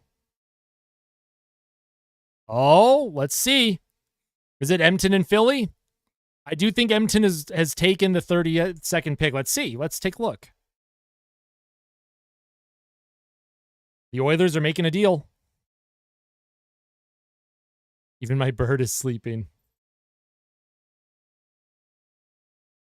Let's see what this trade is going to look like. I wrote Edmonton is 32. Don't actually know what the official trade is yet. But it does sound like Edmonton and Philly are working on something right now.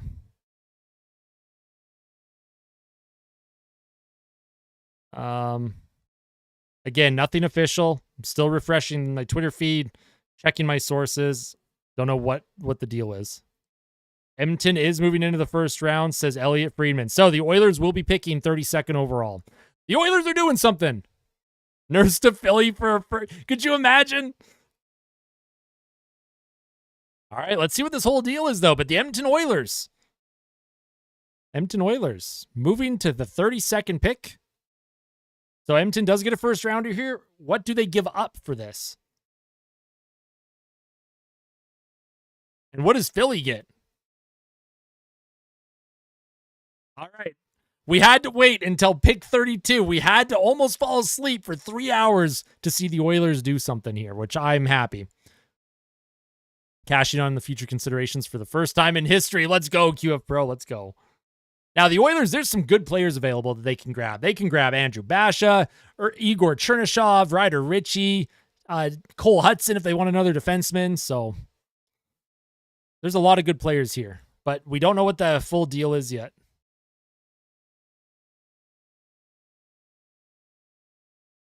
Let's take a look.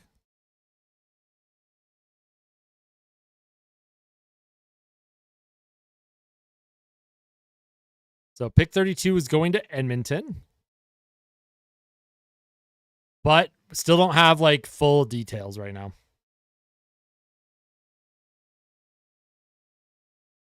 Maybe future consideration. I mean, a first round pick has a lot of value, even if it's number 32.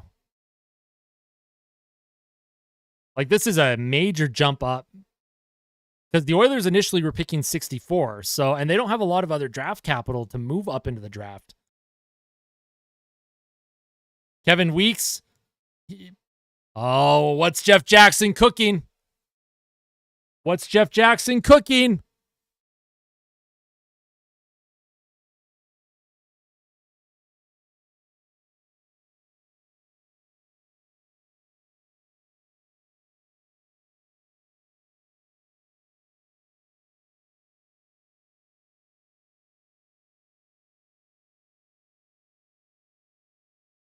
Let's see. They're going over the trade at the draft, like the trade table right now, the NHL like headquarters.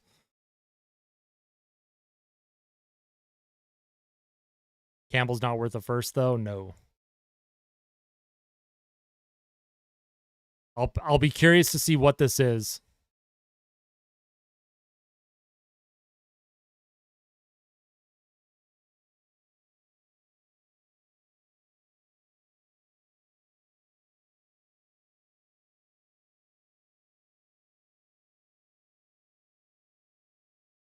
What are we giving up? What did the Oilers give up here for this 32nd pick? That's what I'm scared about. It sounds like Edmonton's probably...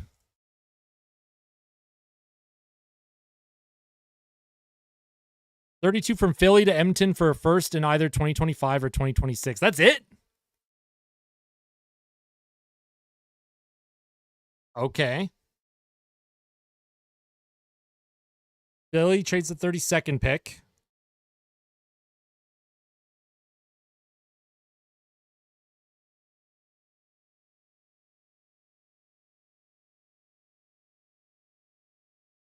Okay, there are some conditions on that too. So Edmonton gets the 32nd pick without actually giving up a roster piece. Will the Oilers flip this pick? Will the Edmonton Oilers flip this pick now? I think that's a good pick, like a good trade. You're giving up a future Magic Bean for one right now, and it's probably lottery protection, yeah. So the Oilers are now picking 32.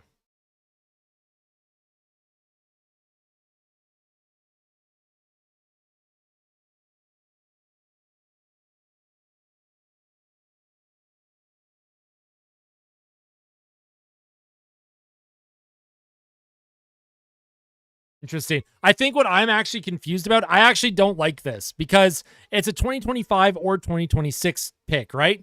So heading into next season at the trade deadline, if they want to trade a 2025 or 2026 first rounder in a package deal for someone, they can't trade either of them because they're both tied up now. I think this is a bad trade. I think this is very bad. Unless they're flipping this pick, but like, I don't like this at all. I think this is bad. Because now you have two picks that are tied up that, you know, could be one or the other. Your next two first rounders, so 2025 and 2026 first rounders, they won't be able to move in a trade. I think this is really bad. Unless I'm like, you know, not understanding the whole system, how this works. I think this is terrible for Edmonton. But there must be someone that they wanted to pick here. This better be worth it. Dude, Edmonton traded up to get Sam O'Reilly?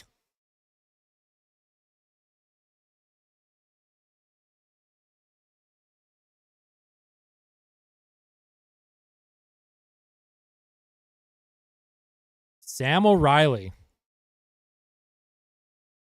So Sam O'Reilly was ranked 32nd by Bob McKenzie. He was in the second round in my rankings. He had 56 points in 68 games. I think tying up 2 first-rounders just to draft Sam O'Reilly, I don't know.